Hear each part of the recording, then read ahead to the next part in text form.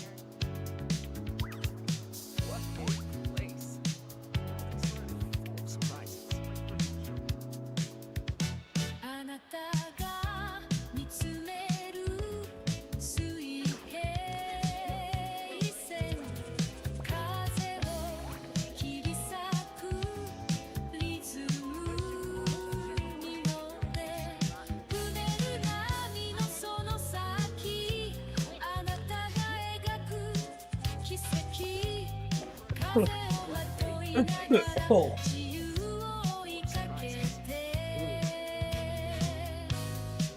That was not perfect.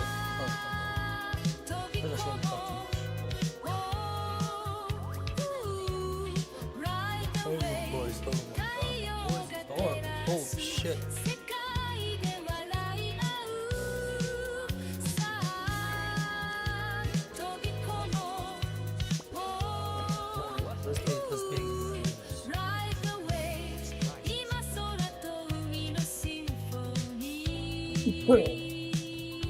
Holy shit.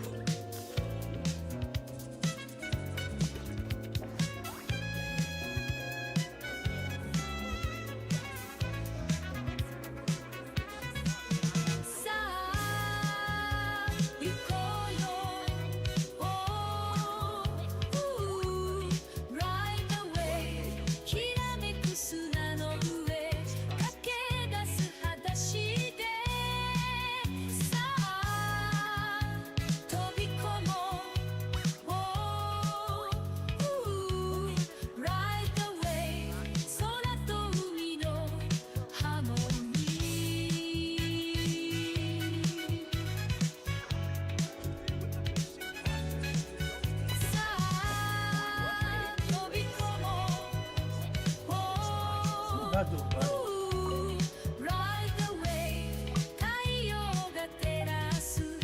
I would give my Venus a shot. I'm really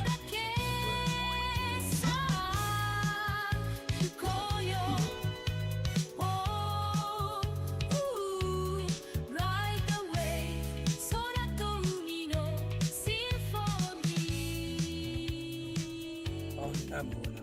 I don't know what the shit is.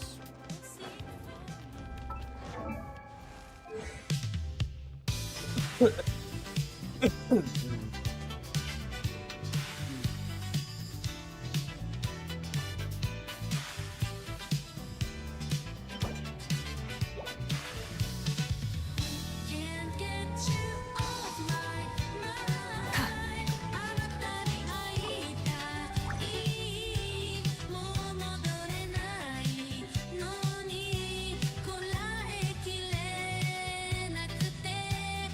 get you off my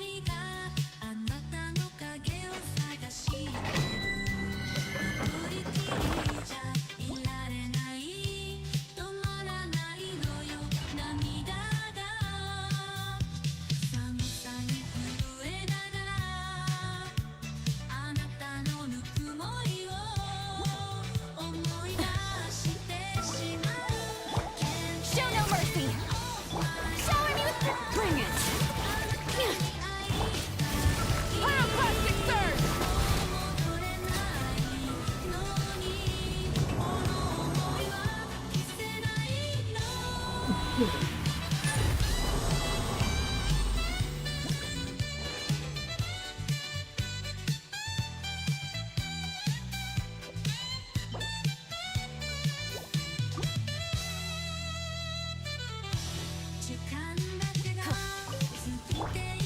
our pact! To the echoes of the valley! Breath from the sky!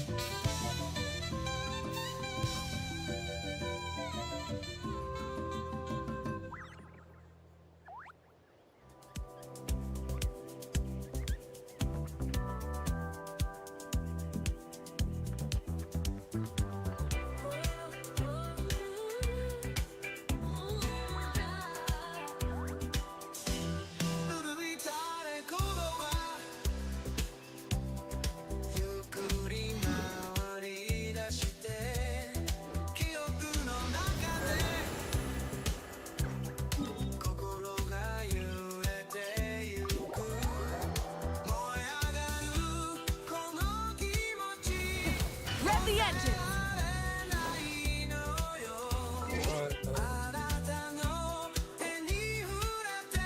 I'm done with this.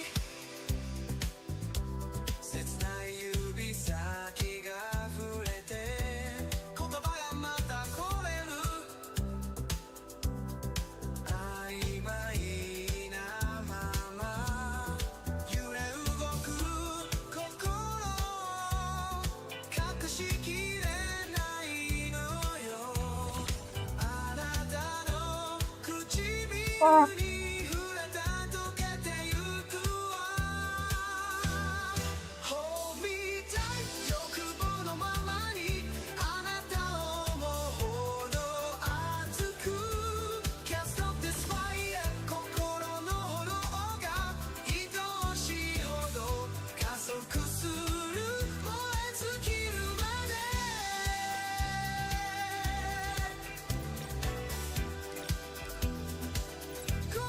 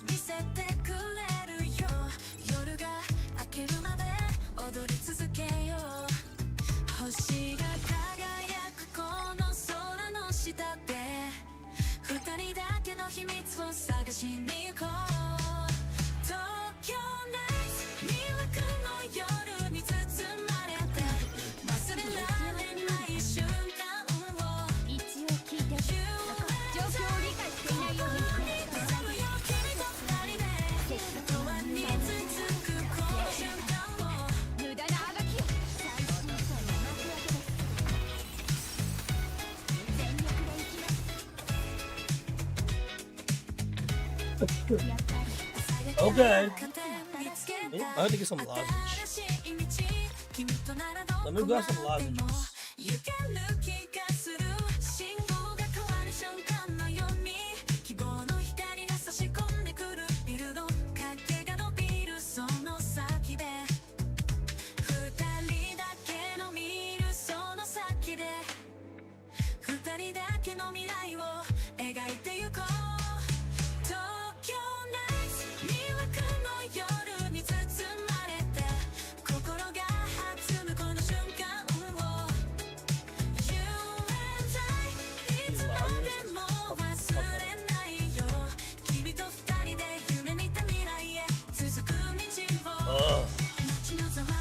That is hot. 君の声だけが響いてる新しい朝が来るその時まで二人で歩いて行こう東京ナイツ魅惑の夜に包まれて愛が溢れるこの瞬間を You and I 一緒に感じよう He sounds 君 like と二人で this song here. 未来へ続くこの瞬間 Is it AI? を東京ナイツ魅惑の夜に包まれて Oh, this is 愛が溢れるこの瞬間を You and I いつまでも忘れないよ君と二人で夢見た未来へ続く道を東京ナイツ魅惑の夜に包まれて愛の出た未来へ君と二人で歩き続けよう Ew, what's この new? 道を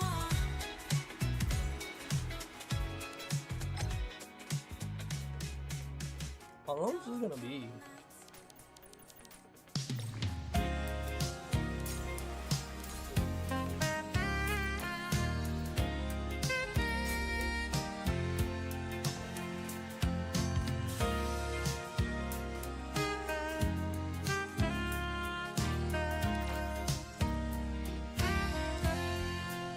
去りゆく瞳の中で」「映る記憶のきらめき」「通り過ぎた愛をつかむように」「二人の日々をたどって」「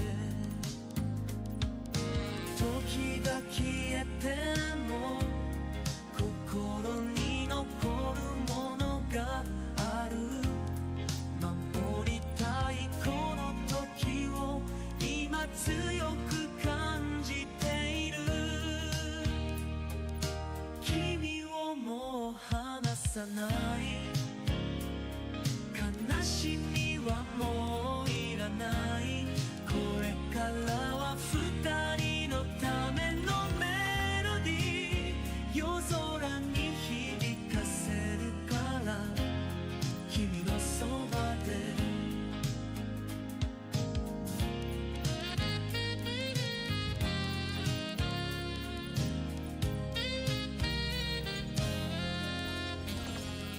風が伝える物語二人が歩いたその後 Eh? 忘れないあのぬくもりすべてがここにある今触れた手が君の不安を消すように祈りを込めて愛が深ま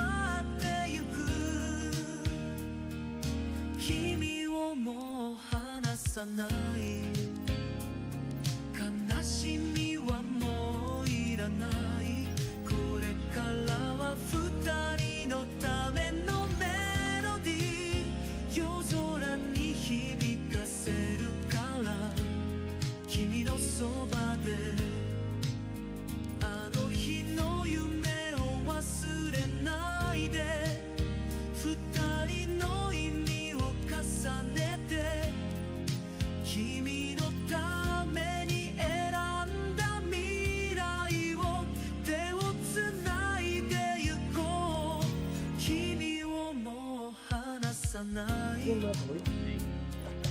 過去を振り向かないでこれからは二人のためのメロディー未来に響かせるから君のそばで君をもう離さない悲しみはもういらないこれからは永遠のメロディーを君のために歌うから共に飛び立とう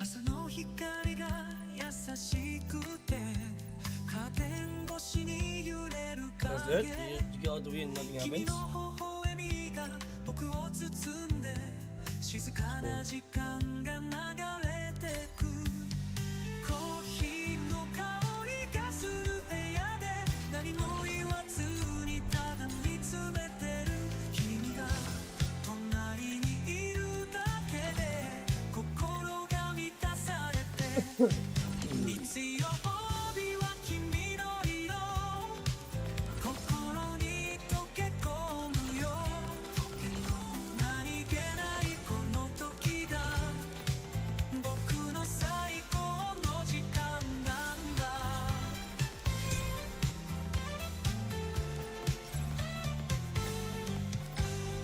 変わらないこの道も君と歩けばキラキラする日常の中に見つけた幸せ僕らだけの特別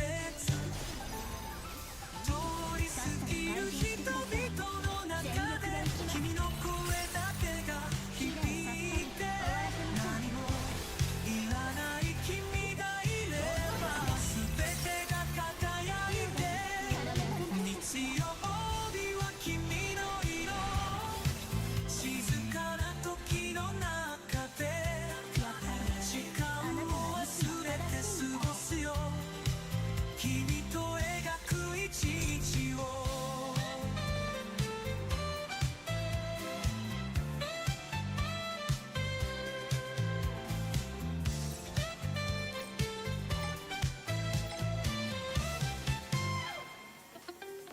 日曜日は君の色心に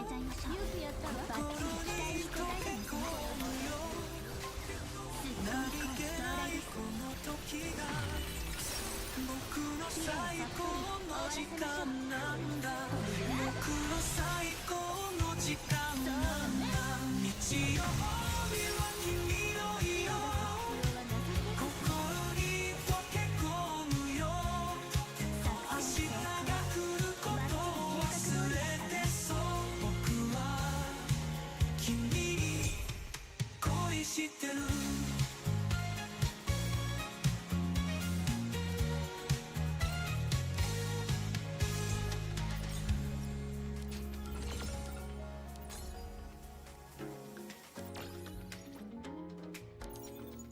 I don't think I escaped through this.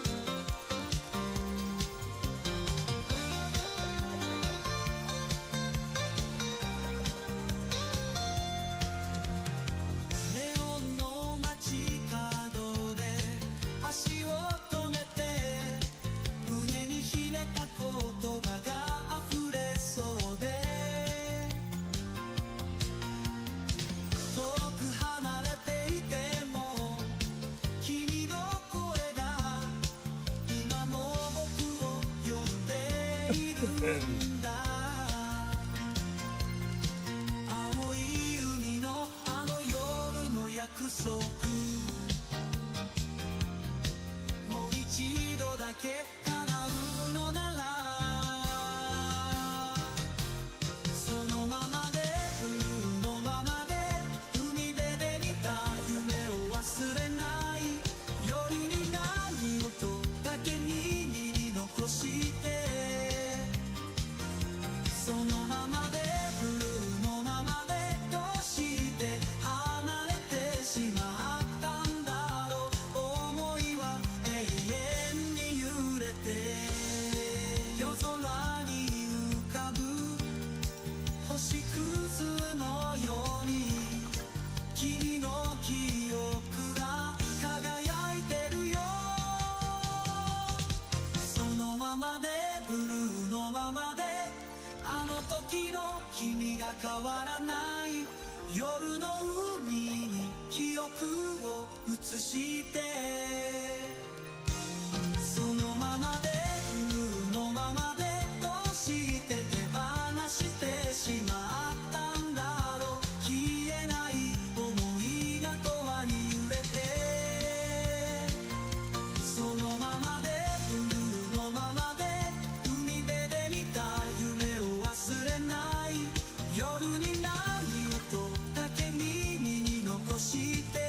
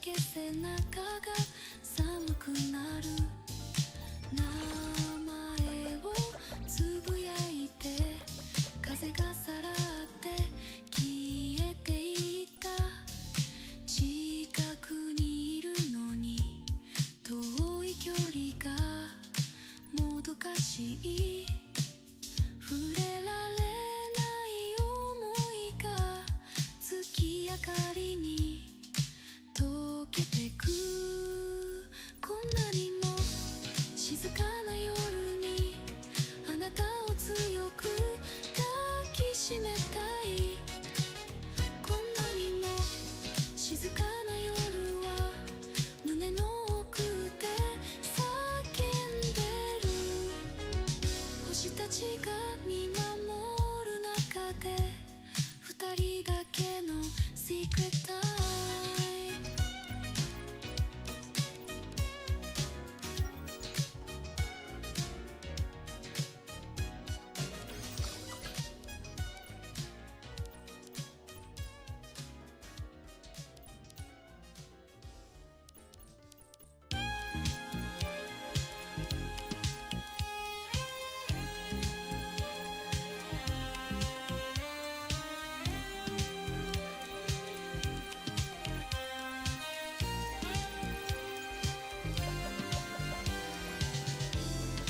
少しはだけたワイシャツに心が揺れて不意に笑うその声が胸響くの映画みたいにドラマチックねきらめくミラーボール照らされる二人の影心がはじけそうときめきを逃さないで My fever 夢のリズムに踊り続ける Saturday night に My fever きらめく世界誰よりも輝いてる私たち魔法にかけられたのね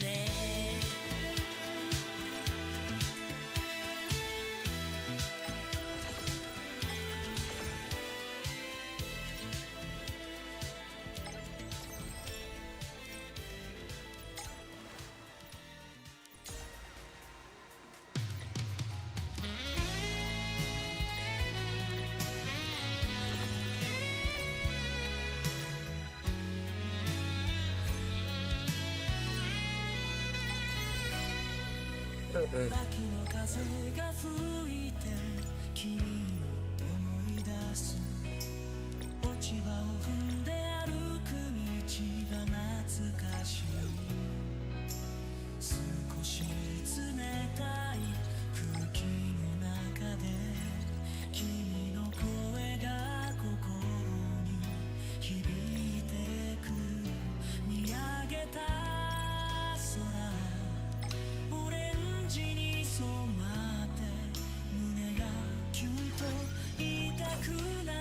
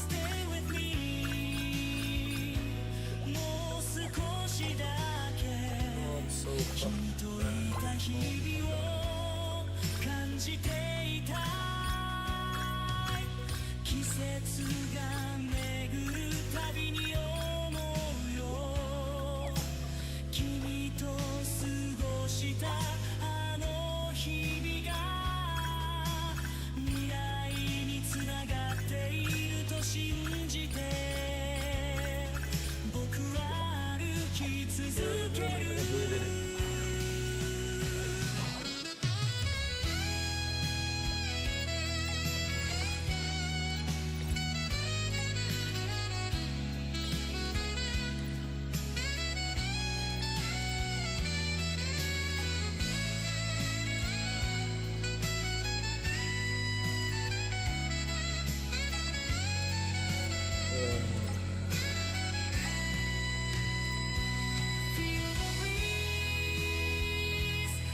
秋のメロディーが僕の心を包んでゆく Stay with me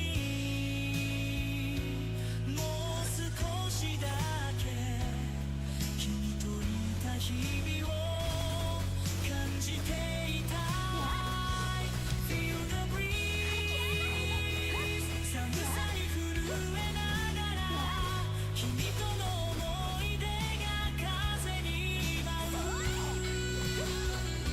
Stay with me 冬が来る前にあの日の君を抱きしめていた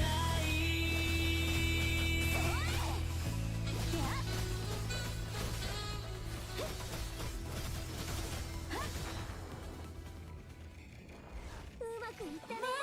少し強く静か交わした夜二人の影が静かに溶けて Just one more kiss baby 瞳を閉じて愛に溺れる殻につく Oh, we gotta do this though. 指先が触れるたびに胸の奥で揺れる熱が君の甘い香りに包まれ書き出した思いが溢れ出すもう戻れない二人の距離を甘い吐息で震わせながら甘くて長い口づけからに合う夜終わらない夢に溺れ続けてこの手が Let's kiss this darling 凍える夜も君と過ごす大丈夫ルルモちゃんいいわよ暁なぎせっ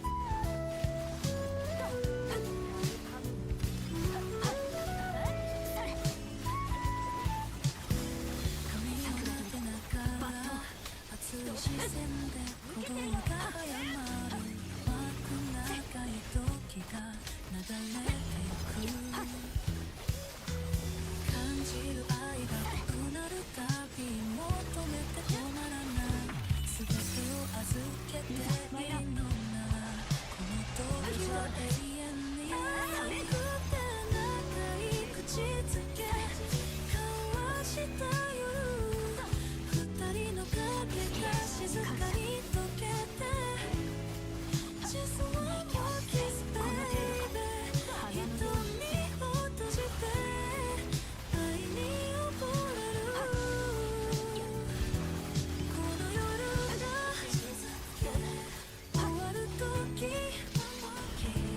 二人の運命はどうなるの Love just one more kiss その瞳に映るのは僕かそれとも Another one.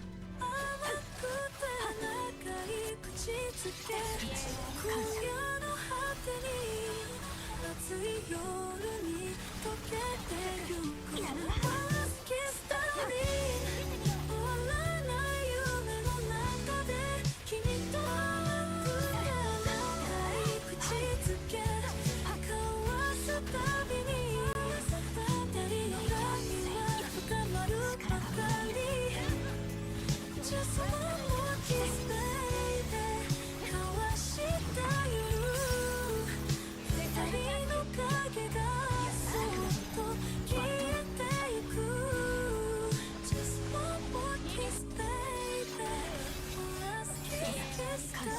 Just one kiss, baby. One last kiss, darling.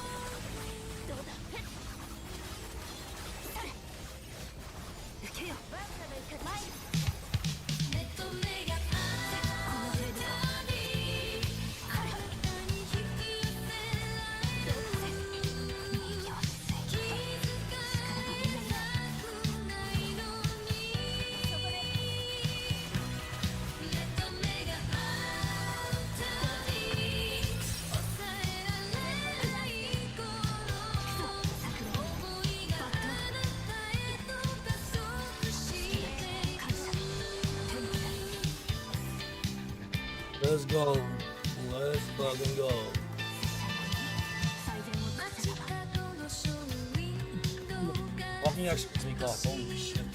あなたの姿目が合った瞬間に気持ちがざわめき出す何気ないふりをしても心は隠せないわずかな仕草に揺れるたび私の中で動き出す目と目が合うたび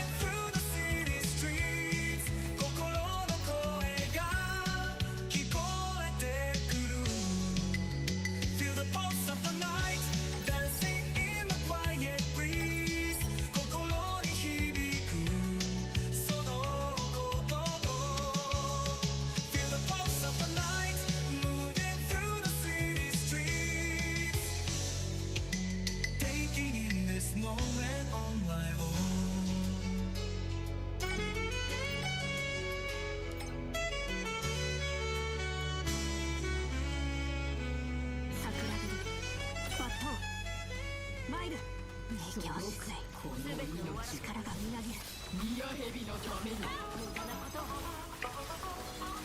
ワンダがいたずち神話などマイナ大丈夫日差しの中街の光の下君の瞳に触れた心が舞い上がるこの程度か高い風が夜にささやく優しい声手をつなぎ歩こう夢のような夜この街の輝き新たな夢が生まれ君とならどんな瞬間も本当夏の魔法に包まれて君と二人で忘れない星空の下踊る影愛を感じて永遠に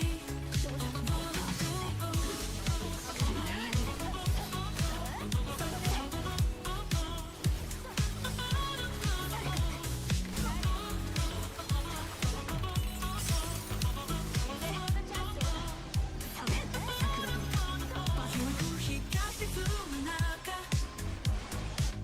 空と方向に染め僕たちの愛が広がる物語のように吐息しめて波が静かに砕ける音君とならこれ以上何もいらない都会の迷路の中で心が交わる場所どんな時も僕たちは一緒にいるから夏の魔法に包まれて君と二人で忘れない星空の下踊る影愛を感じて永遠に夏の魔法に包まれて君と二人で忘れない星空の下踊る影愛を感じて永遠に What's the magic of summer with you I'll never forget under the starlit sky dancing shadows feeling love forever the magic of summer with you I'll never forget under the starlit sky dancing shadows feeling love forever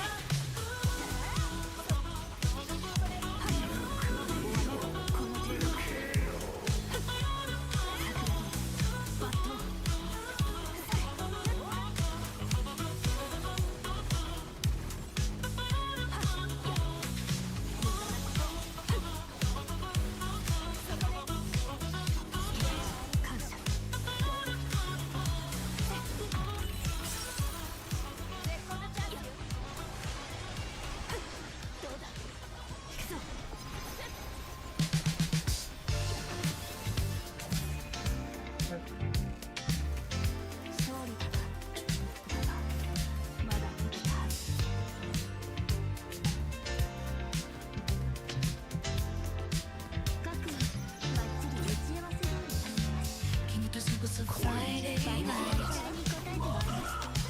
街のライトが shine so bright 日常の隙間に惹かれただけ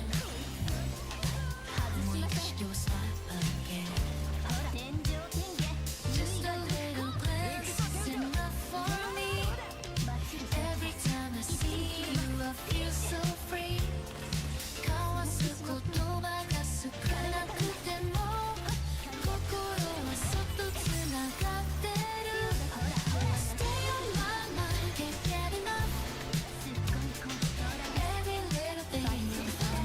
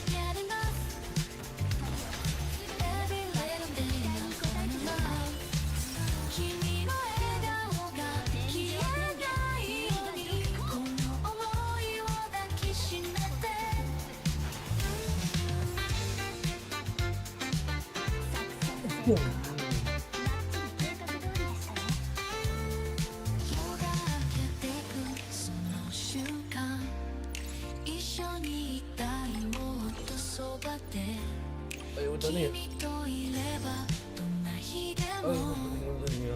Every little moment feels like a dream. Stay on my mind, you're all I see. Every little thing means so much to me. 夢の中でも会いたいほどにずっと君を思い続ける No matter where you go, I'll be right here in every thought. You're always here, even when the lights start to fade away. Our love will shine brighter every day.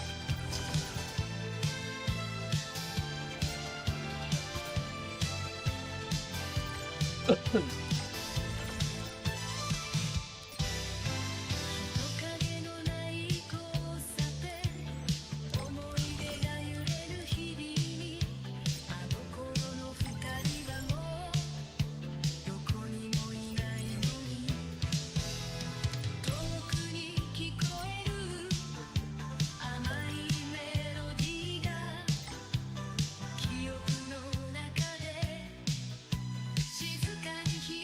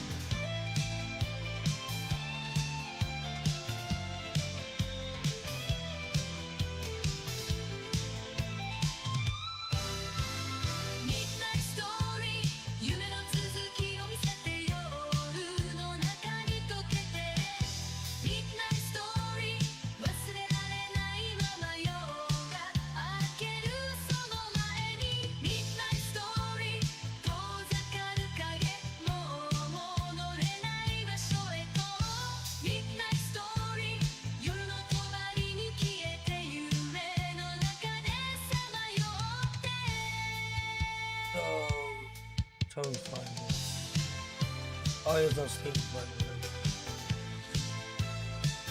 Doesn't let me see.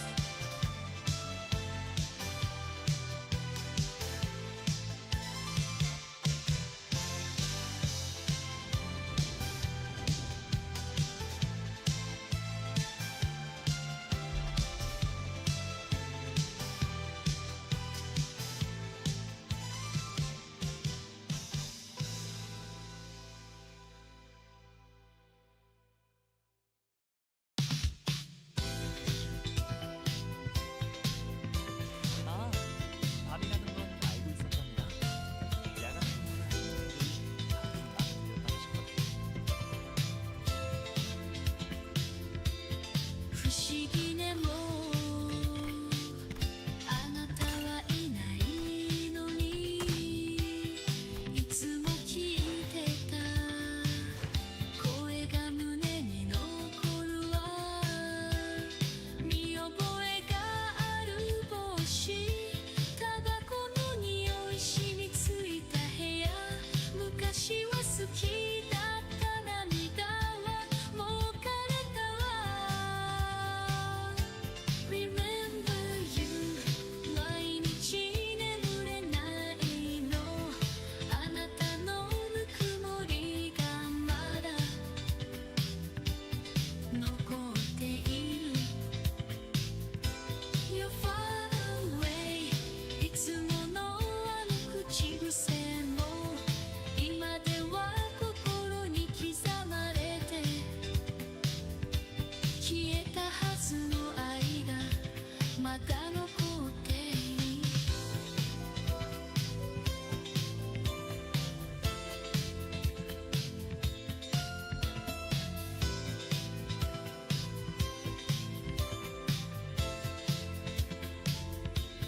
夜風が運ぶあの日の香りが寒い今夜も胸を刺してくるわあの頃の優しさも薄れていったあなたの心もう戻れないので分かってるけど捨てきれないの Remember you まだ消えない言葉が何度も繰り返してる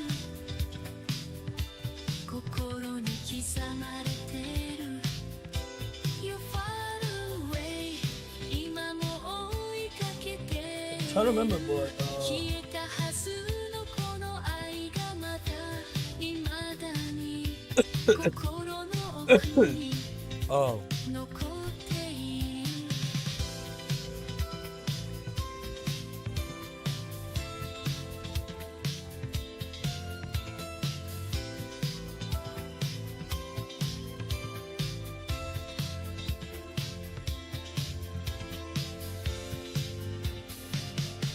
Remember you 毎日眠れないのあなたのぬくもりがまだ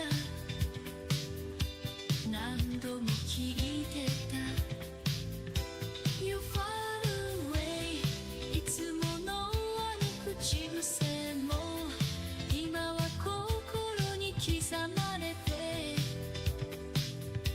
消えたはずの愛がまだ残っているまだ忘れられない過去には戻れないのに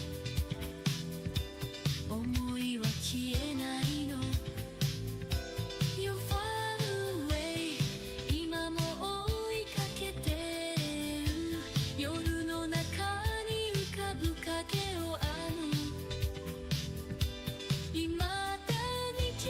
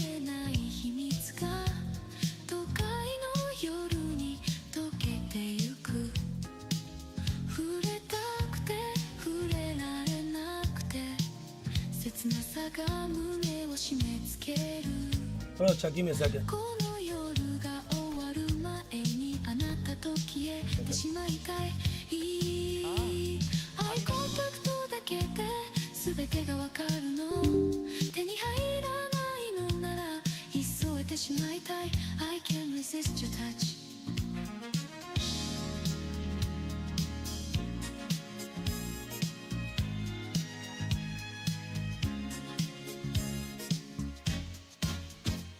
アイコンタクトだけで心が溶けてゆくいけないと知りながら愛が燃えているの I can't resist your touch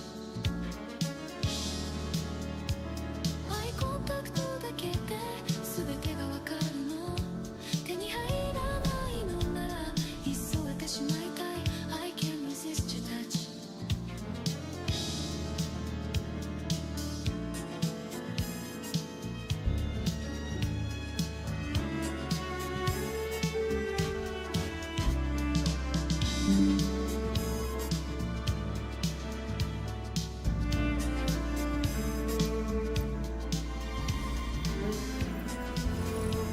Give me a second, Chuck. I need one real quick.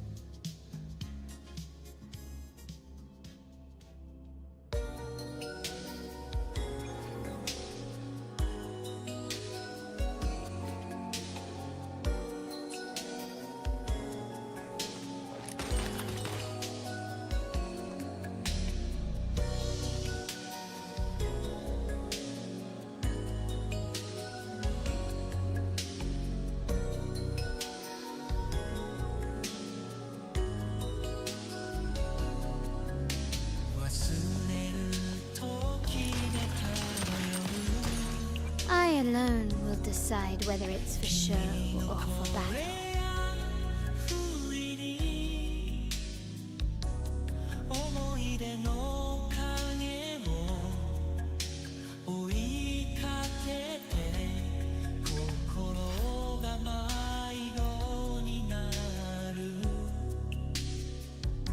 ポケットの The battlefield is done. I alone will decide 指先が Would you like a fun game between the two of us? キープの片割れ恋しくて切なくて泣き出しそうな夜に君が残した甘い香りが胸を締め付ける愛しくて苦しくて崩れ落ちそうな夜は君の笑顔がまぶたの奥に浮かんで消えないんだ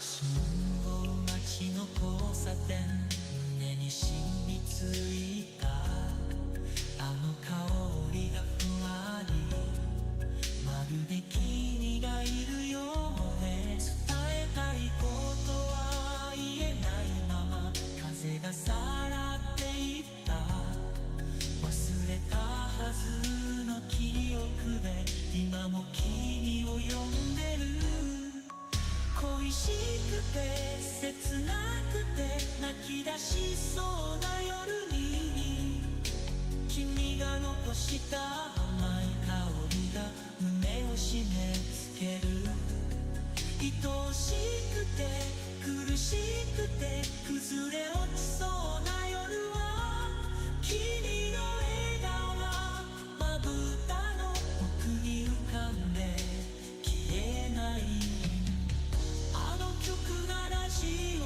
から流れるたびに心が揺れて涙と一緒に落ちてゆく恋しくて切なくて泣き出しそうな夜に君が残した甘い香りが胸を締め付ける愛しくて苦しくて崩れ落ちそうな夜は君の笑顔がまぶたの奥に浮かんで消えないんだ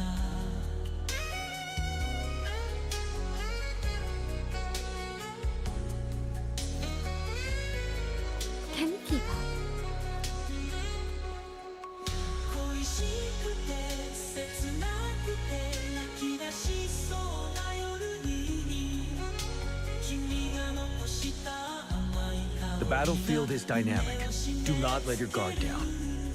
愛しくて苦しくて崩れ落ちそうな夜は君の笑顔がまぶたの奥に浮かんで消えないんだ君の笑顔がまぶたの奥に浮かんで消えないんだ Victory will be ours.「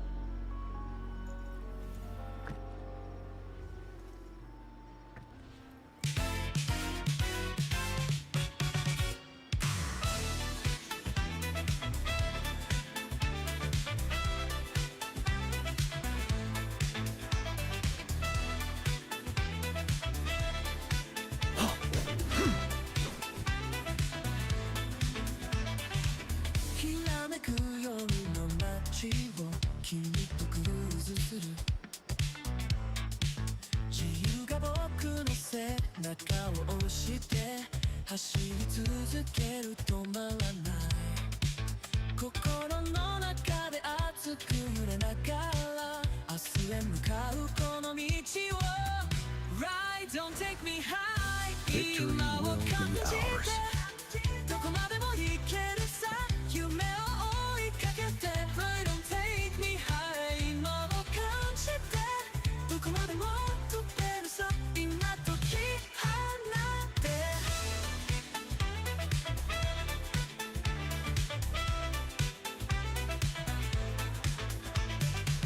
夜が明ける前に追いつけるさリズムに乗せてステップ踏んで自由と未来が呼んでる止まらないこの流れに心のままに生きてくどんな時も Давайте я вам迷わ Discord ず буду. に Ride don't take me high 今を感じてどこまでも行けるさ夢を追いかけて Fly don't take me high 今を感じてどこまでも飛べるさ今解き放って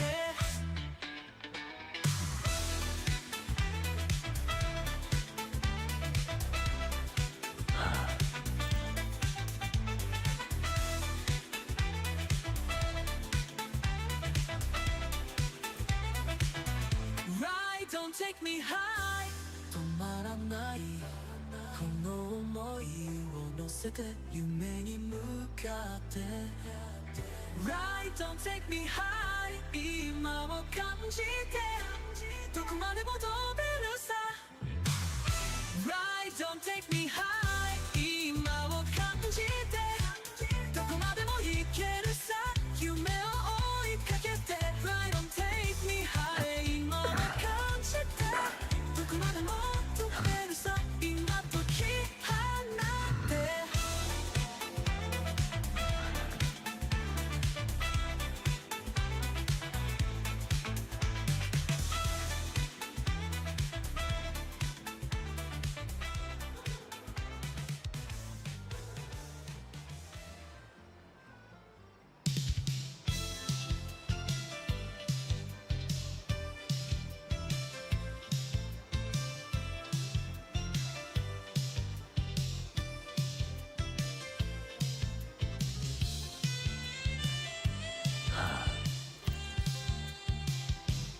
輝く街の日が隠された切ない夜のメロディー君と過ごしたあの日々の影今も胸に響いてるガラスのハートが砕けそうで君の笑顔に惑わされて嘘の愛に酔いしれてた Victory will be ours.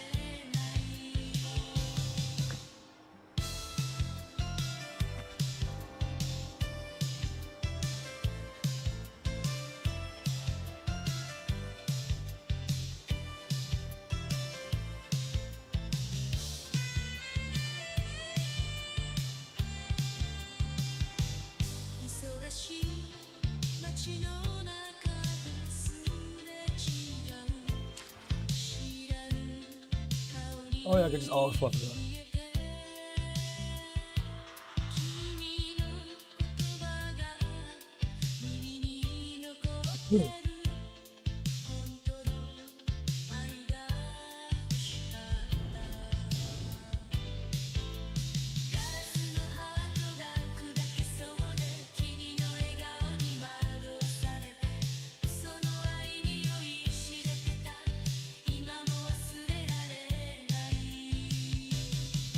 아, 밤이라는 건 알고 있었답니다. 야간 근무를 하시는 분들이 방금 막 내렸다 가셨거든요.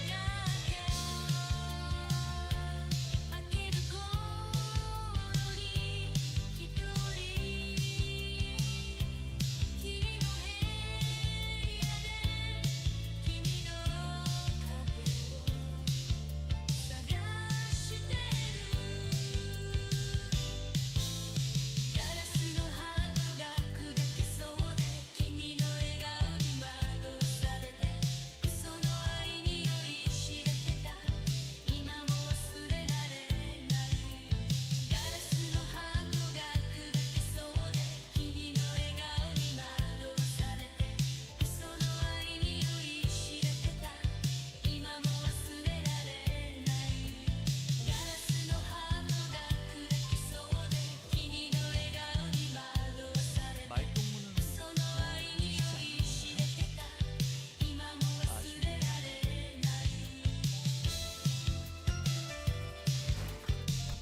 Sorry, I had to show someone Discord something real quick.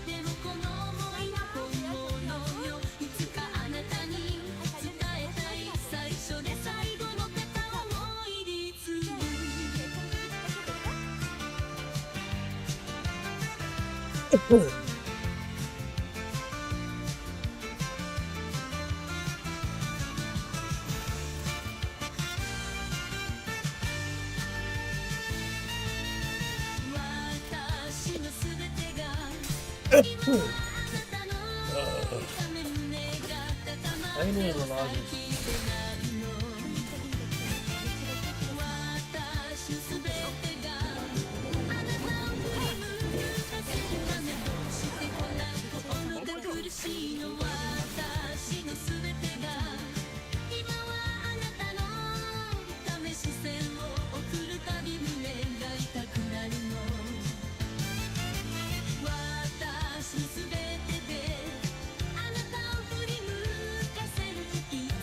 this didn't take long. I'm 30 minutes into exploring version 5.2 as of this recording. In that time, I found something of a glitch, or perhaps, more so, an oversight. Let's cut to the chase. The cuckoo swords are flying saurians that help us navigate the new areas in 5.2. They're pretty great, although it always feels like you run out of phlogiston too fast, especially when attempting to fly up. My dude, that's all you can manage before exhaustion? It's a miracle your species has survived in the wild. That part kinda sucks. Wouldn't you like to just, keep flopping about the beast after entering that your phlogiston meter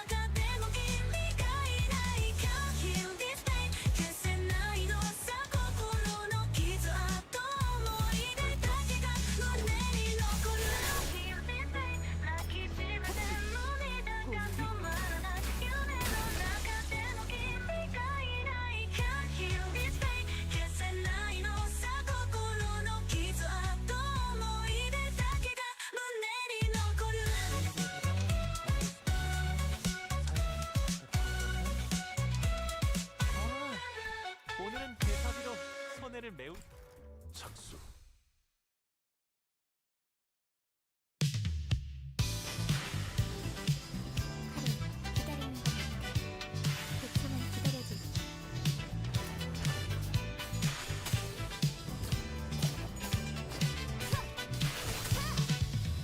Can't get you off my mind. 아무따리 아이다 이 뭐戻れないのに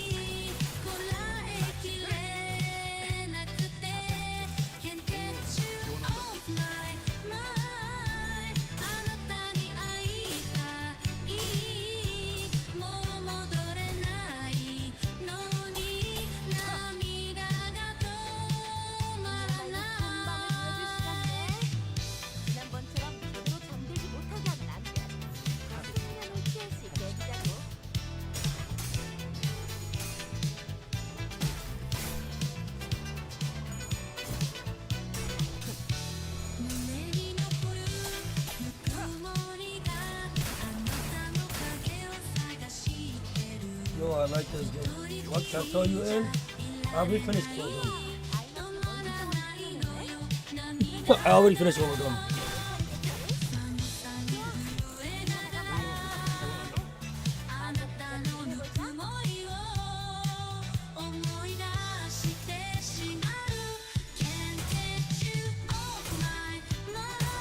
I'm just waiting for this next time.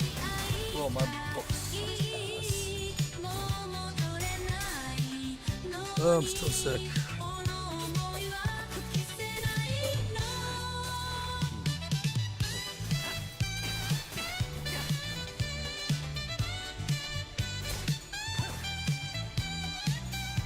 Ugh.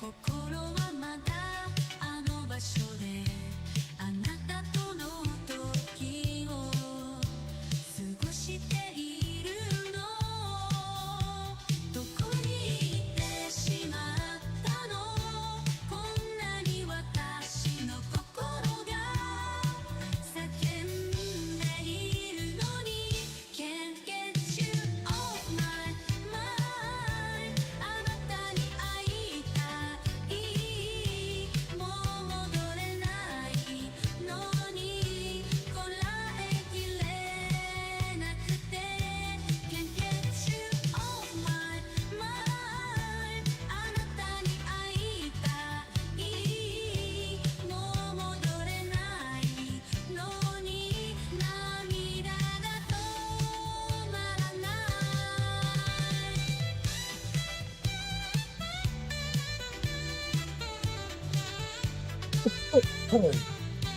Ugh.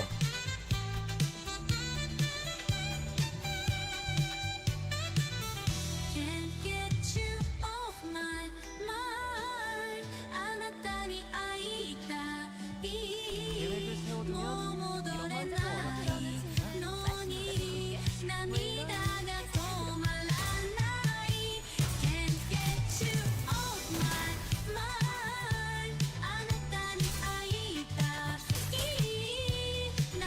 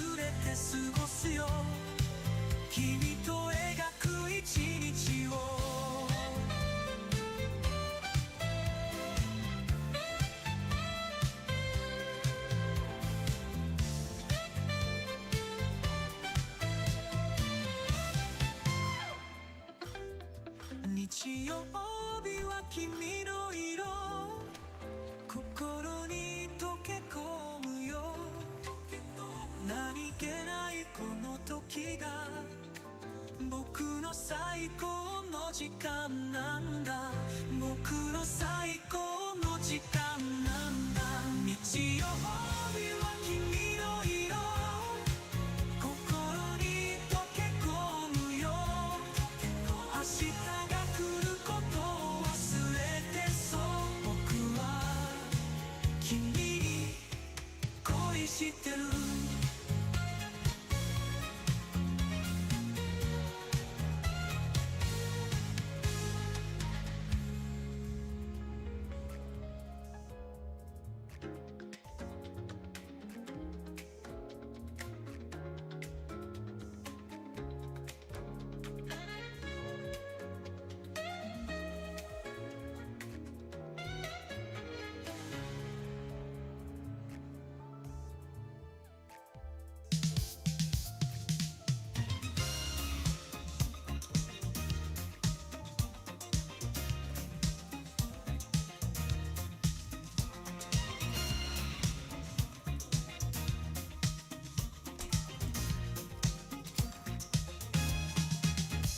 街角に響くリズムが僕らを引き込んでネオンの下できらめいて夜に溶け込んでゆく時間を忘れて楽しもうまだ始まったばかり Sorry for the delay, chat. I was replying to Discord and shit.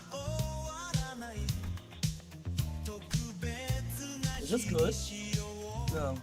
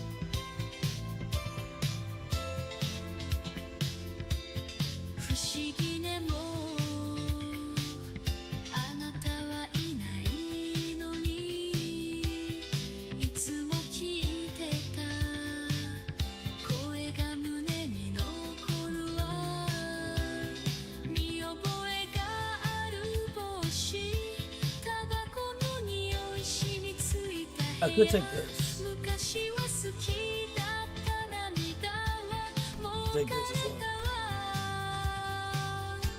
Remember you 毎日眠れないのあなたのぬくもりがまだ残っている You're far away いつものあの口癖も今では心に刻まれて消えたはずの愛がまだ残っている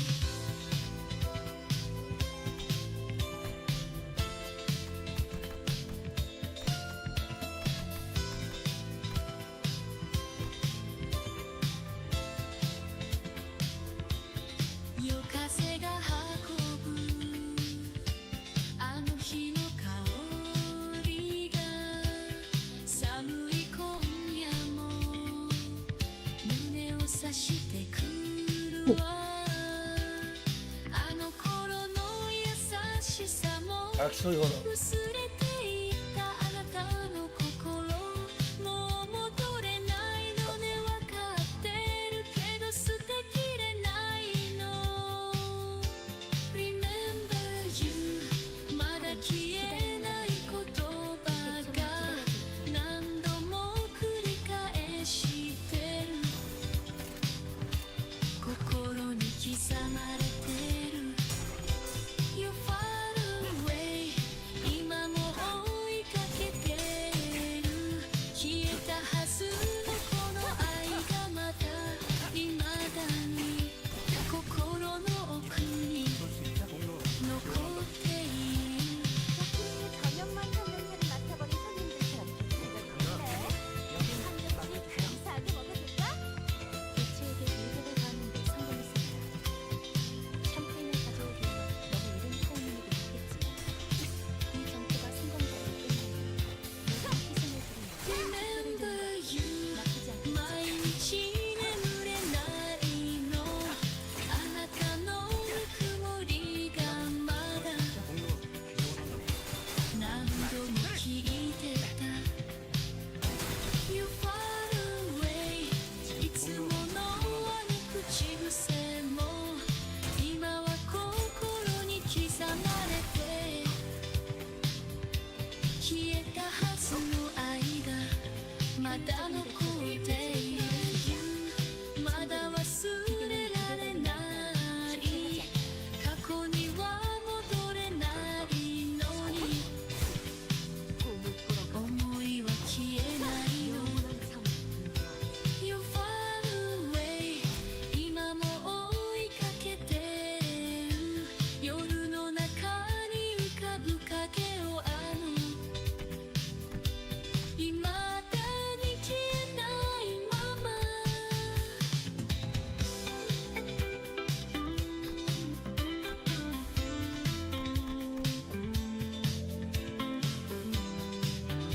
Whoa.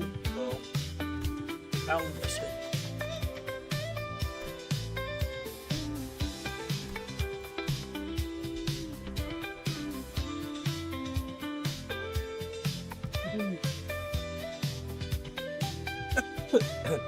I cooked it more as threes, but you know what?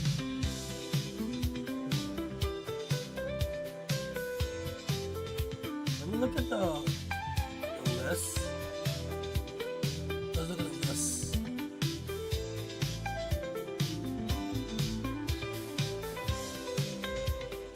I should just realized I should have made limit smaller. There we go. There we go. Feel my throat. I'm exhausted. I need. What do I have right now? I'm getting the clove by the end of this month, so I don't need clove.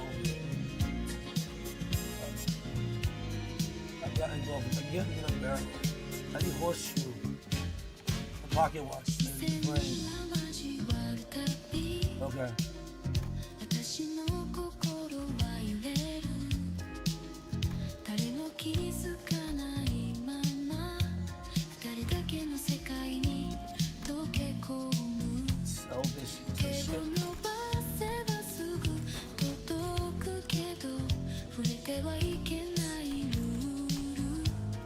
완전 너무 심해. Not exactly the full combo, but it's good enough for now. 言葉はいらないいけない恋だと知ってても心が止まる We can watch videos, I guess.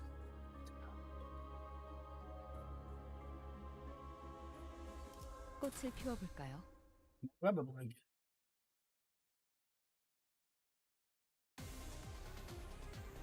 대부분 분야에서 저는 최고의 성능을 내는 AI지만 응원은 조금 더 준비 시간이 필요합니다. 공감의 영역은 잘 쓰지 않았던 기능이라 일단 먼지를 털어내야 하거든요. 죄를 새겨주겠어.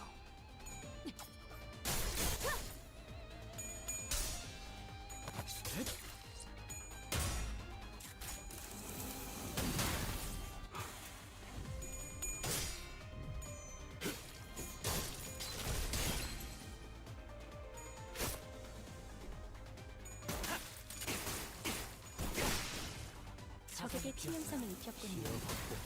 관리자님은 당신이 대성공이야. 생각하는 것보다 가른 대단한 신나. 능력을 갖추고 노래 있다고 부를까? 제가 늘 말씀드렸죠. 저는 언제나 옳은 말만 한답니다. 된다면 사활을 건다.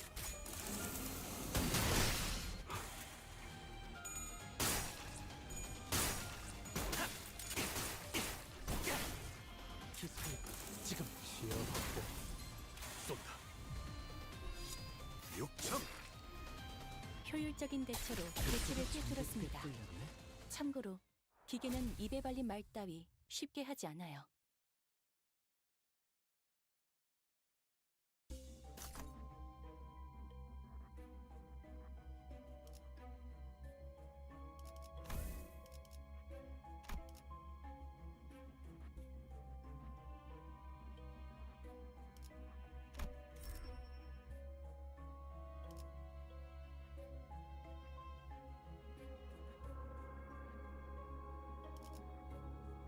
Ooh. Ooh. Yes. Yes, yes, yes, yes, yes, yes, yes.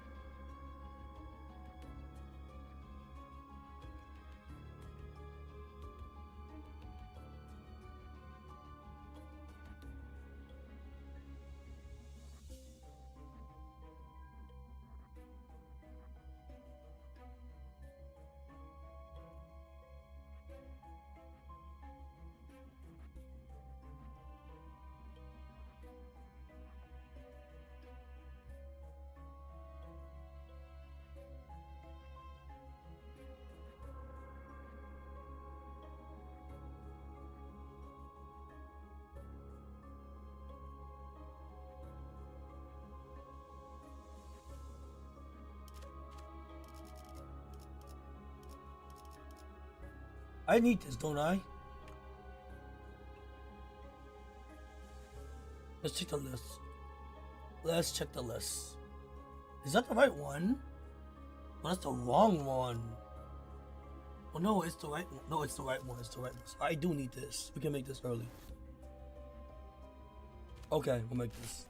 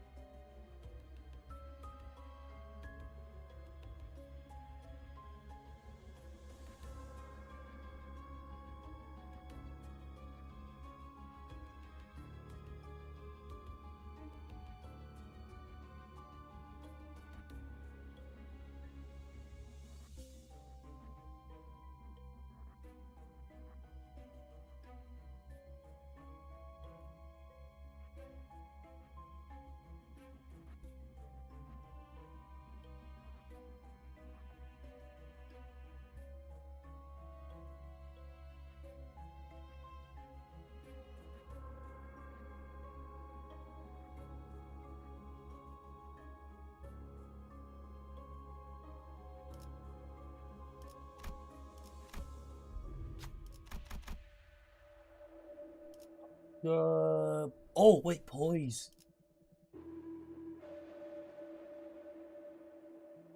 You know, I'll get both. Let's do both. Let's do both. Let's do both. Let's do both. Let's do both. 피를 머금을 시간이네.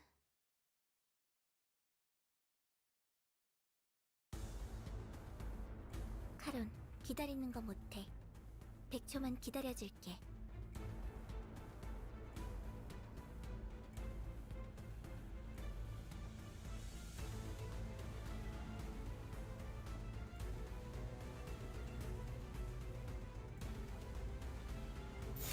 사격 개시.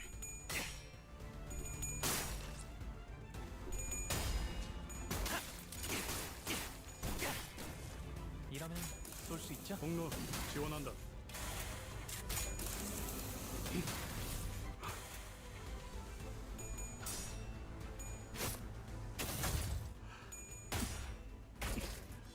한 점만 노린다.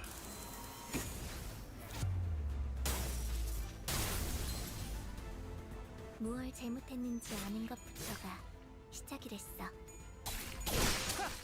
쨍그랑 부위가 조각났어. 계속해도 돼.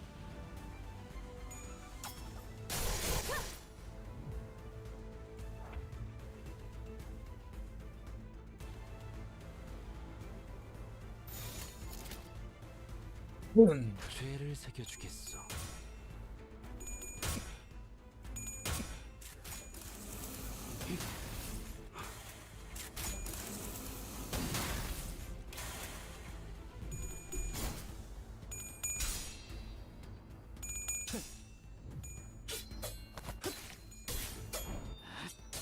이미 도달했다. 흉터의 결과. 효율적인 대처로 개체를 꿰뚫었습니다. 참고로 기계는 입에 발린 말 따위 쉽게 하지 않아요.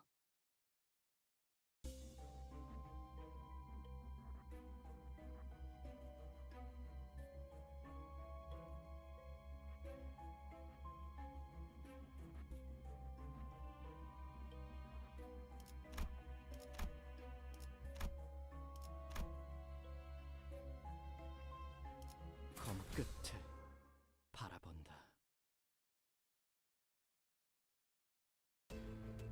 좋아. 얼른 끝내고 밥 먹으러 가자고. 사격 개시.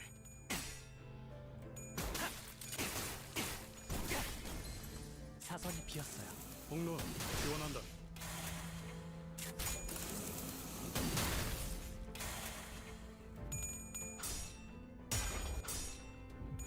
혈이 낭자오. 적에게 치명상을 입혔군요. 관리자님은 당신이 생각하는 것보다 대단한 능력을 갖추고 있다고 제가 늘 말씀드렸죠. 저는 언제나 옳은 말만 한답니다. 적들이 치명상을 입은 상태네? 자, 다들 팔 걷어 붙이고 저들이 편하게 잠들 수 있도록 침대볼을 깔아주자고. 거기구나. 한 점만 노린다. 깔끔한 헤드샷. 적들이 머리통에 저녁 다 만찬 냄새를 맡아버린 손님들처럼 비틀거리고 있네. 아직 한 괜찮아. 접시 큰 사주 먹여줄까? 이미 효율적인 대처로 개체를 꿰뚫었습니다. 참고로 기계는 입에 발린 나가라, 말 그러니까 따위 말이에요. 쉽게 하지 않아요. So I have something for you. My wife reads all your comments and she sees the people who are like, why don't you put your videos on Spotify? And so Kelly has taken the time to upload nearly my entire catalog of crime videos to Spotify. So I guess Spotify does video now. And she would appreciate it if you would check out our account there, Ray William Johnson True Story Podcast, and That's cool. I still gotta watch some videos. I heard some new videos. Oh fuck, I had this. Oh, you know what I can do? 거기구나.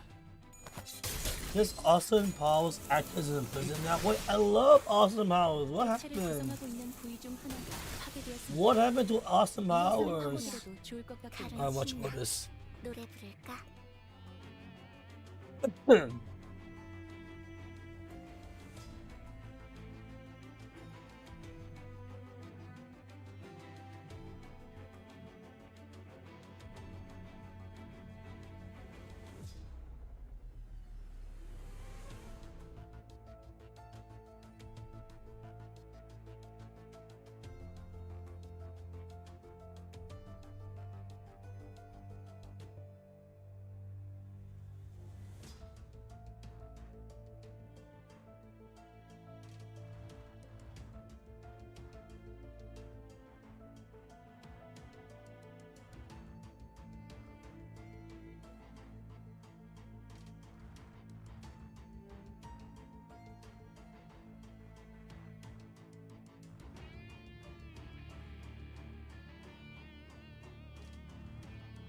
Back in November, you had a message to us.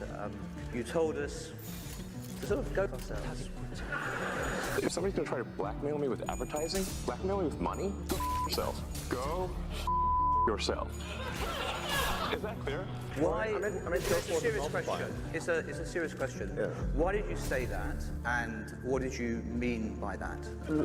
Well, with respect to freedom of speech, I think it is important to have a global free speech platform where people from a wide range of opinions can voice their views. And in some cases, there were advertisers who were insisting on censorship. At the end of the day, if there is censorship and money or free speech and losing money, we're going to pick the second. That's again a choice of an advertiser to appear next to content that they think fits with their brand.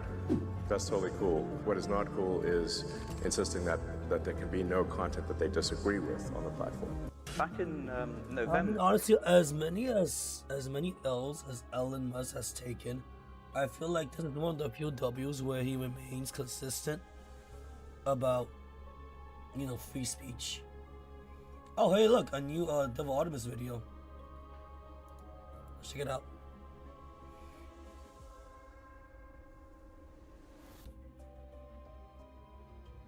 Oh, we saw that one last week. This is the other one we didn't see. Okay.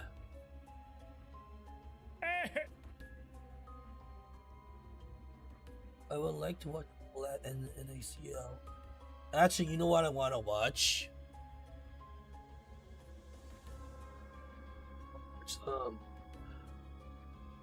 Best food review show. I heard they had something new up. This one, right? Or was it this one? Let's check out both. Boom. Okay. You try.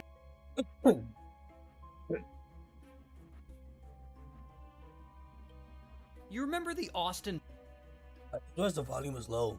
So this guy, you may have heard of. I'm about to max the volume on all of them. But So this guy is rich. Twiz.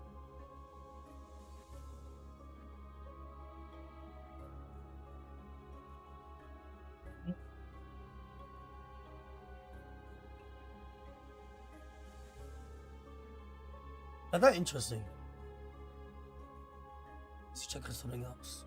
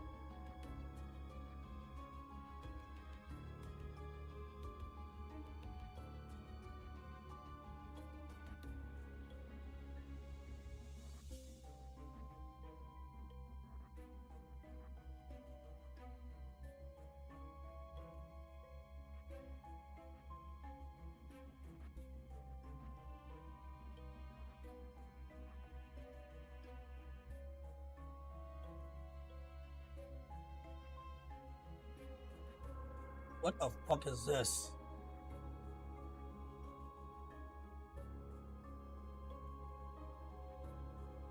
Oh wait. What was that one channel that been uploading shit that I want to watch but forgot? Oh yeah, Merryweather Media. Okay, why not? Merryweather Media. They have mass shit that I've been like. Wait, have they renamed this to the comics?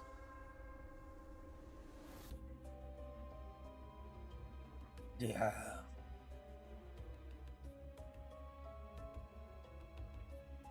Hey, there's a new Minecraft episode.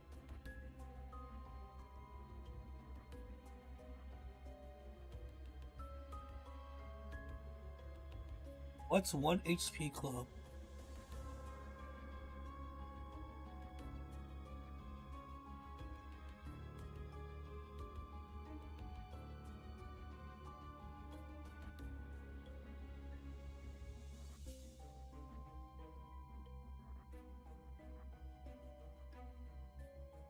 I would like to see these memes.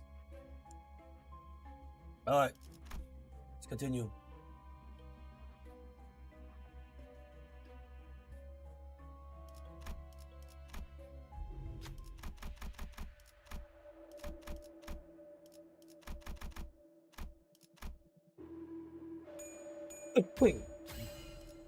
계획을 세워두면 이런 것도 어렵지 않답니다.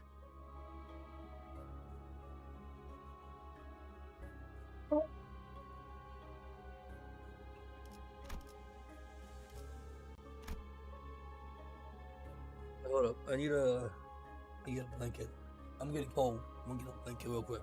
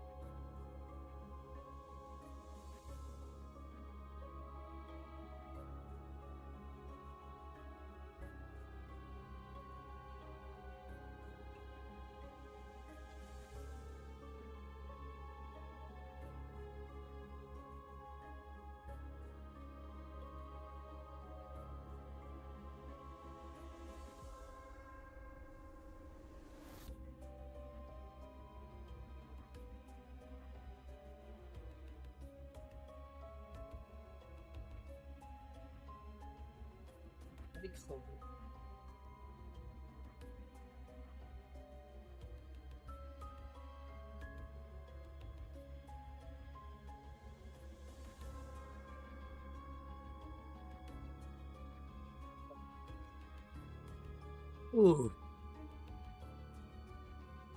Let's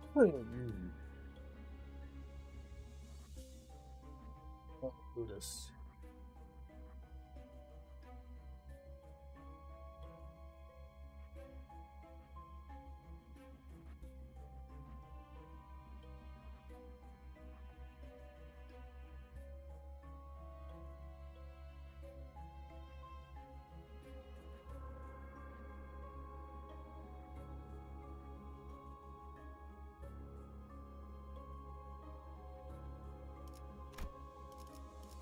꽃을 피워볼까요?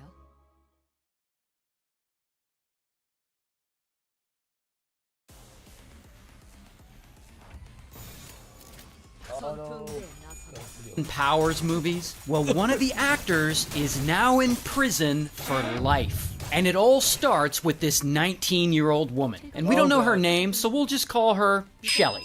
And one night, it's Christmas Eve, 1990, and Shelley is driving home from a night out. And once she arrives, she gets out of her car, and then a strange man approaches her, and he asks her for directions. And before Shelley can really answer, boom, the man pulls out a pew-pew. And then another man comes out of the shadows, and pow, they grab her, and both of them start beating her up. And then bam, they knock her unconscious. And then they pick her up, and they throw her into the back of a van they're driving that's parked nearby, and the van speeds away. And for the next few hours, the men do horrible things to Shelley in the back of that van. And I won't get into details, but it's a lot of SA and torture. And when they're done, they kick her out of the van, and they flee, disappearing into the night.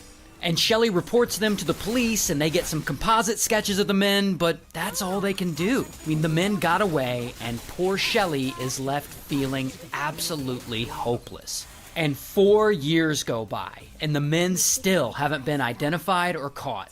Now, one of those guys, his name is Joe-san. And Joe-san's 20 years old, and he's clearly a violent guy. So around this time, he starts a career in MMA. Like, he works out and he trains and he goes to tournaments and he actually competes. Hi, my name's Joe-san. I'm from Huntington Beach, California. The Lord said, not by my might or my strength, but with my spirit. And interestingly enough, his whole gimmick is that he's this big Christian martial artist. You guys will see the spirit of the Lord of Jesus Christ tonight. And he's like very theatrical about it. Like, he walks out to the ring carrying a big ass cross on his back. Like, it's very over the top. Anyway, I actually have some footage of a professional fight that he competed in, and you can see him right here. He's obviously the guy in red getting tossed around. And after about 2 minutes and 45 seconds, the other guy gets him down, chokes him out, and you can see him right here tapping out. But I guess Jesus isn't with him that night, because he loses that fight. But anyway, around this time, I guess he decides that he really likes the spotlight, because that is when he gets into acting. Like, he goes out and he works hard and he auditions and he eventually lands a small role in an episode of a TV show called Reasonable Doubts. Pretty cool. And right after that, he lands a role in a B movie starring Dolph Lundgren. He's a driver, not a killer. I'm different. Then he lands a role in another movie called Shoot Fighter starring William Zabka. Then he gets a role in Blood Fist Part 5. And I have no idea what these movies are, but like, he's in them. And for whatever reason, I don't know if it's just a coincidence, but in every single movie he's cast in, he's the villain. Maybe it's just like the way he looks, maybe it's because he's a bad guy in real life. I don't know. But whatever, the acting thing seems to be working out for him. Because after that, he gets another role, and then another role, and then another one. But then, one day, he gets a really big break. He auditions for a new big-budget comedy, a movie starring Mike Myers called Austin Powers, and he plays the part of Dr. Evil's henchman, Random Task. Oh, that really hurt. I'm gonna have a lump there, you idiot. Who throws a shoe? Honestly. And it's not a lead role, but this is a huge deal for him. But all that spotlight and exposure for an actor, you would think that things would take off for him, but for some reason, they really don't. Like, maybe he quit, maybe he just didn't get cast in anything else, I don't know. But he actually has no more film or TV credits after that. Regardless, he's still not ready to give up the spotlight, because a few years later, he returns to MMA fighting. And he gets back in the ring, and he loses. And then he loses again, and then he loses again. And ultimately, he ends his professional MMA career with a record of 0-4. Damn. Womp womp. And then about 6 years go by, and apparently Joe still has some of that fighter left in him. Because one night, and we don't know what the details are, but he gets into it with his roommate, because I guess he has a roommate. And Joe-san ends up getting so mad at the roommate that he walks up to the roommate's car, and then boom, boom, he straight up kicks the car door in. And of course, can't be doing that, that's frowned upon. And he gets reported to the police, and so bam, they arrest him. Here's the thing though. Joe-san ends up taking a plea deal and he spends a few months in jail for felony vandalism. But whatever, he'll serve his time and he'll get out and he'll go back to his normal life. Like, you know, no big deal. Until... So Joe-san took a plea deal, right? And as part of his plea deal, the state requires him to submit a DNA sample, which Joe-san has never done before. And so police, they take his DNA sample, and it's routine that they run the sample through their database. So they run their sample through the database, and holy shit, it comes back as a match to a really old cold case from Christmas Eve, 1990. See, all those years ago, Joe-san and the other guy kidnapped Shelly, and they did horrible things to her in the back of that van, but they didn't unalive her. They let her go. And so, of course, Shelly reported it to the police, and they came up with some composite sketches, but they're also able to collect some DNA samples, which was a fairly new technology at that time. And police added those DNA samples to their database, but at the time, they had no one to match the DNA to. And so those samples sat in their database for almost 20 years, until there's suddenly a match for Joe-san. And so, bam, police arrest him. Here's his mugshot. An incarcerated actor who's probably best known for his role in the movie Austin Powers was in front of a judge once again today. And so police question him, and Joe-san, he denies doing anything wrong, but he's certainly happy to tell them all about his acting. And you said that you were an actor. What do you do acting? I do comedy, play bad guys sometimes. Did you see Austin Powers? Uh-huh. I played a little role in part 1.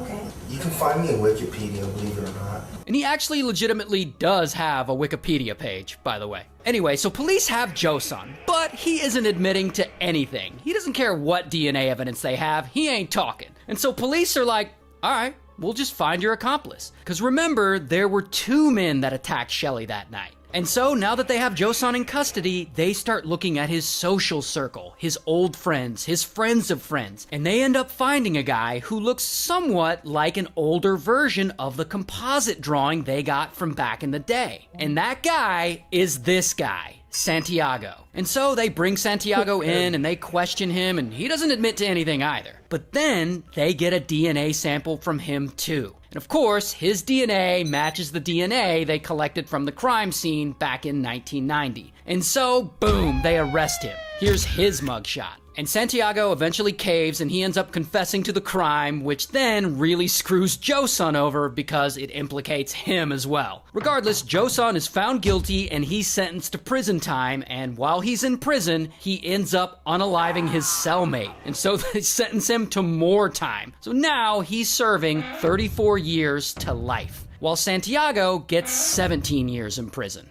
And after having waited... Why did you unalive your cellmate? I don't understand. Almost 20 years to find these guys, Shelly finally gets the justice she deserves. Good for her. And a huge shout out to Leonardo.A. His name's Steven, and Steven has a big problem. He's about to be rich. So why is that a... Okay, hold on. Let me do this real quick. What do we have? What can I do, actually? Got eagle combinations. I got a barrel in the smoke. I have endorphin kick. I have another barrel. Hey, where's the other barrel?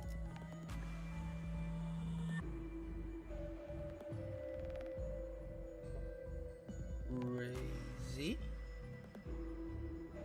I don't see the other barrel.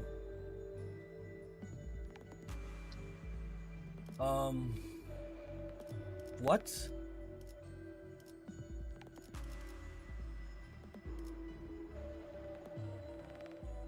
I could have sworn I saw a clear barrel, but I don't have it. Is that the end of this run? Oh, it might be the end of this run. Right, it might be the end of this run. Okay.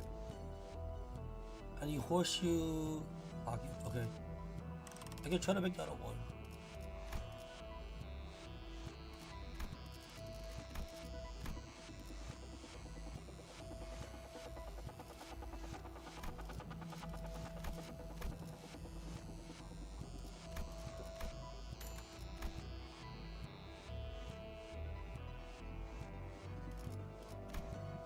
Stuff. I guess it has this.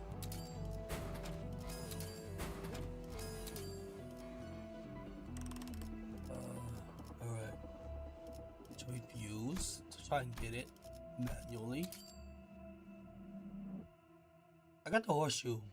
So the one half is done. I need T1 and T2. Is that possible with my current selection?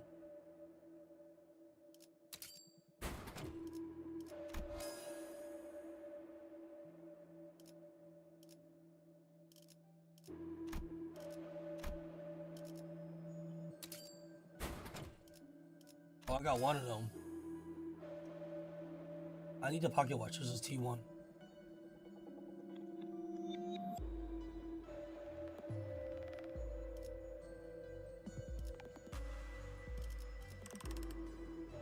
I can't. I don't have enough. Go get the next floor. 헌팅 커틀러리 준비 끝. A big problem? Well, Steven, he's 51, he lives in North Dakota, and one day he gets this crazy email. And the email is from a lawyer in London. And this London lawyer lets Steven know that one of his relatives in Ireland passed away and that he's in line for a huge inheritance check, around $30 million. Now, I've talked about Steven before. I told his story back in 2023, but there have been some updates to this. So, before I give you the update, let me get you up to speed. So back in 2023, Steven learns about this inheritance he's about to get, and he is pumped. Because who wouldn't be? I mean, that's $30 million. And so he's planning it all out in his head, how he's gonna spend it, he's gonna get a few acres of land, he's gonna give a little money to his adult sons, maybe even start his own auto shop. Now, Steven has a longtime girlfriend, this woman, Ina. And they live together, they've been living together for 10 years. And Ina is also pumped about this $30 million. I mean, she's already talking about it openly. He gets his inheritance this afternoon. That's why we're moving. We're gonna pay all our bills off that we need to pay off. Here's the thing about Ina, though. She's been Steven's girlfriend for a really long time, but the thing is, Steven isn't really feeling her anymore. In fact, once he gets his inheritance money, he plans on leaving her. Oh yeah, that's what I'm talking about, Steven. He's told some of his close friends about this plan. And so I guess word gets around, and one day someone close to Ina comes up to her and tips her off about this. That once Steven gets his money, he's out of this relationship. And Ina is pissed. I mean, she can't let that happen. I mean, she's put up with Steven for 10 whole years. She feels like she's entitled to some of that inheritance money too. Now, some states in the US have what's called common law marriage, where if you've been living together for a long period of time, you are considered legally married. And she and Steven have been living together for a long period of time, so she feels like she is his common law wife. And so Ina starts thinking, you know, if Steven happens to accidentally pass away, all that money will go to his common law wife, me. And so Ina comes up with a plan to unalive Steven and take all his inheritance money. Okay, real quick, a huge part of my job involves writing. I upload a true crime story nearly every day, which means I write or co-write a script nearly every single day. And that's why I use Grammarly. Grammarly is an AI writing partner that works seamlessly with your everyday apps and that helps you write better and faster so that you can get your work done. Their AI features help you cut down on the endless back and forth through rewrites and tone adjustments in just a few clicks, not a few hours. And one of my favorite features is their tone suggestion, which makes sure my scripts never come out sounding too formal. I like to keep things conversational in my videos. I also use it on my emails to make sure that my business emails sound all business and that my casual emails to friends and family remain casual while still maintaining my own style of communication. Because, you know, writing an email to your manager at work is different from writing an email to your mom, so you don't want them to sound the same. And with Grammarly, you can get personalized writing suggestions based on your audience thoughts clearly, whether it's getting just accurate. And if you want to check it out, head over to grammarly.com/Ray, where you can sign up and download for free. Now, in order for Steven to get this $30 million, he needs to sign a bunch of paperwork. And they have arranged for the London lawyer to fly into town and for Steven to go meet him at the airport. I guess once they meet, Steven can sign the documents, and that will complete the transaction, and he can get his $30 million. And so Ina's thinking, what if he gets sick? What if he makes it to the airport, signs the paperwork to transfer the money, and then he gets really sick and passes away? And I guess Ina thinks this is a hell of an idea, because on the day he's supposed to go to the airport, Ina pours a little antifreeze into Steven's sweet tea that he always drinks. And if you don't know, antifreeze has a little sweet taste to it, otherwise you can't really taste it. It's also poison. And so she poisons his sweet tea, and he unknowingly drinks it. A few hours later, Ina, Steven, and a few of Steven's friends, they all take a trip over to the airport. So they get there, and the whole group is there, chilling in the waiting area, waiting for this lawyer's flight to land. And after a bit of time passes, suddenly, Steven starts to feel terrible. He gets stomach pains, like really bad ones, and with each passing minute, the pain gets worse and worse. And his friends are like, yo, should we take him and leave? And Steven's like, no, because, you know, there's $30 million at stake here. He wants to wait a bit longer. He feels like he can make it. And so they wait. And they wait, and they wait. and poor Steven gets sicker and sicker and sicker. And after a few hours, they start to feel like, well, this London lawyer isn't gonna show up. I don't know, maybe his flight got delayed or something. But by this time, Steven is in really bad shape. Like, he can't walk on his own, and he barely seems conscious. And Steven's friends are like, yo, Ina, Steven's looking really bad. I think you need to call an ambulance. And Ina's like, no, he's fine. It's probably just heat stroke. And she insists on not taking him to the hospital. And so Steven's friends take him home instead, and they put him in bed to rest. While Ina waits back at the airport because she's waiting for the London lawyer to arrive. And unfortunately, the London lawyer never does. And about a day goes by, and Steven is still at home, and he still isn't doing well. And at this point, he's completely unresponsive. And Ina's there, and she's like, shit, I guess I gotta call 911. And so she calls, and an ambulance comes and takes Steven to the hospital, and unfortunately there, he passes away. And when Ina gets the news of Steven's passing, she gives an Oscar-worthy performance. Don't tell me anything! Oh my God! I guess the son is on his way here. Okay. Now, Steven's friends, they aren't stupid. They know something's up, and they are immediately suspicious of Ina. In fact, one of them tells police right away. And I don't want her to sell it because we think she poisoned him. I'm almost sure she poisoned him. And then they interview some of Steven's other friends, and some of them suggest that Ina used to make offhand comments that if she ever had to murder him, she would do it with antifreeze. And police, they give all this information to the coroner, who then tests Steven's blood, and I'm sure you can guess what they find. The results revealed ethylene glycol in his system, the key ingredient for antifreeze. But when police question Ina, she tries to put the blame on Steven's friends. I told him, you gotta go with me. Your friends are gonna f***ing kill you. You gotta leave them. I don't care if you're here, but get a real job and don't ever talk to them again, because they will kill you. Apparently he was poisoned. And then she also tells police about some other concerns she has. And I don't know how to get a hold of the guy in London with his inheritance. He should be here in town. I don't understand, so why he never showed up at the airport. Now, her priorities are obviously on the money, but here's the thing about that, though. She's thinking the inheritance will go to her, as she is Steven's common-law wife. But they live in North Dakota, and North Dakota doesn't actually recognize common-law marriage. So she ain't getting shit. So anyway, police aren't buying her nonsense. So they get a warrant, and they search the couple's home, and they find a lot of antifreeze in places that it shouldn't have been. In a beer bottle, in a coffee mug, in a Windex bottle. I guess she was just putting it all kinds of places. It's super weird. And so they go to her house, and bam, they arrest her. Why me? I've never been arrested before like this. I've never done anything. I haven't done anything. And here's her mugshot. State prosecutors say 47-year-old Ina Knoyer poisoned her boyfriend Stephen Riley Jr. with antifreeze on the false belief that she would receive part of a multi-million-dollar inheritance upon his death. And the update on this story is that she eventually does admit to poisoning Stephen. She pleads guilty, and she's sentenced to 25 years in prison. Oh, and if you don't remember from last time we talked about this, it turns out that that email that Steven got from the London lawyer, it was all just a scam. Like, there was no relative in Ireland who passed away. There was no $30 million. There was no London lawyer going to meet them at the airport. It was all an email scam. Got killed over email scam.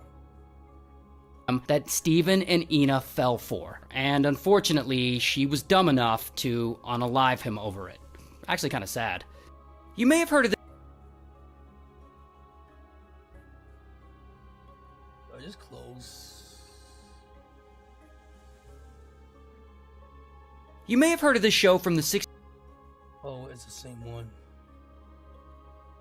This show from the 60s and 70s called The Dating Game. Well, there was a contestant on that show who ends up murdering a bunch of people. Now, the contestant... Oh, yeah. I've heard about that, actually. Unironically, I've heard about that one.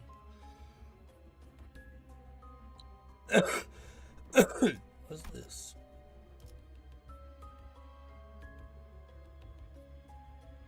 This looks good.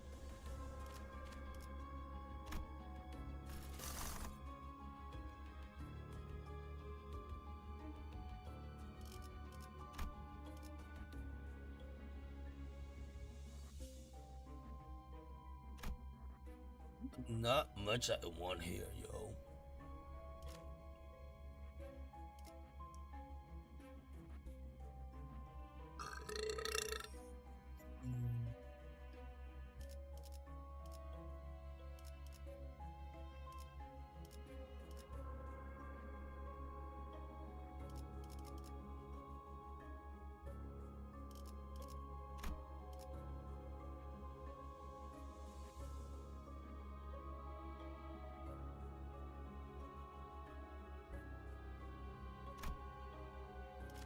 Yeah, why not? His name is Rodney, and Rodney's 25, he's an army vet living in Los Angeles, and bro is an absolute psychopath, just for like no reason. Like one day in 1968, he sees this 8-year-old girl walking alone, and he pulls up and he's like, hey, wanna ride to school? And she gets in his car, and instead of taking her to school, he takes her to his apartment. And there, he does horrible things to her that I won't get into. But after this, police are looking for Rodney, and the FBI ends up putting him on the most wanted list. And so Rodney has to go on the run, and he goes from Los Angeles all the way to New York, and there he changes his identity, and he changes his name, and he ends up going to film school at NYU. But Rodney isn't about to change his ways. I mean, he's still a psychopath. Because a few years later, he meets a nice woman, and she's moving into a new apartment, and Rodney offers to help her move some furniture. And once he's inside her apartment, suddenly, bam, he attacks her, and he strangles her with a pair of nylon stockings until she's unalive. Then he leaves New York City and he travels up to New Hampshire. And there, he somehow gets a job as a counselor at a kid's summer camp. And he lays low there for a few months, but then a couple of his students are at the post office one day, and there just happens to be an FBI's Most Wanted poster there, and it happens to have Rodney's face on it. So the students are like, yo, is that our counselor? And they freak out and they report him. And then, boom, Rodney gets arrested, and he takes a plea deal and they throw his ass in prison. Less than 2 years later, he gets out. He's a free man. Why 2 years and he gets up? What the fuck? But only 2 months after he's out, he approaches a 13-year-old girl while he's in his car, and he offers her a ride to school. And he ends up doing terrible things to her, and he gets caught, and he gets thrown back in prison again. And then 2 years after that, he gets out again. And he travels from California back to New York City. And there he meets another nice woman, and he offers to take modeling photos of her. Like, hey, you look like a model, I want to take your picture. And she agrees, and once they get alone, he ends up attacking her and unaliving her. And after that, I guess he travels to Wyoming, and there he meets another. Why didn't they just perma fucking keep him in jail after the horrific shit he did? What the fuck? Nice young woman. And he's like, let me take modeling pictures of you. And she agrees, and once they get alone, he attacks her and he unalives her too. And after that, he ends up back in Los Angeles. And while he's there, he really uses that whole, oh, you look like a model, let me take your picture bit to lure women in. And he offers to photograph this 19-year-old woman, and then he unalives her and he dumps her on the side of the road. And he does the same thing to a 27-year-old woman that he meets. He unalives her too. And it just keeps going. About 6 months later, he kidnaps and unalives a 31-year-old woman. Now, at this point, the dude's gotta feel unstoppable. I mean, he just keeps SAing and attacking all these random women, and it's so easy for him. He just asks them if he can take modeling photos of them, and they agree. And then he gets them alone, and then bam, he attacks. In fact, he's so confident that he'll never get caught, he decides to put himself out there more. And he auditions for a TV show, The Dating Game, which is apparently the first reality dating TV show ever. And so Rodney auditions for this show, and he's a handsome enough guy, and he makes a decent first impression, and so the producers cast him. I guess they just don't do background checks on these things. Now, if Rodney wins this show, if he beats out all the other bachelors, the prize is he'll get to go on a date with the Bachelorette, which means he'll get her alone with him. And we've seen what he does to women when he gets them alone. And so the day comes, and it's time to tape the show. And Rodney goes to the studio, and he's all ready, and they call him out on stage. Bachelor number one is a successful photographer who got his start when his father found him in the dark room at the age of 13, fully developed. Takes, you might find him skydiving or motorcycling. Please welcome Rodney Alcala. Rod, welcome. And so then they introduce the Bachelorette. Her name is Cheryl.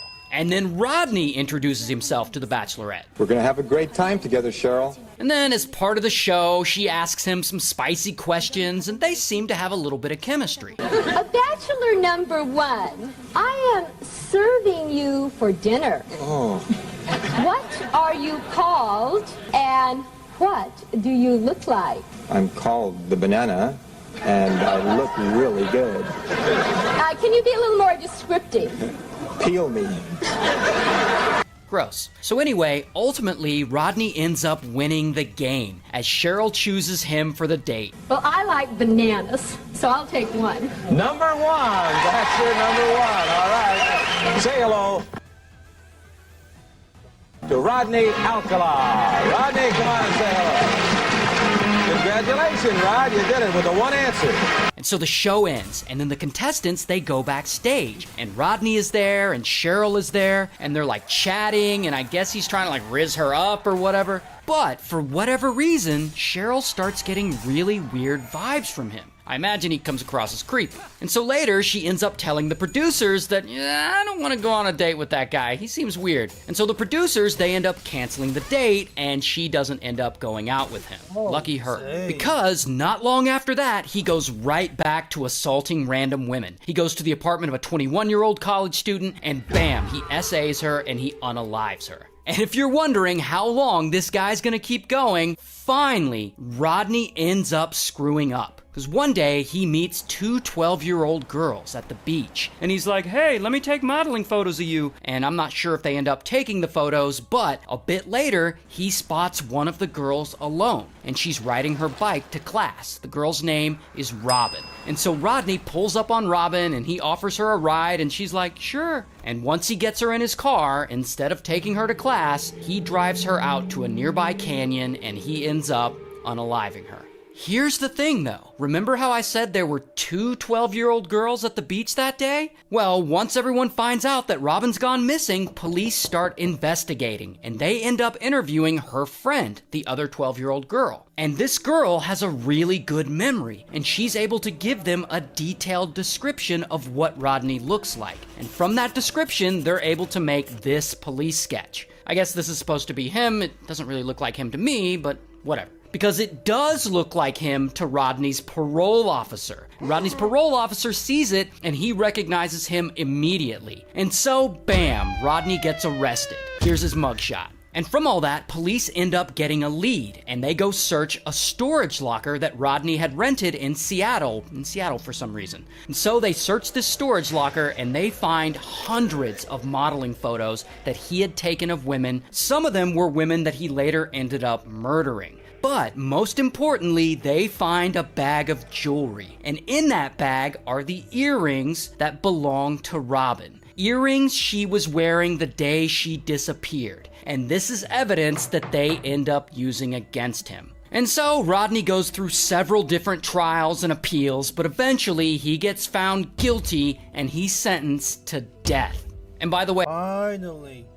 Y'all couldn't do that the first time, motherfucker. It took him this many tries. Come on. They actually think he may have murdered as many as 130 women. 130. But they can't prove them all, so he was only convicted of a few. Anyway, before they can put Rodney to death, he ends up dying in prison of a heart attack. Good for him. So this guy, his name's Steve.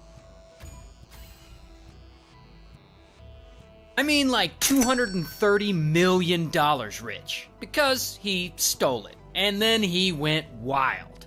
Now the guy's name is Malone. He's 20 years old, and he's really into crypto. And one day in 2024, he and his buddies are all in a chat, and one of them is like, hey bro, let's find someone who has millions of dollars in Bitcoin and scam them out of it. And Malone hears this idea, and he's like, alright. And so they search around, and they finally decide on a target. This seemingly random yet wealthy investor living in DC who we'll just call Investor.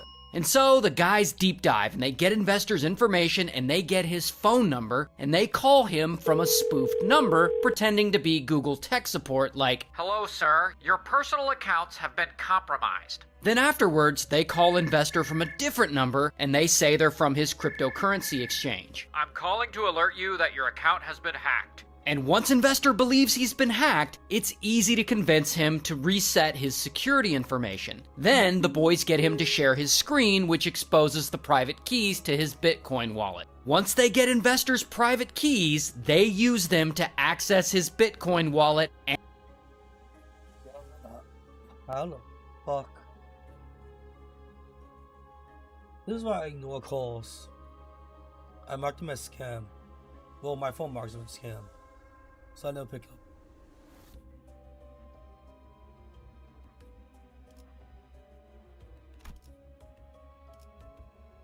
And boom, Malone and his bros secretly transfer over 4,100 Bitcoin out of the account and over to themselves. And at this time, 4,100 Bitcoin is worth around $230 million. $230 million!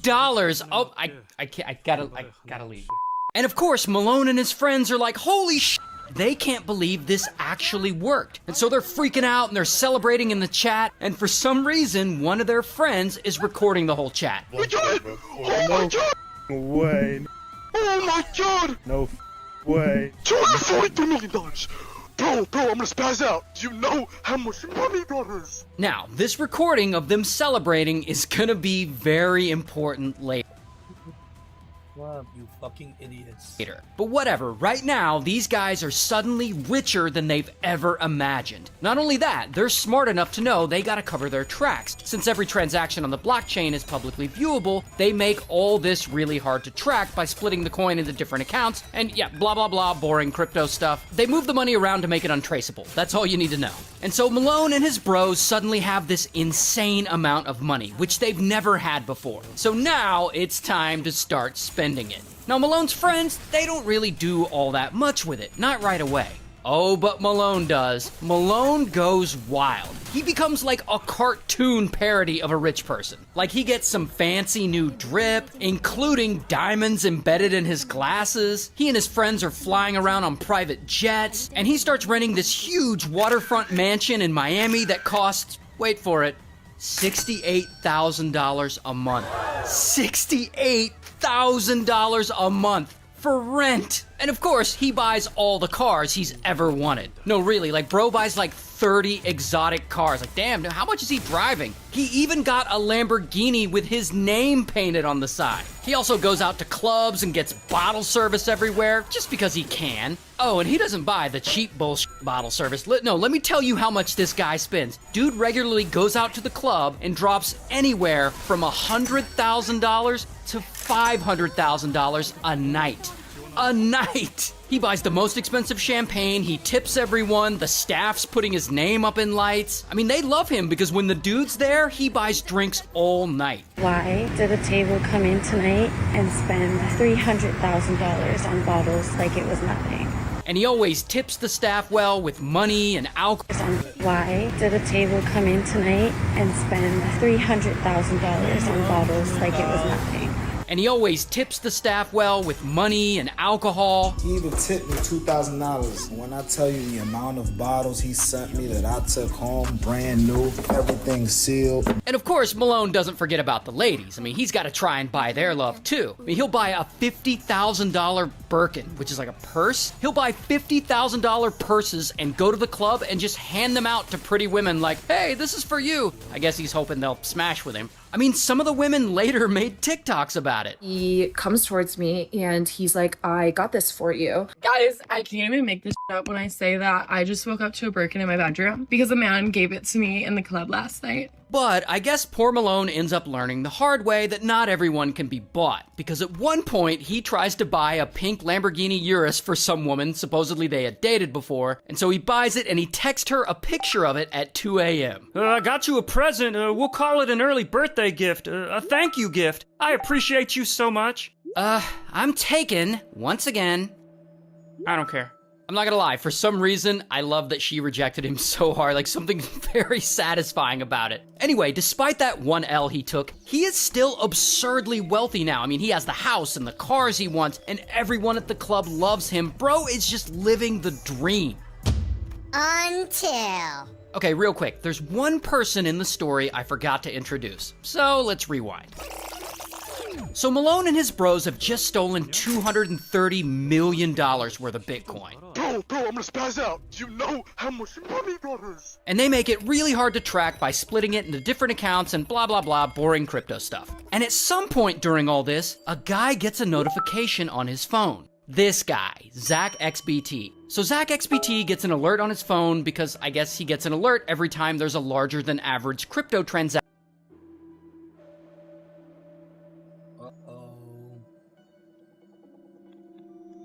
What do I need?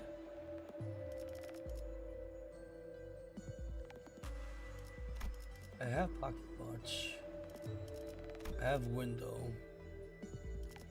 Let me mix that. Okay. And next, I have clover. I need horseshoe, right? I have horseshoe.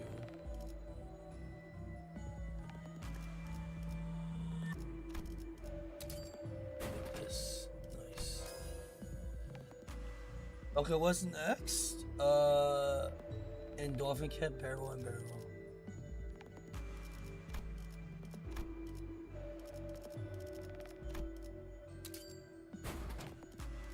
Very nice, we got both. So all we're missing is the T2, but also clear water, whatever the fuck. That needs to be T4, so.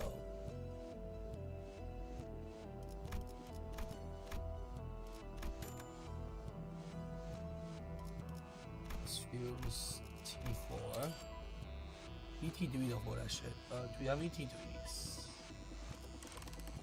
We do not.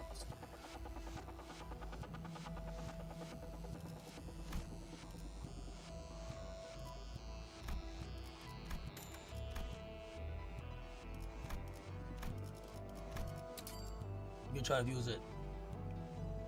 Look, use for it.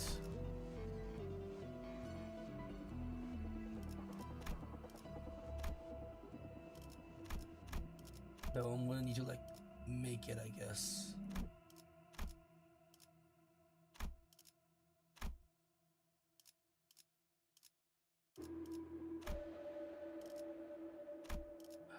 SBT3, okay.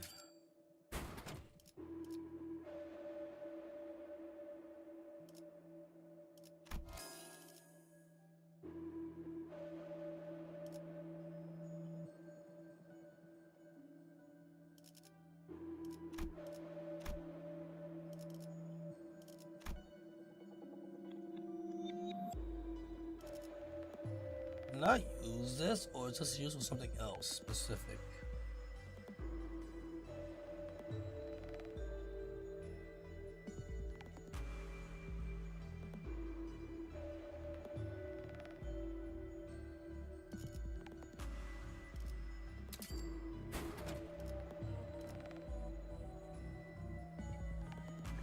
Wrong one.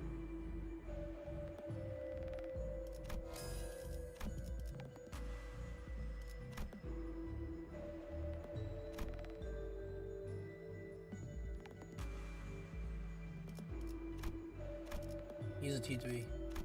Okay.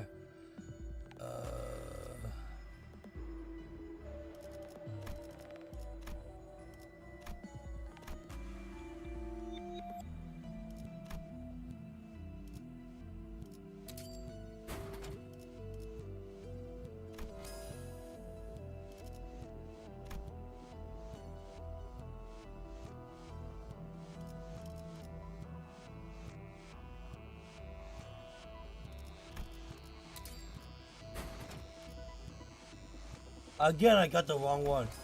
Holy shit, what is this shit?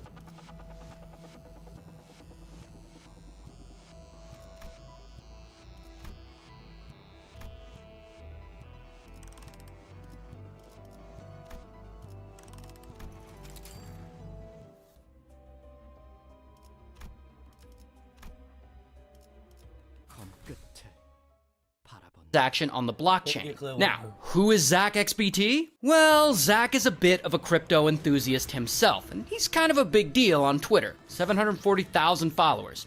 Not bad. And at one point in the past, Zach unfortunately got scammed out of $15,000 worth of crypto. And ever since then, he's decided to devote himself to catching crypto thieves and exposing shady NFT projects and stuff like that. And so Zach has caught on to the accounts run by Malone and his bros. And since every transaction on the blockchain is publicly viewable, he starts tracking the path of each transfer. So by the time Malone has spent all this money in the club and bought a $250,000 car for a girl that doesn't want him, Zach has been mapping out the path of all the stolen money. And at this point, he's pretty sure he knows who's behind it. And when he checks social media one day and sees this guy Malone flexing his wealth all over Instagram, he's like, boom, this is one of the guys who stole the crypto.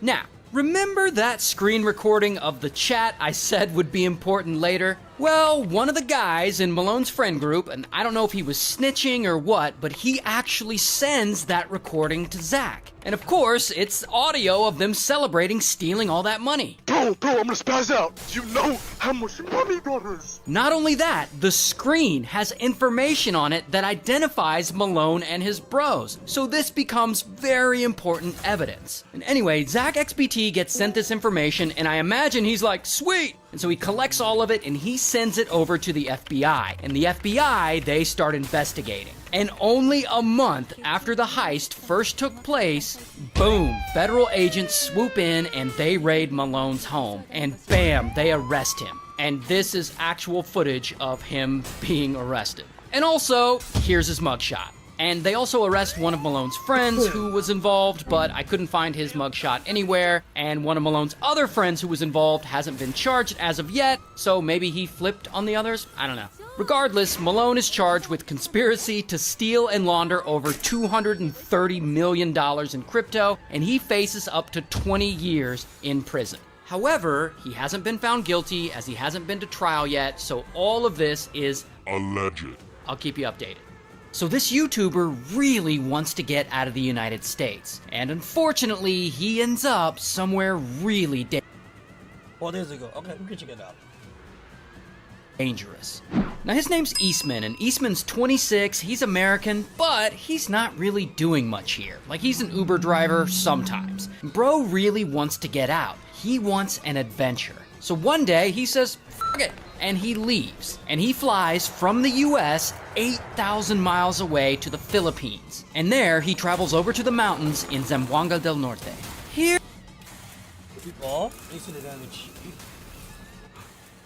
I think we're kind of balling, maybe? I don't know.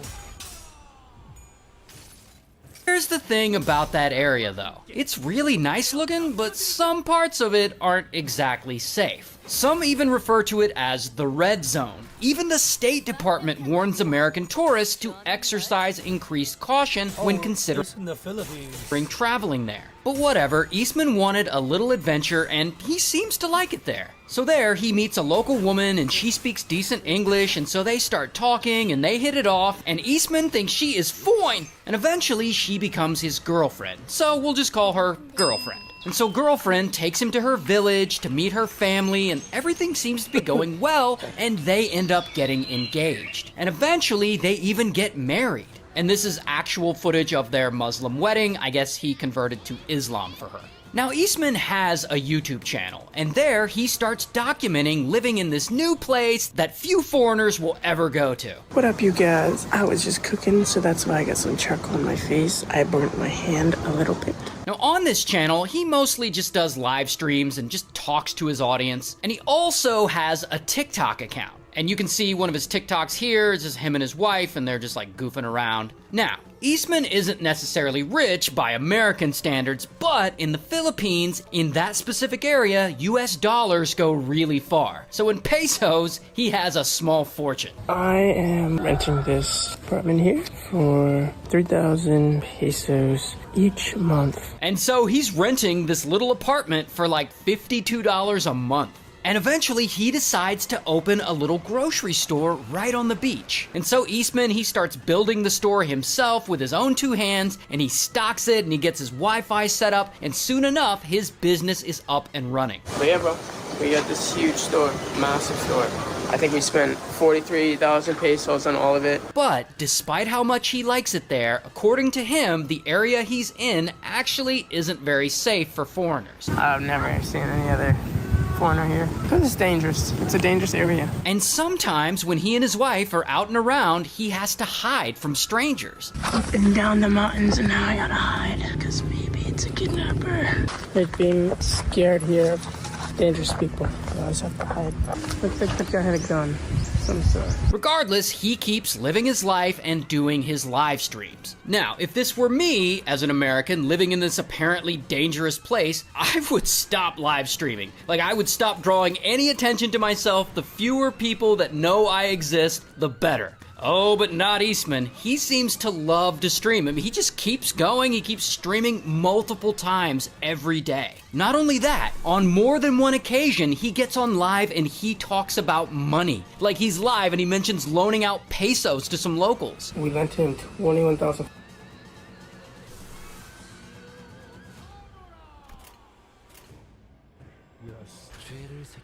400, and he came back with 23,500. Yeah, that's not something I would do. But whatever. So far, he seems to be getting the adventure that he was craving in his life so badly. Until one day, things start to go bad for him. And it starts when his little store gets robbed. We got robbed last night. What? Yeah, our store. I think maybe somebody climbed through here because we left our money here from our store. So I think either somebody came through here or they came to the door. I don't really know, but... And yeah, that really sucks for him. And I don't know if it's his store getting robbed or if it's the constant hiding, but at some point, Eastman starts to get bummed out. And it's like the tone of his live streams takes a turn. I feel like I've been staying in this area for so long to the point where people, I don't even know if people like me anymore. Maybe they want bad things to happen to me now. I mean, I don't know, maybe he finally realizes that he put himself in a vulnerable position. Like, what would happen? Somebody did try to come here and kidnap me, right? Would the neighbors help me, or would they just sit there and watch? But every day, he seems to feel worse. Everybody's telling me right now, there's people out there planning to come get me, bro. People coming here to tell my family that there's people that want to kidnap me, or they're threatening to kidnap me, or stuff like that, like every day. And he even starts suggesting to his wife that maybe moving here wasn't such a good idea. I don't even think I'd want to come back here, to be honest with you. And so, yeah, I mean, from his videos, it seems like he's ready to get the hell out of there. As long as I'm here, my life is still at risk, you know? Still at risk, that's a reality. My life is at risk a little bit here, for sure. Especially the area that I'm in, it's not even just the Philippines. It's like, this area that I'm in is like the most dangerous area, one of the most dangerous areas in the Philippines, you know? It's literally like the red zone. But then, one night, everything changes. Eastman, he's chilling at home and he's live streaming like he always does, and one of his viewers asks if he's enjoying the Philippines. There's some parts that I like about it, there's some parts that I don't. Then, about 2 hours later, after that stream ends, Eastman, he's still there with his wife and I believe some of his wife's family, and suddenly shit gets real. And kaboom! 4 police officers bust through the door, and they got pew-pews, big ones, and they grab Eastman and they force him outside. Here's the thing though, these police officers, they're not police officers at all. They're actually kidnappers dressed as police officers. And it seems like Eastman knows this, like he knows something's not right, and he's not going out without a fight. And so they struggle, and he fights back, and then boom, he breaks out, and he tries to run away. But the kidnappers, they're not gonna let him go. And blam, one of them shoots him in the thigh, and then blam, he gets shot in the stomach. And then they grab him and they drag him over to the shore where their speedboat is parked. And his poor wife, she's watching all this go down, and she's like screaming her head off. Then the kidnappers throw him in the boat, and then they all get in, and they speed away, as Eastman lays there, injured and bleeding out.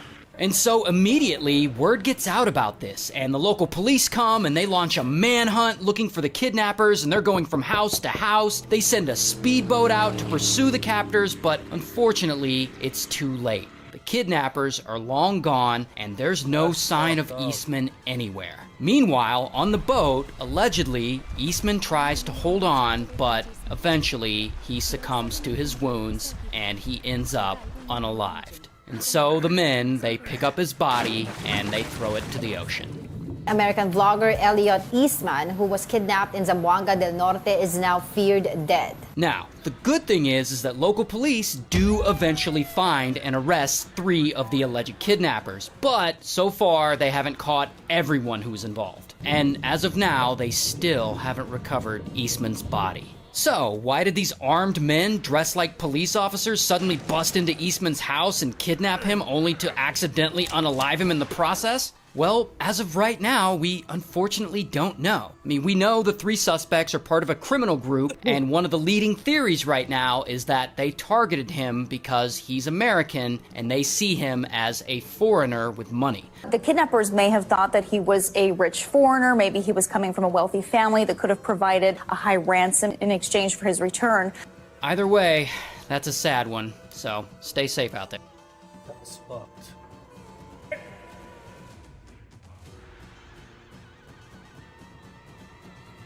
Oh wait, hold up.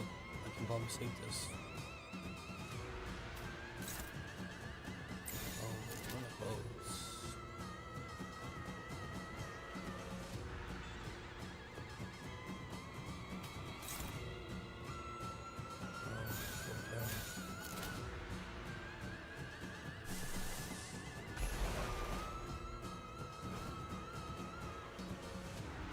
Oh, he's dead as fuck then, no?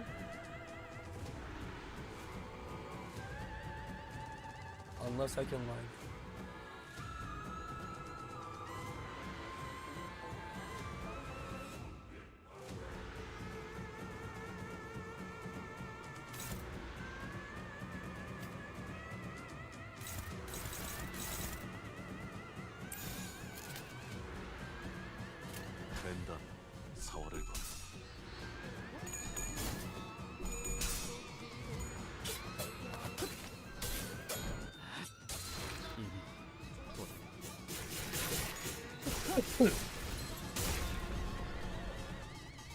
Go.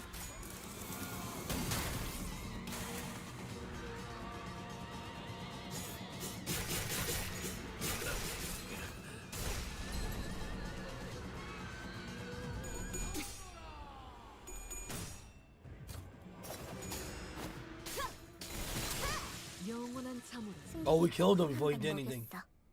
Lit.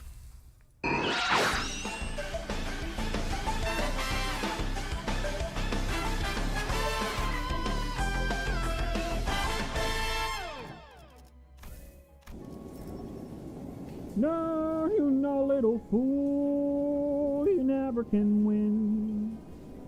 Just use your mentality. Wake up to reality. But each time that I do, just the thought of you makes me stop before I begin. Because I've got you under my skin. Ah! Sal! What the hell, man? What do you mean, what the hell? What do you mean, what I mean? I'm in the shower! Yeah, for the past 2 hours. How much longer? Dude, can we talk about this later? No, I want my turn! Sal, I'm naked! You're always naked! Hell, I'm naked! Do you not see the issue with this? Okay, there is literally no difference between what you sport every day in our videos and right now. Yeah, except that I'm wet. That's scary. Right? Okay, how much longer? 10 more minutes, man. Please get out. Yeah, I'm not waiting that long. Sal! I'm using the bathroom, Kermit! What? Come on, man! I am dropping a number 2, and there is nothing you can do about it. But you're gonna blow up the place! Exactly what a supervillain would do. Jesus. Jesus Christ, what did you eat?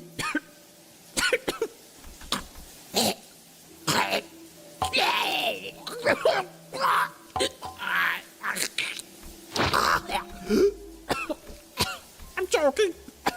And I'm Don't, no, stop!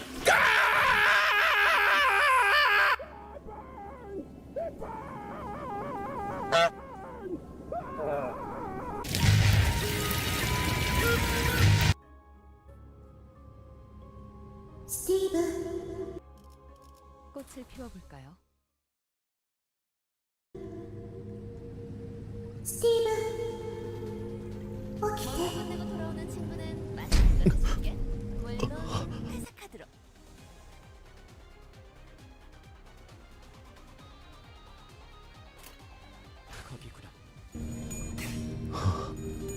ひどいものを食らってしまった。もっと用心しておけば。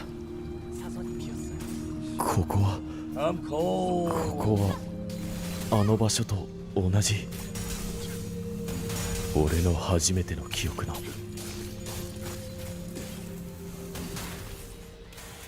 あ、どこだ。ああ、ここは一体何なんだ。ああ、知らない景色だ。俺は何者なんだ。ああ、うん。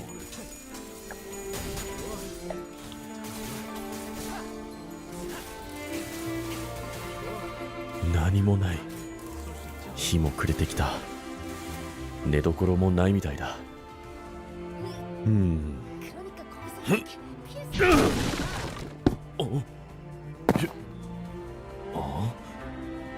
ブロックに変形した。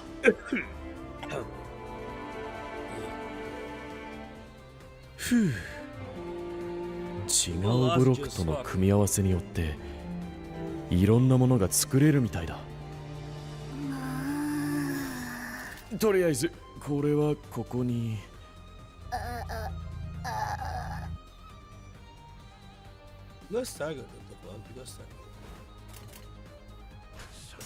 あ、俺以外に人が。こんにちは。ここはどこなのか知っていますか。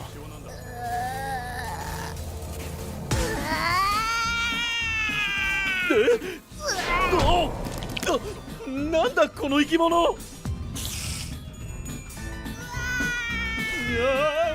う勘弁してくれ。俺は平和主義者だ。よくわからない世界での初めての夜はただひたすら命がけで逃げ回ることしかできなかった。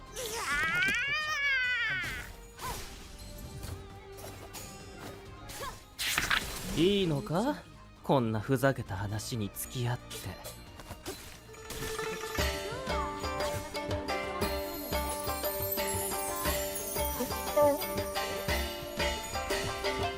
メモか。なんて書いてあるんだ。ここ最近の事情により現在は人間以外の種族あるいは5人以上のグループを承っておりません。おっと、ふざけるな。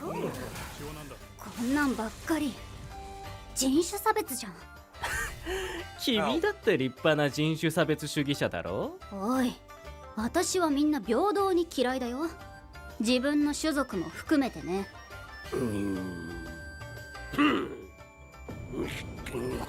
ドアを叩き割ってしまいそう。我慢。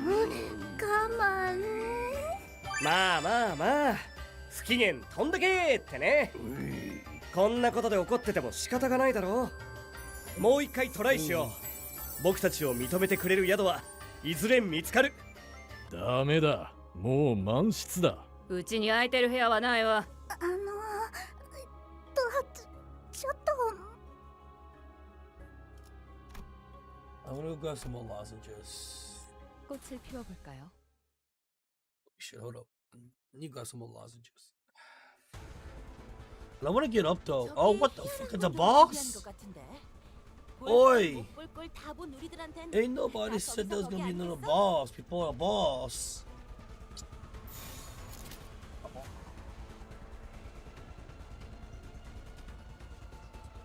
This is no good.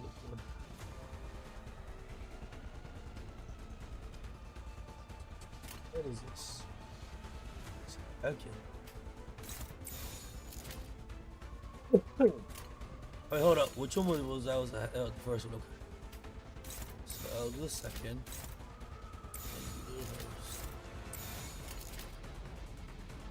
There we go. 満室みたいです。Oh, this is 11 minutes long. What the fuck? 暴力ダメ。待て。何か嫌なものを感じる。Hold on, we bowling?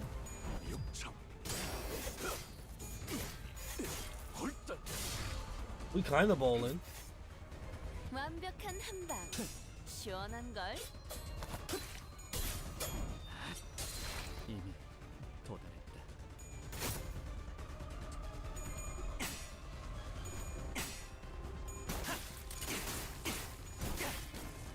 이라면 쏠 수 있죠? 공론 지원한다.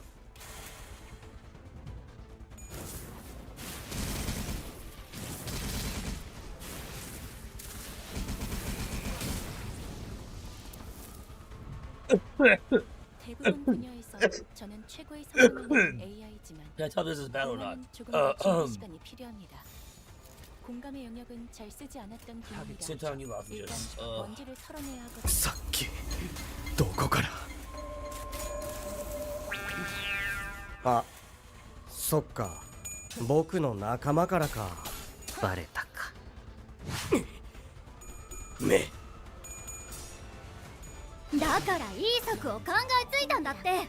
お前たち二人が言ういい策は話にならない。まだ聞いてないじゃん。聞きたくもないよ。どうせ暴力を振るうつもりだろ。はい、武器をしまって。ね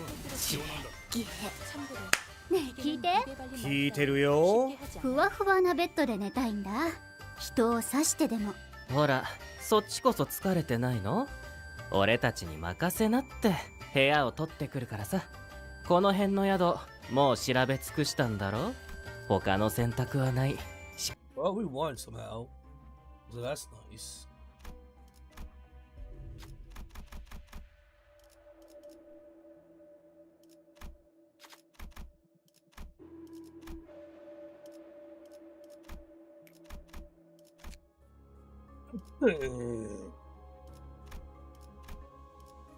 카니발 타임.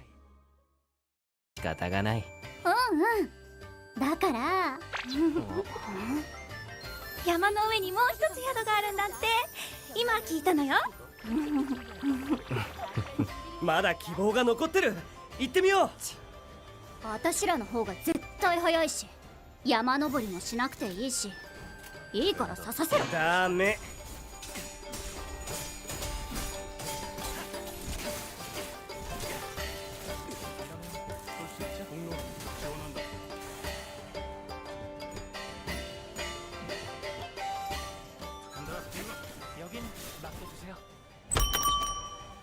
あら、お客様。いらっしゃいませ。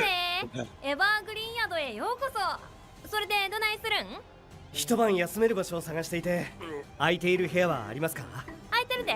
部屋はいくついる？ここはまだ聞いてないのか。何の話？町中の宿は私たちを入れてくれなかったからさ。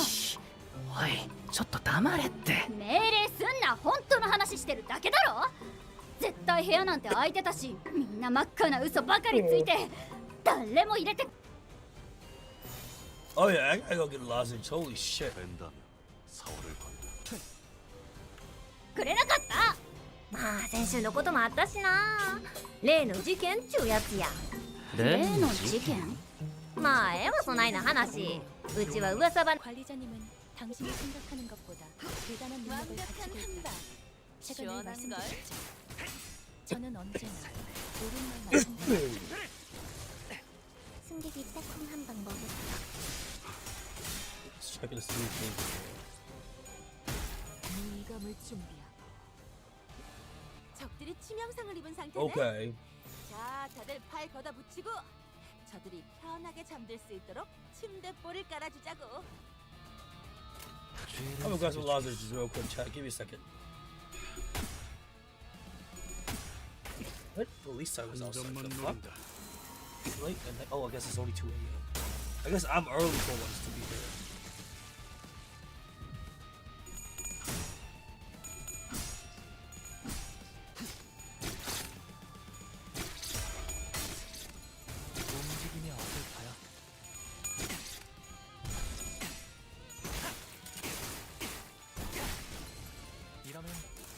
공로는 지원한다. 야호. 이기는 편, 우리 편.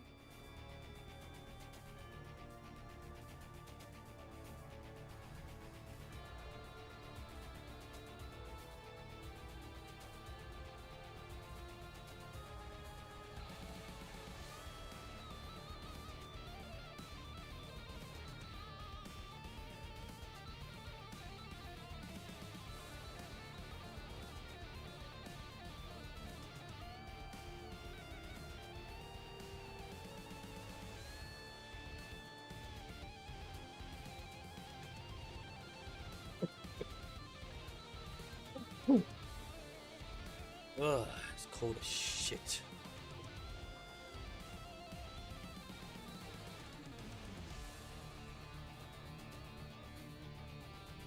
There's a business somewhere outside. The fuck? The police started stopped right outside my window. Shit, alright.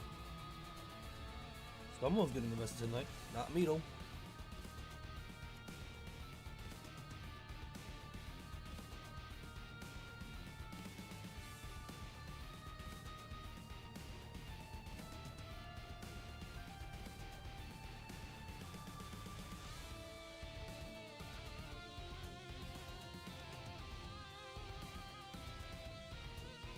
What happened here?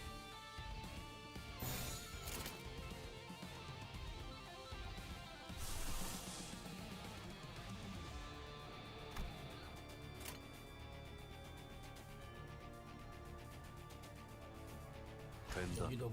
話はつかんで。客は客。何者かはうちの知ったことやない。ゴールドさえあれば止める。ゴールドならいっぱいあるぞ。おお、それはええことや。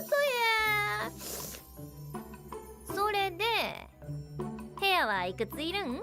あ、できれば6つで。シングルベッド4つ、ダブル1つ。お前たち明日は早起きだから。大丈夫、ちゃんと起きるから。今回はね。そういう話じゃない。お前たちは僕の睡眠まで奪ってるからうるさいんだよ。眠れない。せめて音を立てずにやってくれよ。立ってないとできないじゃん。これはおもろい人らやね、君たち。食い物はどないする？うちはこの辺で一番うまいパンを焼いてんねん。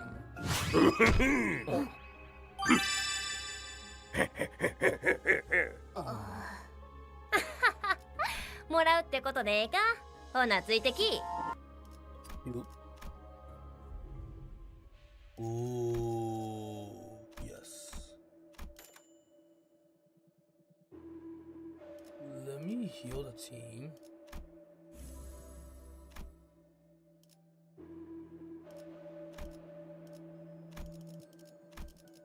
I need T4, right?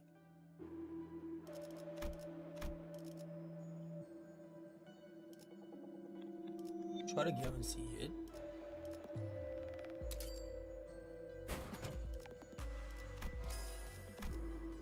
Wrong one once again.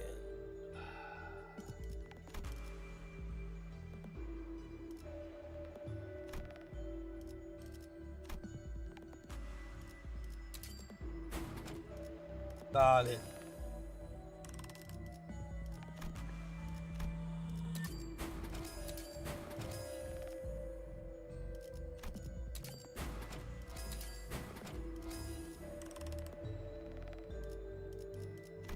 Can sell the dog shit now?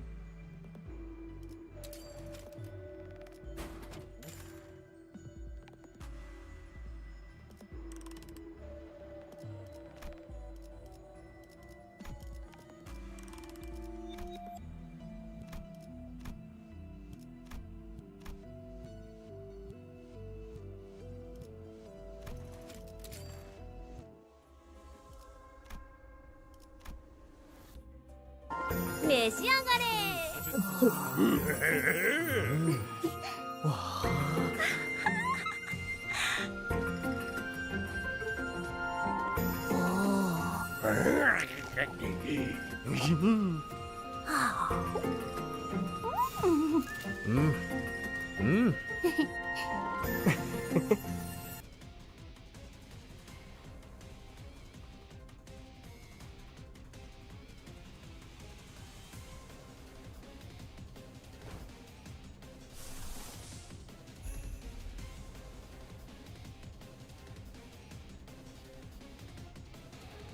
Can I cover for this guy?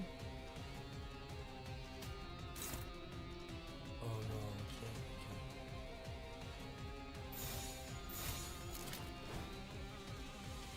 can't. I guess it's a speed difference. It's all fours.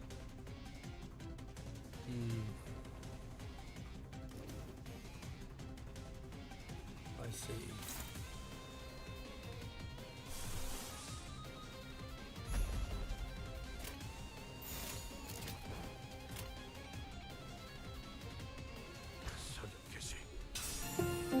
ペコペコなんはでかい兄ちゃんだけやなかったか。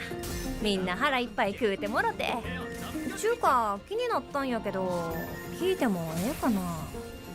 こんな不思議なメンツ、どうやって集まったん？まあ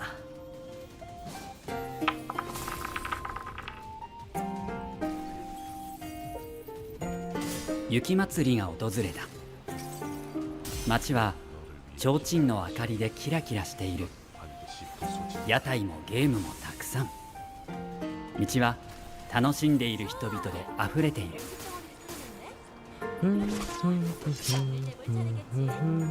大災害が終わってからもう何年も月日が経っている。今日に限っては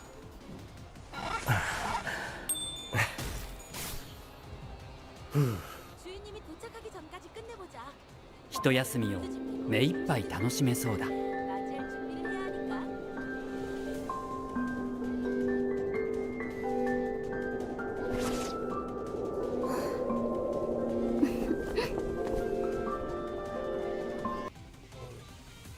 Anyone get hit? Oh, good.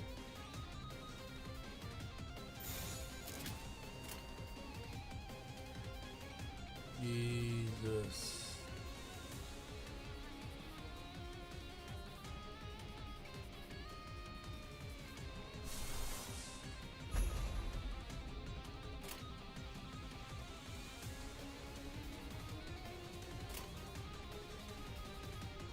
죄를 새겨주겠어.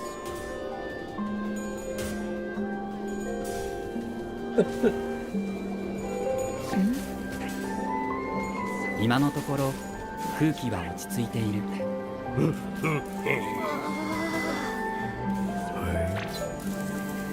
好きなことを好きなだけできる。Oh, he won that. But he won that class, even though it was like red. Okay. 이 스며들 듯한 비 우산이 새진 않나 모르겠어.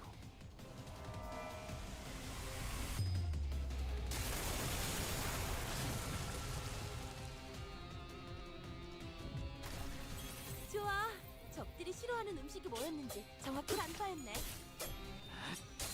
이미 그거 그렇게 하는 거 맞아? 그건 순방망인데? 카론, 기다리는 거 못해.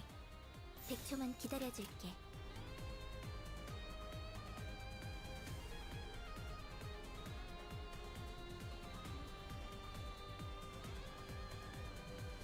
Go.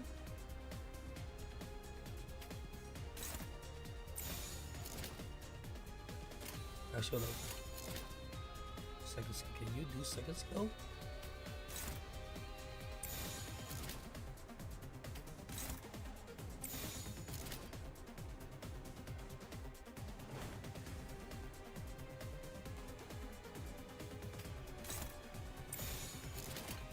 된다.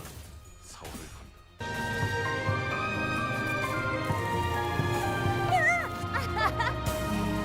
진짜 돈들은 다리가 맞지가 않대요. 732, nice. Why couldn't I double that though? Like, why couldn't I go twice? 완벽한 한 방. Is he staggered? Is that why he didn't just counter me? 효율적인 대처로 대처를 Oh, he is. Oh, he's dead. 참고로 기계는 입에 사용하기 쉽게 하지 I 않아요. remember a long time ago struggling against the cow, and now the cow is just easy.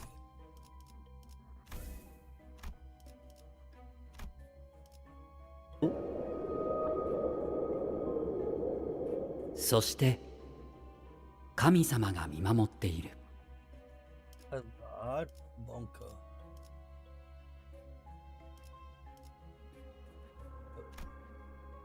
Take this, and I will take this.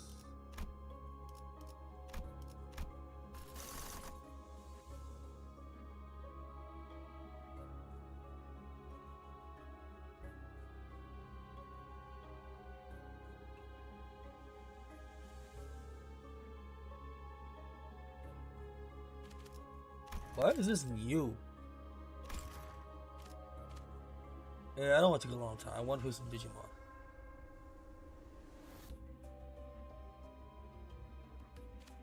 This be hard.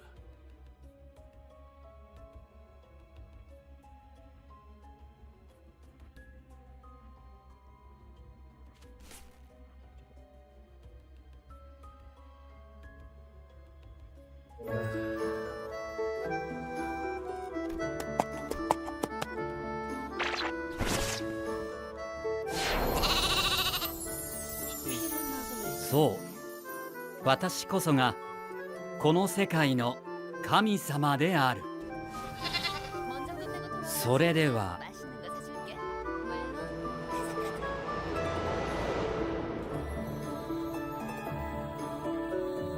教えてもらおうかな。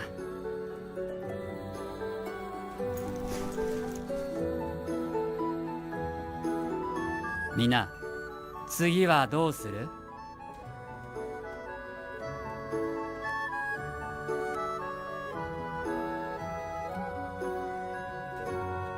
これは現地の地図だ。お？私の隣のこいつは誰？悪いやつ？それは NPC。気にしなくていいよ。ふん。スリしてもいい？イージー。プレイキャラクターアリス。うん、やってみてもいいけど、物を盗む場合は手先の早技の判定だ。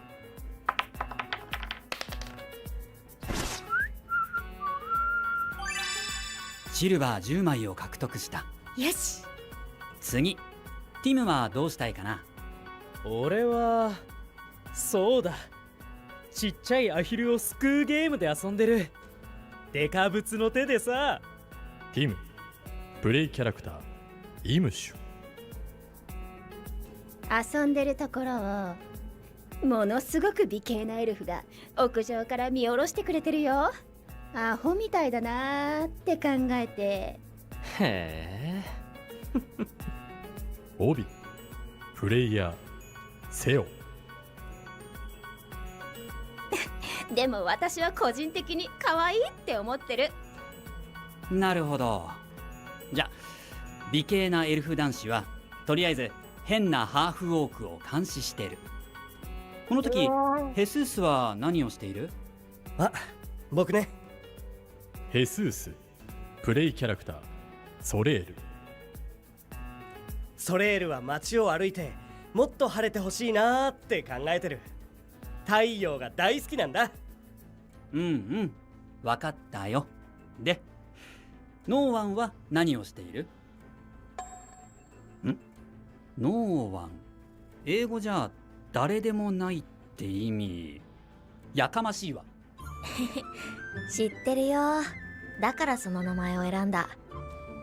少しちょっかい出したいなと思って。ジェイド。プレイキャラクターノーワン。うん、もう一度言う。やかましいわ。ガレス。役目神様。それはさておき、キャラクターは何をしてるの？瞑想してるかな。わかった。とりあえずリラックスし。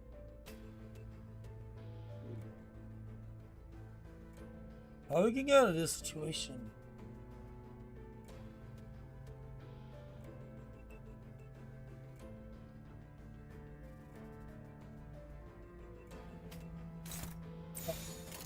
That's how.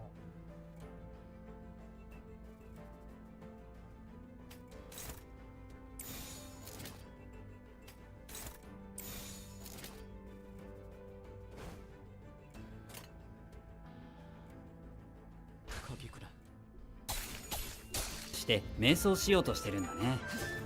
だが突然人がぶつかってきました。焦りで転んで、そしてすぐに逃げていきました。その瞬間君はなぜか嫌な予感がした。本当にものすごく嫌な予感が。Oh, that's it? Oh, not bad. そろそろスイッチの時代が終わり、次の世代が来るわ。怖くないの？別に。なんで？次のものがもし成功したら、前のもの、つまりあなたはなかなか遊ばれなくなってしまうから。僕はきっと大丈夫だよ。なんかムカつく。ポジティブすぎるわ。少しは心配しなさいよね。ねえねえ、一緒にマリオパーティーしない？ある日マインクラフトの世界で、もう私にはゲームがないっていうそのセリフ、いい加減聞き飽きたわ。ソニーの本気を見せてやるから、覚悟しなさい。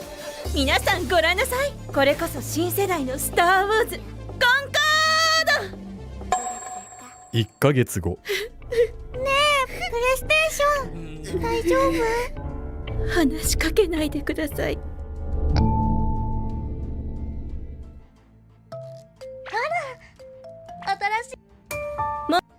What was this?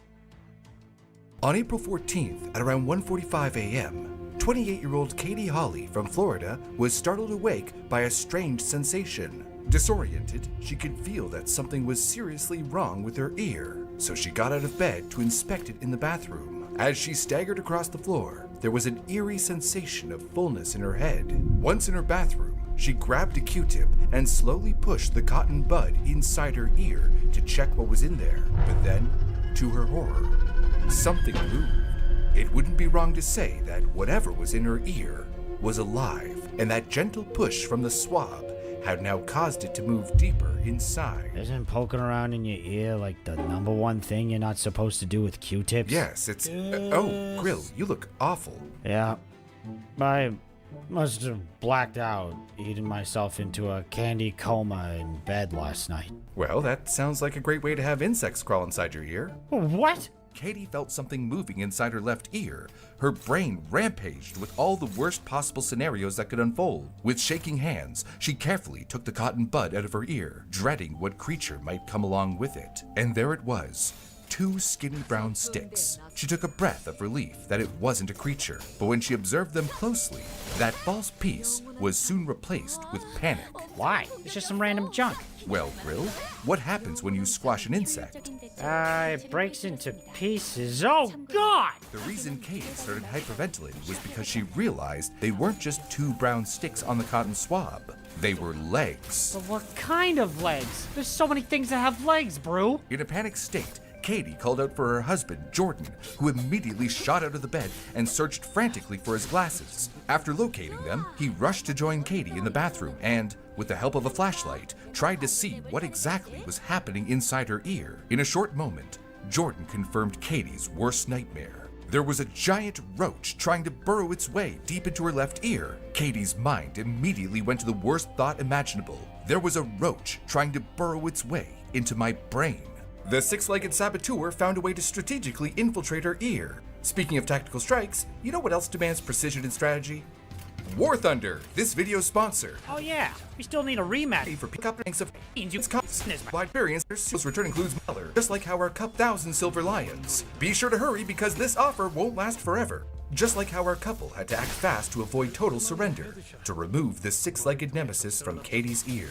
But how did it even get there? Well, when they first moved into their new home, the couple soon realized that the house had a pretty bad cockroach infestation, which they weren't informed about beforehand. They even hired a local exterminator to deal with it and agreed to pay him $85 every 3 months to rid them of the crawling crisis. The professional bug killer would visit the house and spray the outside as well as the baseboards in every room. The couple felt satisfied, and for a few weeks, it seemed that the roach problem had finally been solved. Until that night, when one crawled right into Katie's left You ear. never give it a Maybe the roaches. little bugger wanted to take revenge on all the generations of roaches that were killed. Well, for the sake of humanity, if that's the case, I hope that doesn't become a common practice among pests. But jokes aside, after the horrifying confirmation, the next thing Katie's husband did was try to find a way to get it out. So, he grabbed a pair of tweezers and very carefully put them inside his wife's ear. He tried finding the thickest part of the roach to get a good grip. Wait, shouldn't they go to a doctor for this? What if they cause even more damage with all this poking around? You're right, Grill.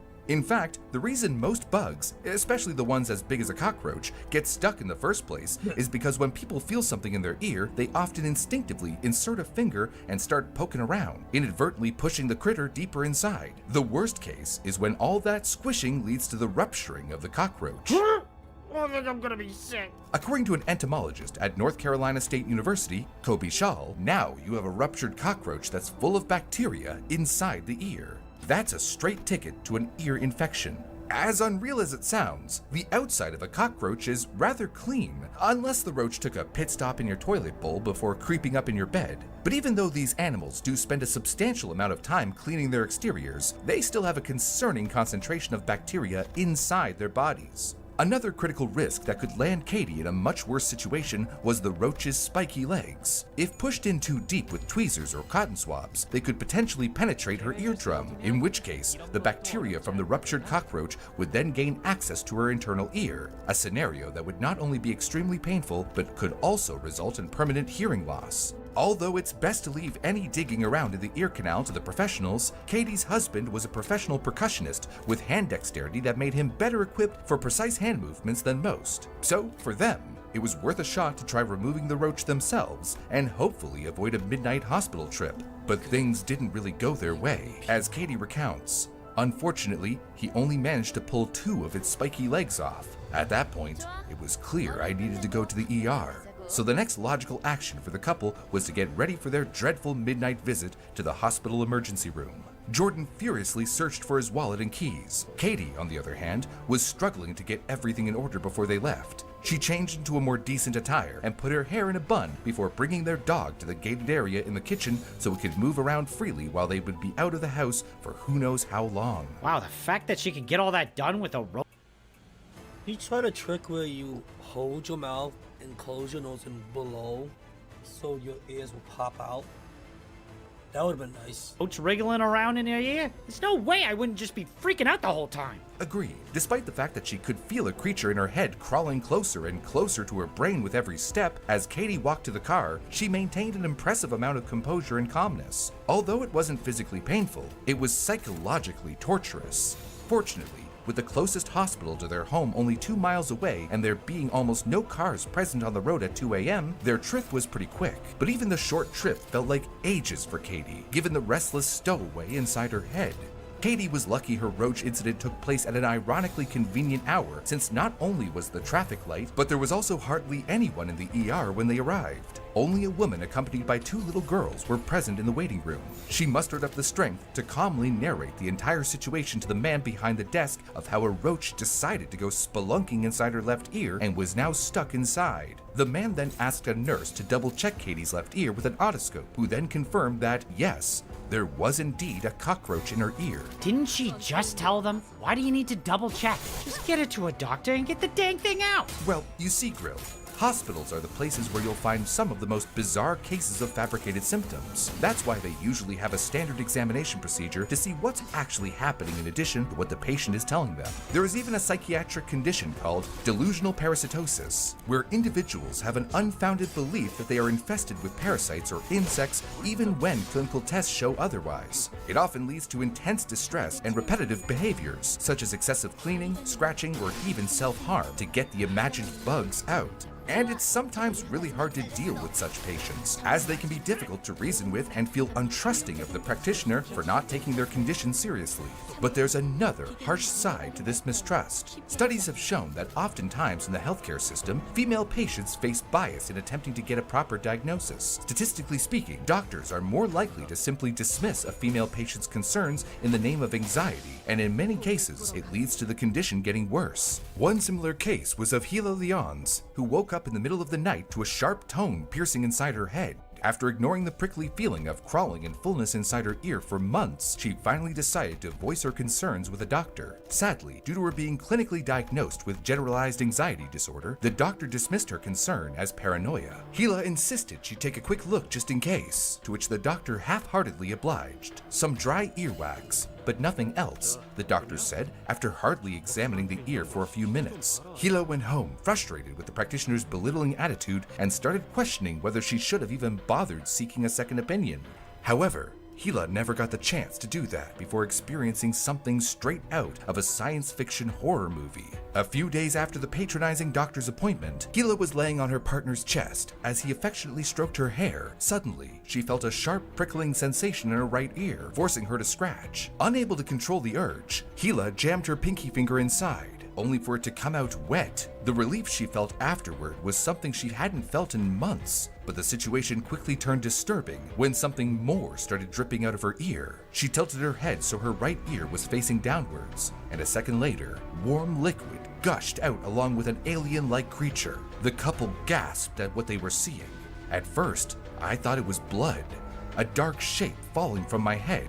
There, creeping on their now wet comforter, was an inch-long, brownish-gray silverfish with 2 roving antennae. Ah, ew! So she was right the whole time! That's right. And luckily, it was out before the situation got any worse. Back in the emergency ward, Katie's situation, on the other hand, was thankfully taken very seriously. The man behind the desk tried to reassure Katie and ask the couple to wait in the lobby until she got a wristband. Katie, feeling like she had no other choice but to oblige, hobbled her way to the waiting area with her head tilted in a way that the roach ear was facing the ground. She had hoped that gravity might save the day by pulling the invading critter out itself, and she could go home. But, unfortunately for her, that didn't work. The 2 little girls were still present in the lobby, and Katie tried very hard to keep her whimpering and trembling state under control. Despite being in a situation that could be anyone's worst nightmare, she was still considerate of the possibility that her anxious state could negatively impact the girls. After getting the wristband, it was finally time to begin mission roach removal. But before anything, she was taken to another room, where a nurse tried to take her blood pressure reading. And that didn't go as planned either. The nurse kept trying to get a reading by wrapping the sphygmomanometer's cuff around Katie's arm, but it was abnormally high. One might think that it was because of her panic state, but that wasn't all. After a few more failed attempts, Katie's patience finally gave out, and she shouted in frustration, "I suffer from high blood pressure, and am on medication for it, so there was no way you are going to get a reading that isn't stroke level." After the unexpected outburst, the nurse decided it was best to just remove the cuff. Next, Katie was asked to lie down so that her left ear with the 6-legged squatter in it was facing upwards. The doctor finally came and examined it with his otoscope, but what he saw inside was truly horrifying. Much to everyone's surprise, he confirmed that there was indeed a roach inside. Oh my god, people, we know! Just get the damn thing out already! The doctor asked the nurse to get him some lidocaine, which is a common numbing agent often used in minor surgical procedures and as a topical treatment for conditions like sunburn or insect bites. In this case, it was to induce temporary numbness in Katie's left ear and simultaneously kill the roach inside. But the moment the doctor administered it, Katie began to experience a feeling that was impossible to describe. She said, "The roach began to react." Feeling a roach in the throes of death lodged in a very sensitive part of your body is unlike anything I can adequately explain. Now, there was a lot that could have been happening inside Katie's ear. Some chemicals like lidocaine can make cockroaches go under a frenzy of simultaneous defecation and regurgitation until, eventually, it dies. Come on, it's pooping and puking at the same time? As Dr. Schall says, it emits all sorts of bacteria, fungi, and nasty stuff. But don't worry, after the roach is removed, the doctors will clean the ear of any leftover gunk, so these little hiccups should not be much of a problem. Unless, that is, you are unlucky and your doctor fails to pay attention to everything that was removed, which, unfortunately, is exactly what happened to Katie. Along with lidocaine, there are other methods to remove insects from ear canals with less excrement. Mayo Clinic specifically suggests using mineral oil or baby oil to get the creepy crawly out. For the application, you'll have to tilt your head so the bug ear faces up, and then you carefully put the oil in and hope the critter escapes or dies. If that doesn't work, then you should probably run to your doctor. 2 minutes after the unpleasant experience with lidocaine, the doctor confirmed the roach inside Katie's ear was dead. Now, it was time to take it out. Using a pair of long curved tweezers, the doctor carefully pulled out a few chunks of the roach's dismembered dead body. Each time a piece came out, the nurse and Katie's husband would rejoice and ask her to take a look as if it were a trophy. But Katie was understandably too overwhelmed at the time to pay heed to anything and anyone. She was simply counting time until the roach was completely out and the nightmare was over. The doctor pulled out a total of 3 chunks and placed them on a plate. He then told Katie that her ear was finally roach-free. By looking at the size of the chunks, the roach wasn't super big, probably around an inch long. Does the size really matter? Come on, it was a roach in her ear. After taking a final look inside Katie's ear to ensure everything was clear, at around 3:45 a.m., the hospital finally discharged Katie with the prescription for an oral antibiotic and eardrops. On their way back, Katie and her husband didn't feel like going straight home, so they decided to stop by Walmart to buy earplugs, just in case any other roaches wanted to try the same stunt. At home, when Katie finally lay in bed to get some rest, but her paranoia that a roach might creep onto her any moment kept her sleepless all night. Well, at least the one inside her ear was gone. Yeah, that's what Katie thought too, but the reality was far from it. Wait, what? Her ear remained numb for about 24 hours, after which she slowly began to regain sensation. To Katie's surprise, there was still some residual pain and soreness in her ear every time she yawned or put strain on it. Seeing the usual recovery time you fragile humans need, my calculations tell me she wouldn't have a full recovery overnight. You're right, Howard, but the only problem was that the soreness and her ability to hear out of her left ear did not improve after a whole week, and the general recovery period after removing any insect from inside the ear canal should only take a few days. It was quite concerning because now her mind was plagued with the worst possible theories of what could be causing that soreness. What if there was more than one roach in her ear? Or worse, what if the roach had laid eggs inside her before they could pull it out? And now, all those little creepers were roaming freely inside her ear. Oh, well, that's terrifying to imagine. But at least that doesn't happen in real life. Like, come on. What bug would be dumb enough to lay its precious eggs inside an ear? Hey, Brew? Brew? Well, it's not common, but there have been incidents of insects laying eggs in people's ears and the unwilling host only finding out days and sometimes even months after the infestation. Like one 70-year-old man in Taiwan who went to get his ears checked after constantly feeling a prickling sensation in his right ear. To the doctor's horror, they discovered something that must have kept them awake that night. His ear canal was filled with not only mites, but several mite eggs. Apparently, this condition is so disturbing that it even has its own formal term, odoechoriasis. How did he even let it get this bad? Well, the old man had been feeling itchy in his ear for the past 2 months, but it had only been recently that he had thought of visiting a doctor. Lucky for him, the only damage he got was swollen ear tissue and debris, which is common in such cases. Had the man itched his ear too hard and caused a lesion, who knows what could have happened to the wound with a dozen mites leaving their fecal matter all over it. Lovely. Well, that sure was unexpected, but still, mites are smaller than roaches, and there's no way that a bunch of roaches could ever fit in someone's ear, so.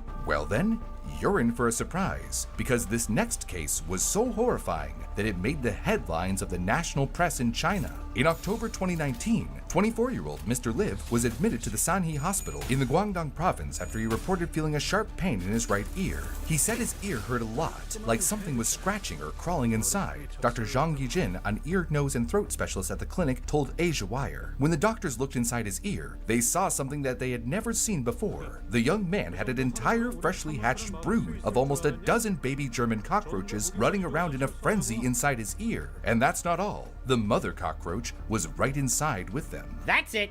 Enough ear bugs for me today. I need to go wash my brain and ears of all of this. But don't you want to know how he got himself in that situation? I wouldn't say want is the right word. Mr. Liv was a snack lover, just like you, so he had a tendency to leave food near his bed before sleeping. It was a seemingly harmless bad habit. I do that too. Wait.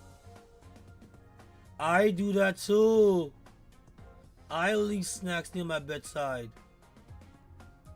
Until one day, a pregnant roach who was helping herself to those leftover snacks near his bed decided to make his ear canal her incubation chamber. In the end, however, Mr. Liv actually got off easy with a dozen babies because these German cockroaches commonly have baby pouches with over 30 to 40 eggs at a time. Well, ain't that just great? You know, I would say I regret asking, but I didn't even ask. But this shows when Katie's symptoms did not improve even after a week, she was right to worry that any number of things could still be in her ear. Coincidentally, around the same time, she had an appointment with her family doctor to renew her medications. When Katie visited the doctor, she also narrated her recent roach experience to her. The doctor, like any normal person, was horrified to hear the story and empathized with Katie. Seeing the doctor's heartfelt reaction, Katie felt the urge to share her concern about still feeling residual pain and hearing difficulty. The doctor suggested taking a look inside Katie's left ear.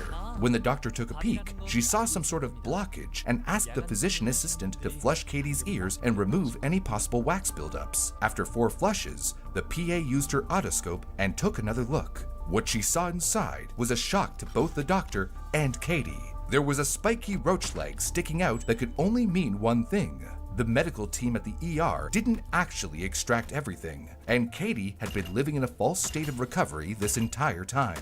She was beyond horrified, but urged the doctor to take it out immediately. The physician took it out and flushed her ear again, only to find even more cockroach body parts. You know, you'd think that you'd be able to trust a doctor to count up to 6 legs before they assure you that you're completely bug-free. But hey, I guess they don't teach bug anatomy at med school. Oh, but what about Katie? Didn't she see all the pieces because they kept showing her all the pieces as they came out of her ear? Why didn't she notice that they didn't get the whole thing the first time? You're right, Grill, but she was going through quite a traumatic experience at the time. I wouldn't expect anyone in that situation to count roach limbs that just came out of their ear. I think it was more than fair that she trusted the first doctor, seeing as it was their responsibility to make sure there was nothing left. The PA continued to remove 6 more roach pieces from Katie's left ear, but some more pieces were still left. They had slipped so deep inside the ear canal that she could no longer access them. Katie was at a high risk of developing an ear infection because, for the past 9 days straight, spiky roach legs filled with bacteria had been grazing her ear tissue. The PA understood this and immediately booked an urgent appointment with an ENT. ENT stands for an ear, nose, and throat doctor, also known as an otolaryngologist. These medical specialists diagnose and treat ear, nose, throat, head, and neck conditions, including getting rid of bugs stuck inside. The doctor gently rubbed Katie's back, who was now weeping, to help her calm down. Katie knew that this nightmare was far from over, so she went home and tried to relax for a few hours before her appointment. She began mustering up the courage to face the final boss stage of her seemingly never-ending roach ordeal. Her mind was in a frenzy once again, trying to recall what she saw on the plate back in the hospital. Did it have the head and the antenna? What could still be stuck inside? The ENT was now her only hope to put this misery to an end, but she had no way of knowing what was in store for her. At the ENT's office, Katie carefully settled herself into the fancy chair, ready to be rid of this bug problem once and for all, and began examining her ear with great attention. Katie shares how he didn't say much, but he did confirm there was still something in there. To ease Katie's mind during the process, the ENT told her how it was quite common for bugs to get stuck in people's ear canals, especially in warm cities like Houston, New Orleans, and Atlanta. In fact, a case like hers comes into his office at least once a month, and Katie even happened to be his second patient that same day with a bug problem. But I don't get it. Why would these things want to go inside people's ears of all places, where they're just gonna get stuck in and die? Well, as it turns out, our ears provide the ideal tight, warm space for roaches to hide in. By going into the ear, that's like a safe place to eat or rest, says Kobe Shaw.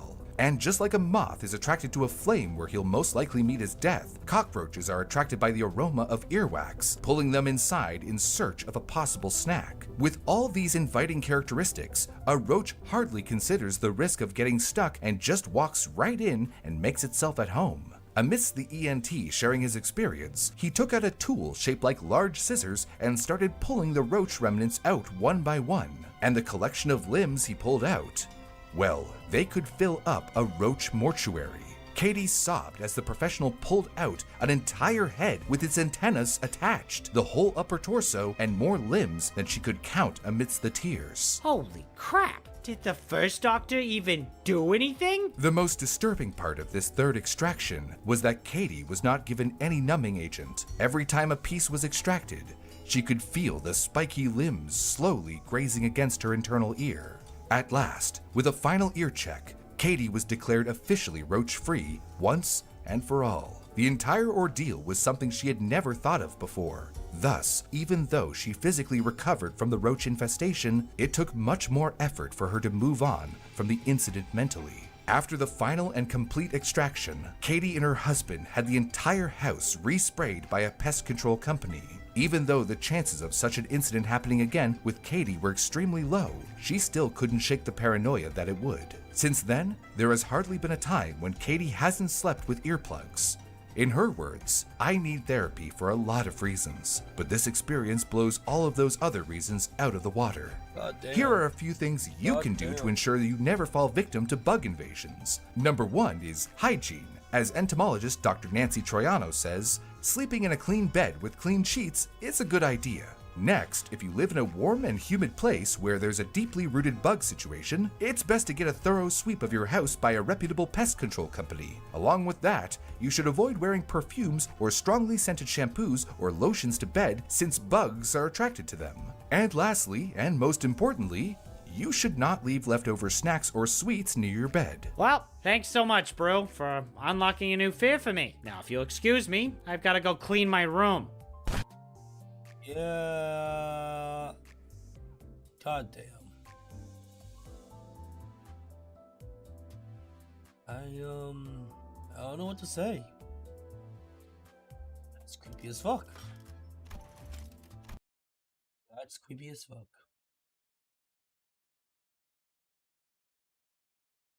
Some more videos. And then we're gonna play Digimon afterwards.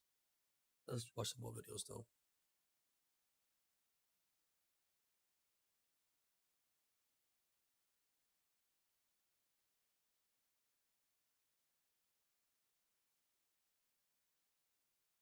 What's the man? There's a cold case video, and then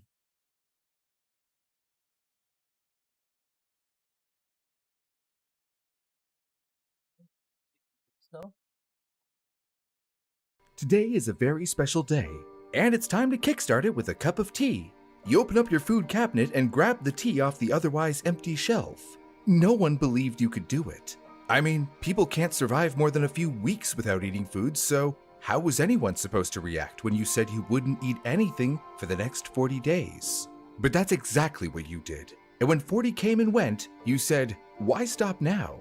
Well, over 300 days later, it is the 1-year anniversary of your last bite of food, and you feel great. In fact, you've never felt this good in your entire life. So, why stop now? Oh, man. What's the matter, Grill? I don't know, Brew. It's just, I've been feeling a little hefty lately, so I decided to weigh myself, and sure enough, that number is definitely higher than it used to be.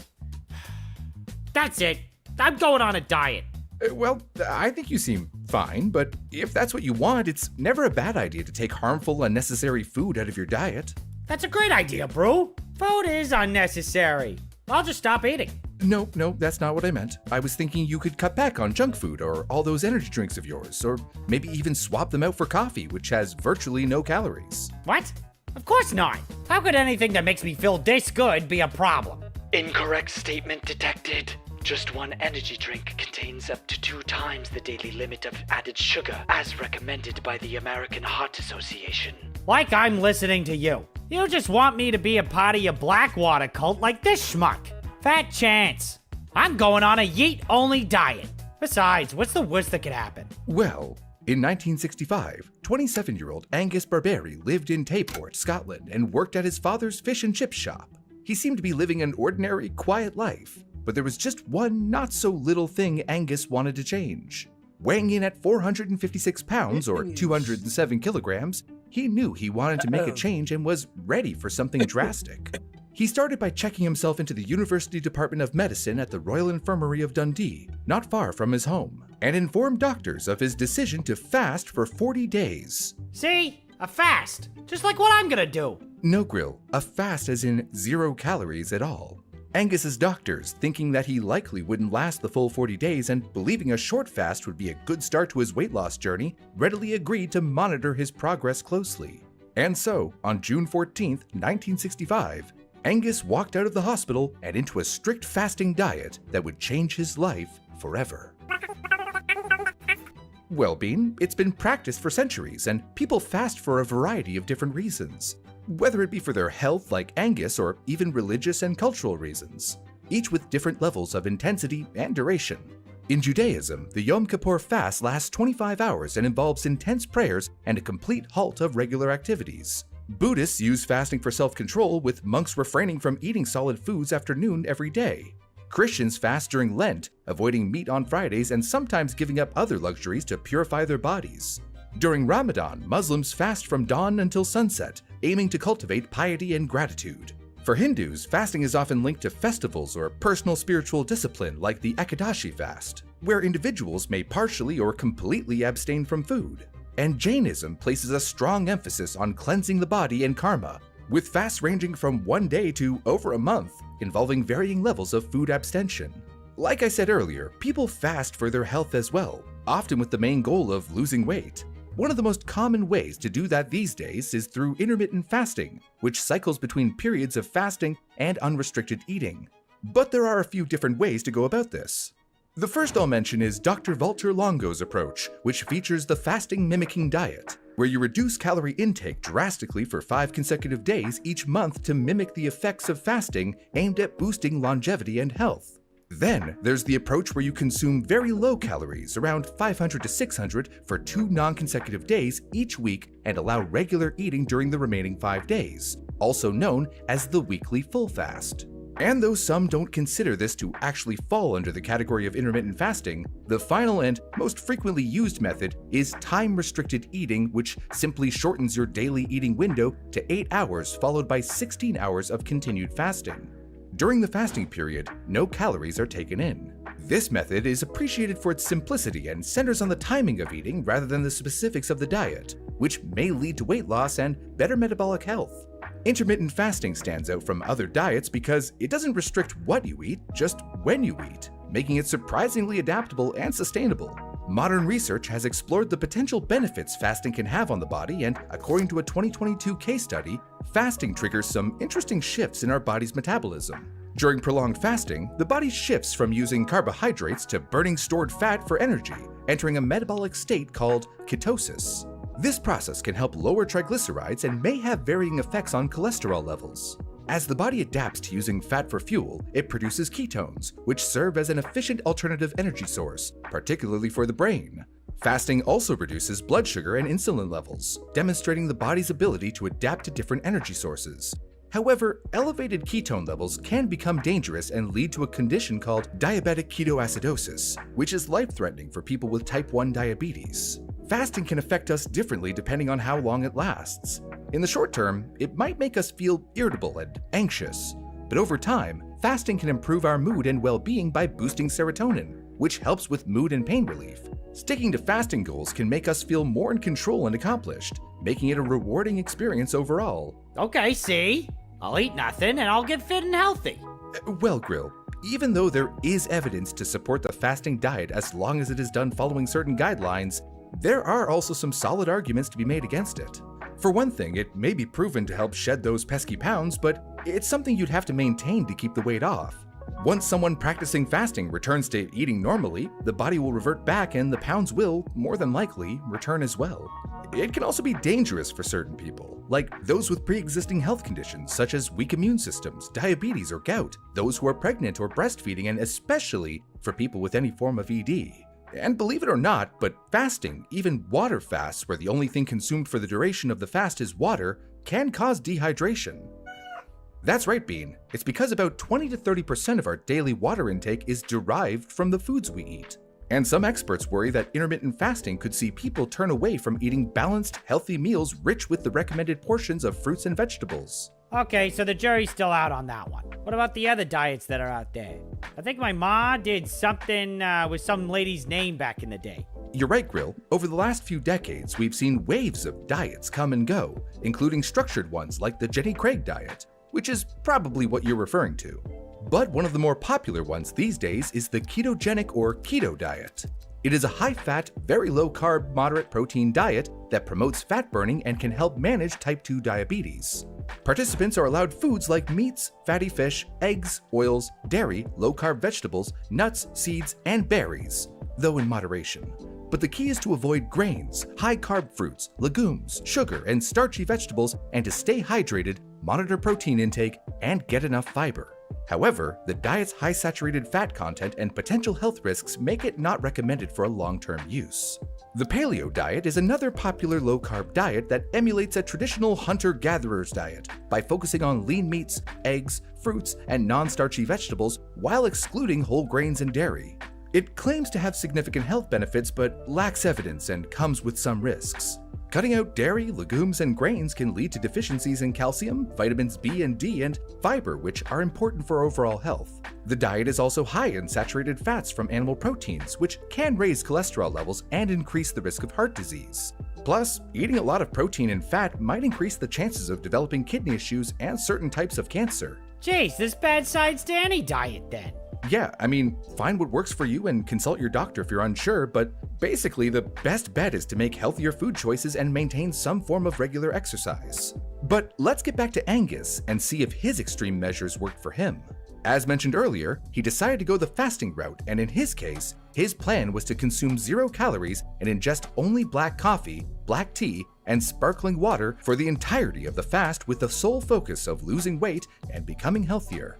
Angus was closely monitored by medical doctors who prescribed him a number of multivitamins and supplements to take every day in order to prevent nutritional deficiencies.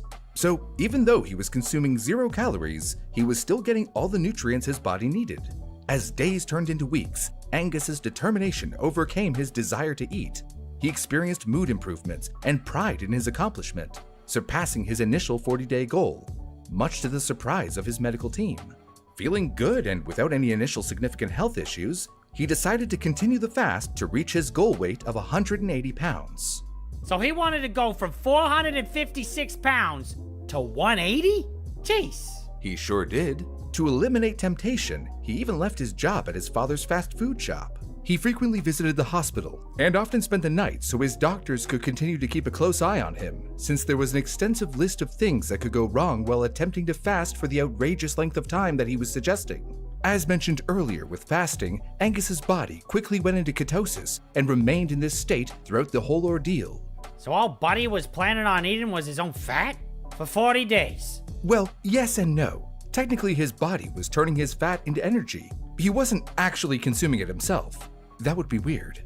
But his considerable amount of fat reserves, along with his doctor's supervision and prescribed supplements, would be vital to surviving a fast of this magnitude. For a perfect, albeit disturbing and tragic example of what happens when you fast for extreme amounts of time without these things, just look at the Breatharians. Breath-a-what-agains? Breatharianism, also known as Inedia, is the belief that it is possible to live without consuming anything, relying solely on prana. They only ate shrimp? No, Grill, that's prawns. Prana is a word that originates from Sanskrit, the ancient language of Hinduism, and can be roughly translated to English as breath or vital energy, a life force that permeates through all living things and connects them to the grand cosmos. Aha. And what do these air-loving weirdos do with this force? Let me guess, push things around and shoot lightning out of their fingers? No, but something almost as unbelievable. Breatharians claim to be able to replace all food and sometimes even water with prana, absorbing energy directly from sunlight and air instead of through the process of eating. You gotta be kidding me. No food or drink, just sunlight? Who do they think they are, plants? It does sound suspiciously similar to photosynthesis, doesn't it? They claim that their method is not about starvation, but about substituting physical sustenance with a spiritual source. Breatharians engage in practices like prana yoga, which involves deep breathing and sun gazing to harness energy directly from light. I'm sorry, back up. Sun gazing? They stare at the sun. Doesn't that burn your eyes? It sure does. And although sun gazing practitioners advise only gazing at the sun during the first hours of sunrise and last hour of sunset, due to the amount of UV rays being lowest at these times, the levels aren't zero and it is still incredibly dangerous. The retina does not have pain receptors, so you could be slowly burning holes in your retina without even knowing it. That is, until you start to notice permanent dark spots developing in your vision as the damage accumulates over time. Okay, so like these breatharians have to be all talk, right? Surely there's no one crazy enough to actually starve themselves while burning holes in their eyes.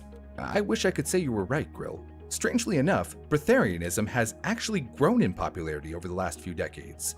There are those who claim to put this into practice in countries all around the world, including India, Europe, South America, and even the United States. Take Audra Bear from Minneapolis, Minnesota, for example, who says she spends around 3 hours each day working on her breathing, focusing on prana, and claims to live off tea, juice, and smoothies, most of the time. Breathwork helps you to realize who you are and what you need or don't need, Audra said about practicing breatharianism, adding that she never meant to start going without food, but after training herself in breathwork and prana for 40 minutes a day for 5 days, she claims that she wasn't hungry for solid food anymore. Her first fast lasted an alleged 97 days. My energy is heightened, my senses are stronger, and I'm feeling the healthiest I've ever been. However, Audra doesn't recommend people try fasting in this way before first learning the proper breathing techniques. Techniques that she is happy to teach you for $97 US. Oh, hell no. The National Health Scam. Service, on the other hand, doesn't recommend people practice Audra's diet at all without being under the clinical guidance of a legitimate medical specialist. Like how Angus did his fast. Exactly. Audra also revealed that you can choose not to exclusively cut food out of your diet and that she shops often for fruits and vegetables in order to make juice and sometimes even enjoys conventional food for rare celebratory occasions. Wait, she's eating food? So is she a breatharian or not? Well, for Audra, it seems she's taken on more of a breatharian-inspired lifestyle. After all, her fast was only from solid food, not food in general. Plus, there's also no way to even confirm that she actually fasted for the full 97 days. So, no matter what she markets herself as, a successful breatharian she is not. All of this to say, one should always be dubious of anyone on the internet promoting extreme health practices, especially when they are trying to sell you something. As you will soon see, blindly trusting health gurus and influencers can have serious and sometimes deadly consequences. Which leads me to self-proclaimed breatharian Jasmuheen, otherwise known as Ellen Grieve, who has been an advocate for breatharianism for decades and claims to have lived mostly on prana with some teas and the rare consumption of solid food since 1993. But her claim, and that of all breatharians, of being able to live without consuming any food or drink has, understandably, garnered a hefty amount of controversy. First, there's the science, or rather, lack of any science behind the lifestyle and diet. It is often criticized as pseudoscientific because it goes against the basic biological understanding that humans need food and water to live. And there's no evidence that a human can gain sustenance from air and sunlight. And turns out, when critics take a closer look, they've frequently found that those who claim to follow this diet are actually still eating and drinking. Like in 1999, when the Australian television show 60 Minutes decided to put Jasmuheen to the test and continuously monitor her day-to-day life. The producers wanted to document her living out this far-fetched zero food or beverage lifestyle for a full week. Oh, good idea. How'd it go? Well, the test started out in a hotel, but after complaints from Jasmuheen, she was moved to the countryside to finish it all out. But ultimately, for safety reasons, the plug was pulled on the experiment after only 4 days, as she became visibly stressed and showed clear signs of severe dehydration, high blood pressure, and even lost 14 pounds. Aha! So the truth comes out! Yes, but not according to her. 4 years after the failed experiment, a video of her surfaced explaining that she was only not able to complete the experiment because of pollution. She claimed that the original room was situated next to a busy highway and that 70% of her nutrients come from fresh air. So, sitting her next to heavy pollution made it hard for this self-proclaimed breatharian to, well, breathe. Ha! As if. And sadly, it actually gets worse. She has written about 38 books on the matter, namely one called Living on Light, the Source of Nourishment for the New Millennium, that outlines a 21-day program that is supposed to prepare the body to live without food or water. And a number of people decided to give the whole not eating and living off of prana thing a go, on their own, without the medical supervision that Angus thankfully had. And it did not end well for them. That is an understatement. Yeah, you could say that. Scientifically, the health of someone practicing breatharianism would deteriorate pretty quickly. First, without food, the body uses stored energy from glycogen, then starts breaking down muscles and fat, but eventually, that's going to run out. This leads to the drop in heart rate, blood pressure, and temperature, as well as little movements from the person due to excess fatigue from no fuel, explained Rick Miller, a clinical and sports dietitian and spokesperson for the British Dietetic Association. You would likely start to feel confused and could hallucinate, slip into unconsciousness, and there's a real risk of eventually passing away. And lack of water is even more critical. Within a few days to 2 weeks without water, the body quickly becomes dehydrated. This results in a buildup of toxins, kidney failure, and heart problems. Dehydration ultimately leads to seizures, brain damage, and death. Okay, but have people actually done this? Starved themselves long enough to actually die? All in the name of some spiritual growth or whatever hooey this jazzy lady keeps selling? Sadly enough, yes. Let's start with a 53-year-old Australian woman, Lanny Morris, whose tale is as heartbreaking as it is disturbing. It all started when Lanny, an already spiritual woman and mother of 9, read Jasmuheen's book, Living on Light, and decided the program outlined within it was something she needed to do. So, on Saturday, June 13th, 1999, she arrived at the Brisbane airport and was picked up by Eugenia and Jim Pesnick, a couple who had overseen around 30 others through their 21-day journey. They brought her to their backyard to live inside a caravan in complete isolation, an integral part of the program where Lanny would have to spend the first 7 days with 0 food or water.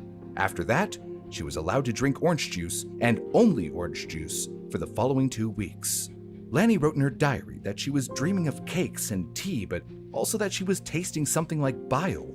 She wrote that she believed in the process and actually accused her mind of betraying her body. Then, on day 6 of her isolation, Jim heard an alarming noise from inside the caravan, and when he went to check on Lanny, he found that she had fallen out of bed, and things continued to head downhill fast.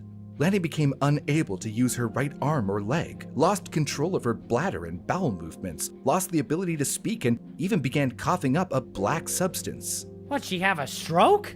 And a black substance? Did these kooks even think about talking to a doctor?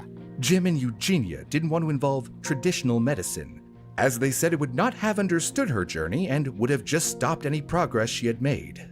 As far as the process is concerned, a doctor's intervention can be fatal, Eugenia had said at the time. You gotta be kidding me, come on. Unfortunately, no, and she meant every word of it. Then, on Wednesday, 11 days into her experience, the black substance began to pool within her, and she began to choke. Jim actually tried to play doctor and inserted a tube into Lanny's mouth to help her breathe, which she spit back out. That's when he called an actual medical doctor who was, well, on their side, you could say, as he had been through the 21-day program himself in the past. "I'm having problems, real problems," Jim said.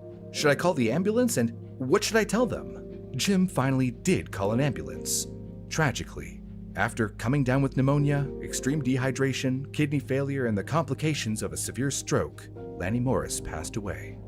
An investigation and trial was held following the ordeal. Jim and Eugenia were both found guilty of manslaughter, and Jim was sent to jail for 6 years, and Eugenia for 2. Dirty no good. Ugh.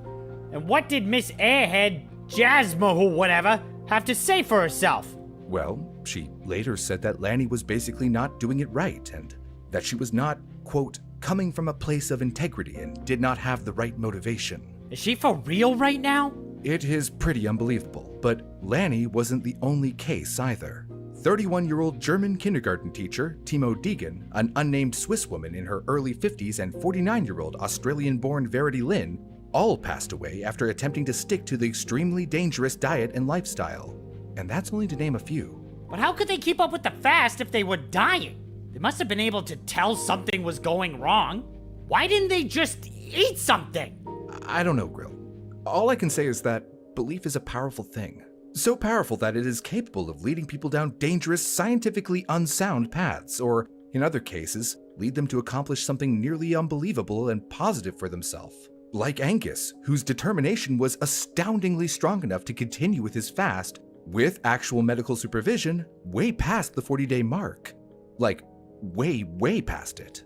93 days in, doctors had to give him potassium supplements because the levels in his blood had dropped. But when things went back to normal and stayed stable, he was able to stop taking them after day 162 of his fasting. Meanwhile, Angus's blood glucose levels also started to drop, Remarkably, he didn't show any of the usual effects of hypoglycemia. It was a clear sign that his body was efficiently tapping into its fat reserves for energy. And despite these significant changes, Angus was doing surprisingly well, walking around and living his life almost normally. These first few months were crucial as Angus's body seamlessly transitioned into a state of sustained fasting, all under the watchful eye of his healthcare team. And after the first 100 days had passed, his body really began to show some intriguing changes.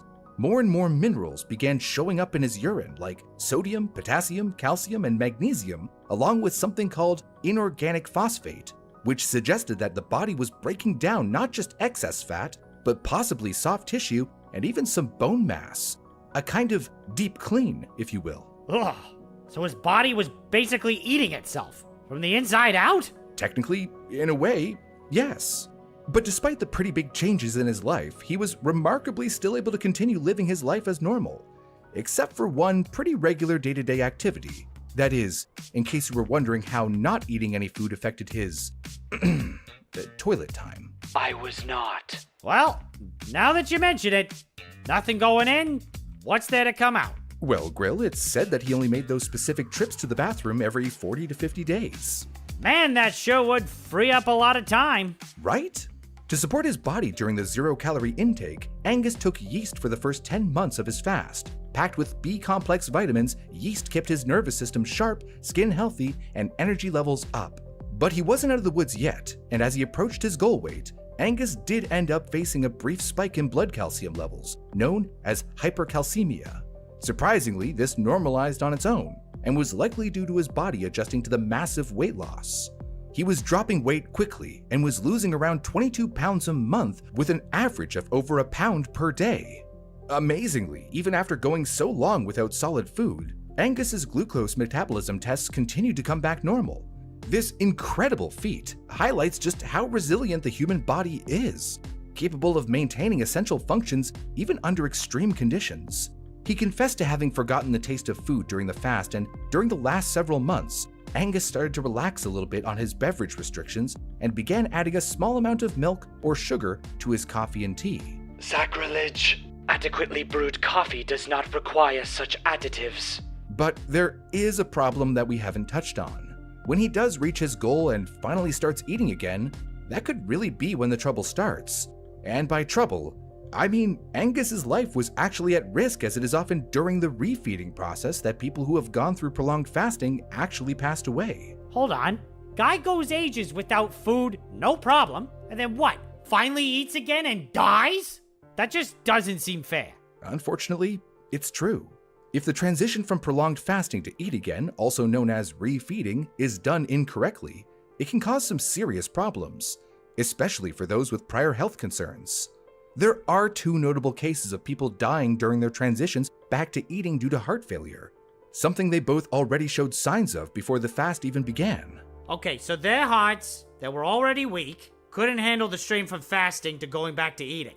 But Angus was doing well and started the fast healthy, so he should be good, right? You'd think, but there is something that can occur even when the person was healthy prior to starting the fast called refeeding syndrome. This happens when refeeding is done too quickly, causing dangerous shifts in body fluids and minerals. The body, after being starved for so long, suddenly gets a surge of insulin that pulls nutrients into cells, leading to low levels of critical electrolytes like phosphate, potassium, and magnesium, which can lead to life-threatening complications such as heart failure, respiratory failure, and arrhythmias. To prevent this from happening, it's important to reintroduce food gradually. Start with small amounts and carefully monitoring and balancing electrolytes and vitamins. One example of this happening is an otherwise healthy young woman who fasted for 210 days, only to die during the refeeding, with really the only possible explanation being refeeding syndrome. Okay, that's awful. But what about Angus? Was he okay or not? Well, Howard, drumroll please. No. Okay, well, he did it! Angus met his goal weight of 180 pounds. And on June 30th, 1966, 382 days. 382 days? Man, I knew it was going on for months, but over a year? That's crazy. And 276 pounds lost later, he ate his first bite of food. With press around him, he made headlines as he sat down to take his first bite of food in over a year. A boiled egg, a piece of bread with butter, and a coffee. Nice. He told those gathered around him, "It went down okay. I feel a bit full, but I thoroughly enjoyed it." When Angus finished his fast, he was carefully monitored and his essential nutrients were gradually reintroduced, which ensured a smooth transition from fasting to normal eating. This included a diet high in carbohydrates, which helped quickly reestablish his body's normal response to glucagon, a hormone that plays a key role in managing blood sugar levels. Okay, so the guy did it. But how can we know he was actually sticking to it the whole time? Like how some of these controversial breatharian peoples supposedly just faked it sometimes. With the strict rules of his diet, that's a very fair question. It was pretty clear from the consistency of his weight loss as well as the results of his testing that showed his body was using its own fat for energy and not from food that he wasn't eating. Also, his stable low blood sugar and the ketones in his system clearly proved that Angus didn't secretly consume any food or calories. Following his prolonged fast, many would think that Angus could easily slide back into his old eating habits and gain his weight right back as a result. But Angus continued to feel great and was determined to keep the weight off. And a checkup 5 years following the end of his fast revealed that he was sitting comfortably at 196 pounds. He went on to get married to a woman named Mary and father 2 sons, Andrew and Fraser. 24 years later, Angus passed away on September 7th, 1990, at 51 years old and... 51? But that's still so young. You would think the weight loss would have helped him live longer. Well, I think it would be pretty safe to assume that he might have passed away much earlier on if he had continued living at his highest weight. Thanks to the fast, Angus was able to live a seemingly healthy, normal life for quite some time.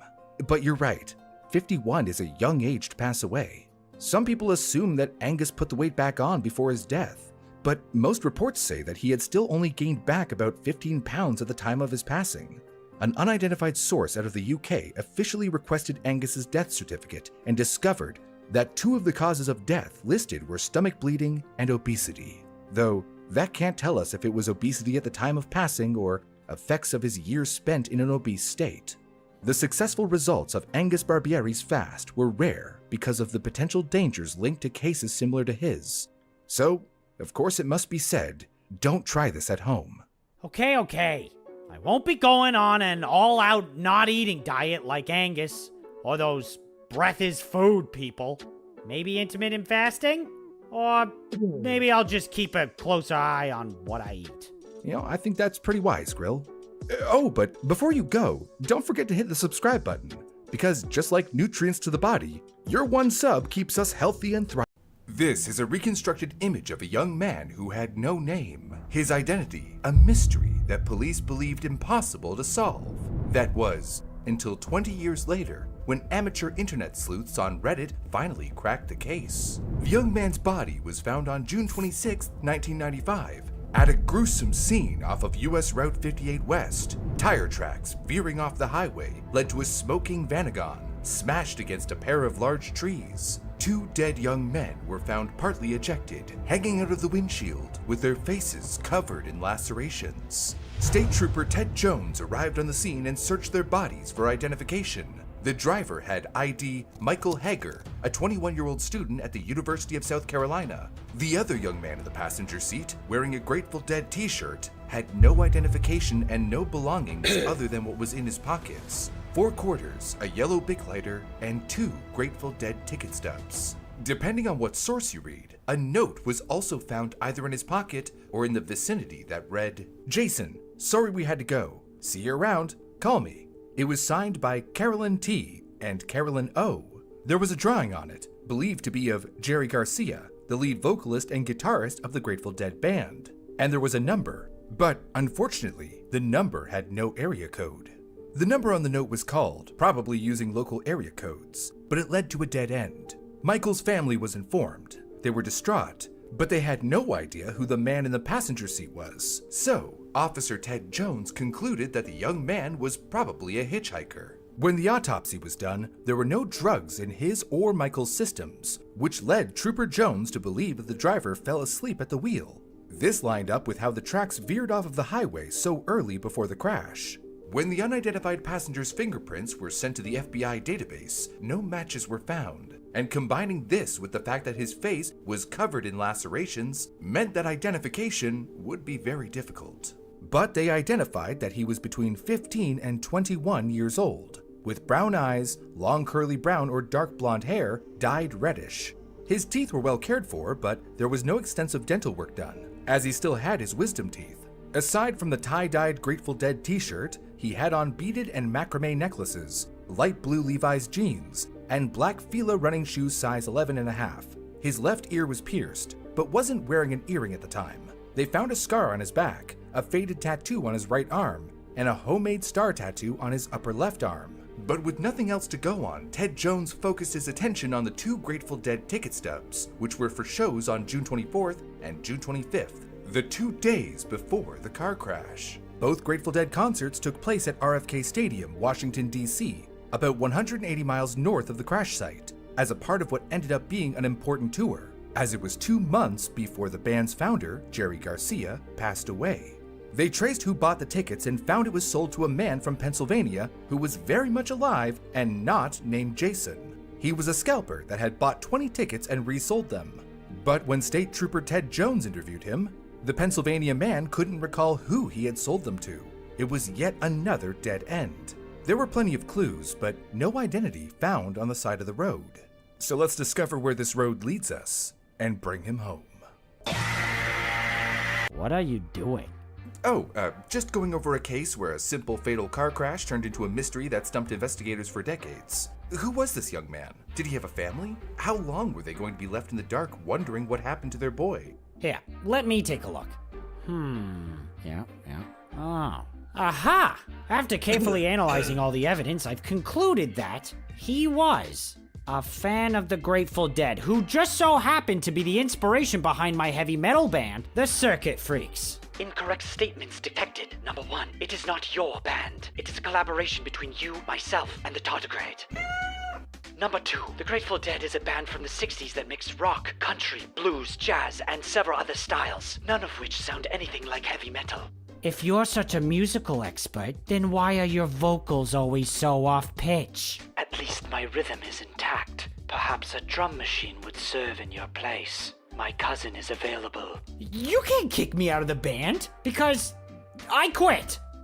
Because of this apparent love for the Grateful Dead being one of the only things known about him at the time, the unidentified man, or John Doe as they are called, became known within web sleuth communities as the Grateful Doe. A clever pun, if I do say so myself. Since this Grateful Dead fan, or Deadheads as they refer to themselves, was a hitchhiker and bought tickets from a scalper for the 2 shows at RFK Stadium, one might theorize he was following the band on their tour, except he was heading south from the stadium. The next tour location was in Michigan, northwest of the stadium. Huh.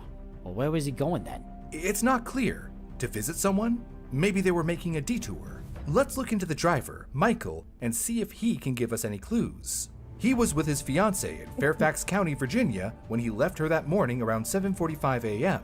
After traveling south, he stopped at his father's house in Williamsburg, Virginia at noon. His father wasn't there, so Michael left a phone message saying that he was headed to visit his mother in Inman, South Carolina. But on the way there, he crashed on Highway 58. A neighbor of the father reported having seen a young man with Michael when he stopped at the house during the visit to Williamsburg. This would suggest that our Grateful Doe was picked up somewhere south of Fairfax, not too far from the Grateful Dead concert.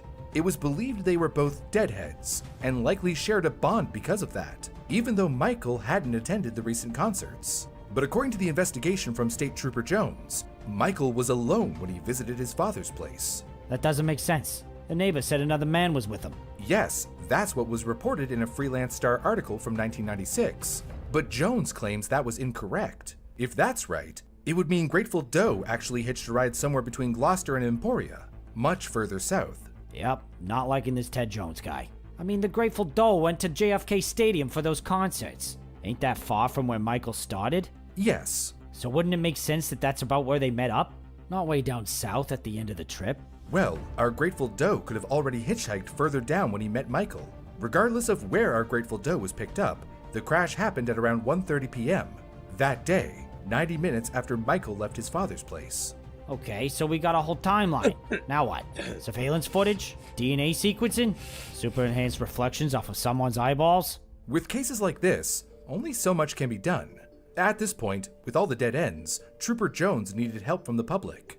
They released all of this information, but couldn't release a photo due to the lacerations. Another problem was that some news reported him as a redhead, despite having only red dyed hair. This lowered the chances of identifying him significantly, since there was no image of him released. To make matters even worse, coverage of the crash was only in the Virginia area, even though it was suspected he might be from out of state. And let me guess, nobody came forward. Exactly. Seriously? This whole thing feels like a bunch of fumbles.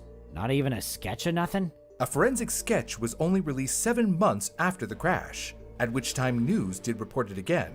7 months? Why so long? It's not clear why. And it was only reported in Virginia, right? Yep. Jeez, Ted Jones wasn't doing nothing.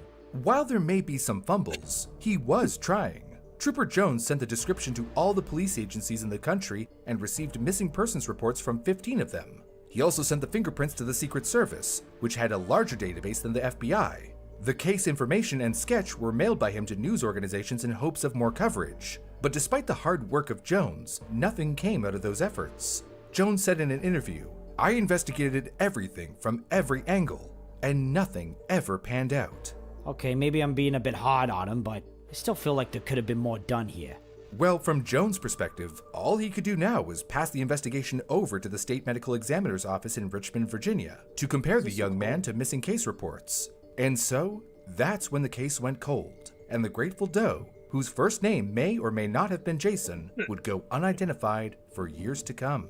While the case files and evidence gathered dust in storage, the internet started to become a staple in homes around the world, connecting people like never before. It was a new era, with unknown possibilities and noisy modems. In 1999, the true crime community website, Web Sleuths, and a missing persons website, the Doe Network, were launched. But it wouldn't be until the mid-2000s, nearly 10 years after the crash, when this case found a home on the internet. In 2004, a profile page for the Grateful Doe was created on the Doe Network. And in 2005, user Trying to ID posted about it on Web Sleuths, asking for help.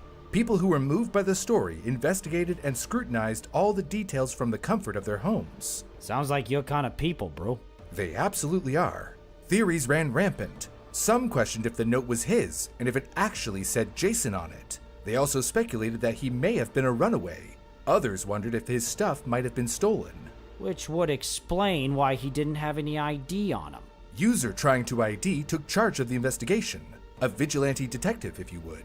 They also showed frustration with law enforcement, saying, "He died over 10 years ago. They do not have time to help this young man, so why not release information to me? Someone that is willing to give any extra time I have to this young man." Yeah, like if they had the phone number instead of that blurred out image, a bunch of people could have called tons of area codes. Well, it's likely for privacy reasons. Also, one might assume law enforcement can't just release evidence to any citizen that asks for it. An exception could have been made, though. I mean, the police couldn't solve this case, but maybe these people could.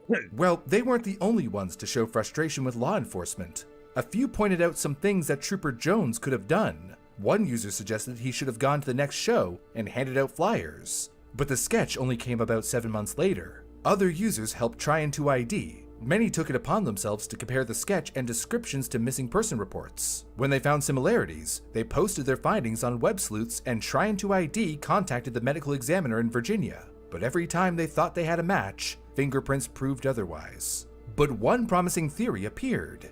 There's a group called the Wharf Rats. Hey, that's a pretty cool band name. They weren't a band, but a support group, like AA. At the time, it was spawned from the Deadhead culture.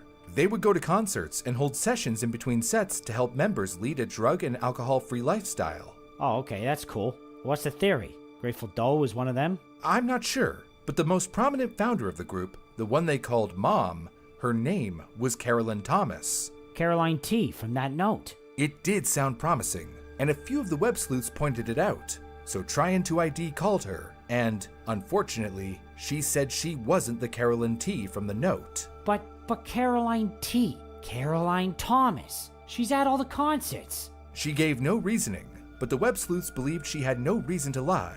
There's lots of Carolyn T's out there after all. Ugh, these theories are going nowhere. Not a single break, nothing. For now.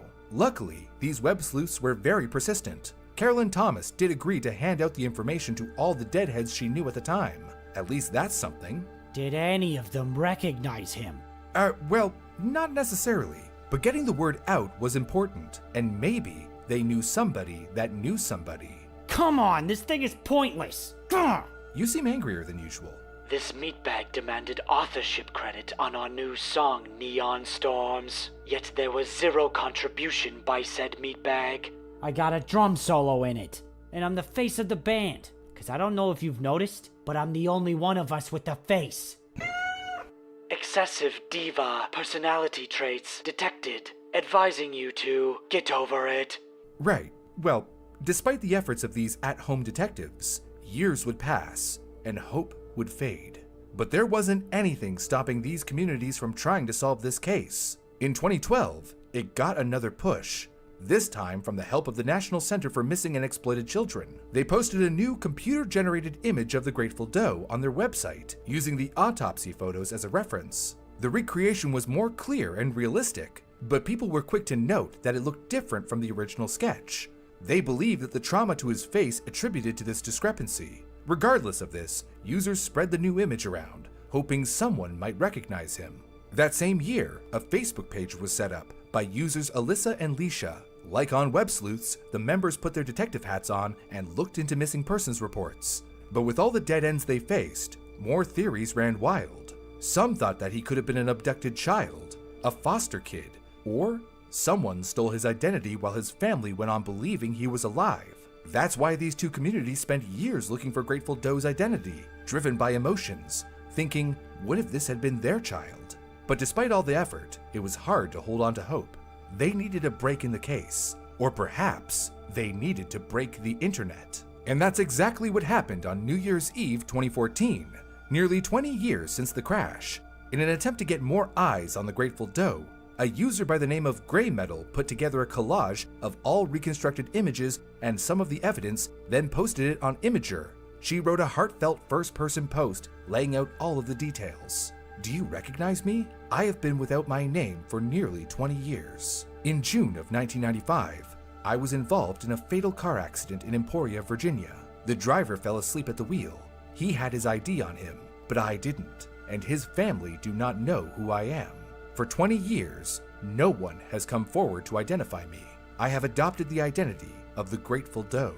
Maybe we went to school together, lived next door to one another, or maybe you saw me around town. Maybe you know of a missing person who fits my identity. Can you help me finish my journey? Immediately, it went viral and made the first page of Imager, which then prompted the creation of a subreddit to help spread the word even more. As a result, 2,000 people joined the Facebook group in a matter of days, tripling their numbers. Around that time, Grey Metal joined up with Web Sleuthers, and as commenters started to pour in, she reported her findings to them and asked for their help. That one Imager post sparked a fire like no other attempt before it, and now 4 big internet communities, Imager, Reddit, Facebook, and Web Sleuths, were working hard to crack the case and get more eyes on it. Yeah, there we go. Getting some momentum. Exactly. The Imager post was exactly what this investigation needed. Leads started to pour in. A woman on Craigslist claimed to know the mother of a missing person named Jason, but that Jason turned out to be alive. Meanwhile, 3 other people said the sketches reminded them of a Jason, or a Jay, who was a Grateful Dead fan. The first lead was on Facebook. Someone claimed to have known a Jason they hung out with in a summer a year or 2 before the crash in Myrtle Beach. He worked at a shop that sold a lot of Grateful Dead merchandise, but they didn't have more information than that, like a family or other friends. The second lead was on Web Sleuths. One of the new users came forward to reveal they knew a Jay on tour with the Grateful Dead during the summer of 1995. He was very friendly, even if he was known to interrupt a lot. He stayed at people's homes and got lifts from friends to the other Grateful Dead shows. This Jason had a wallet and a backpack. But again, the second lead didn't provide too much information. But luckily, the third lead, which came from Reddit, was the most promising. A man came forward claiming that he and his 2 friends were roommates with Jason in 1994 and 1995. They described him as a laid-back surfer dude from Myrtle Beach and a major deadhead, always talking about the band. He was 17 to 18 years old and worked at a McDonald's. He left in early 1995, and they lost contact with him.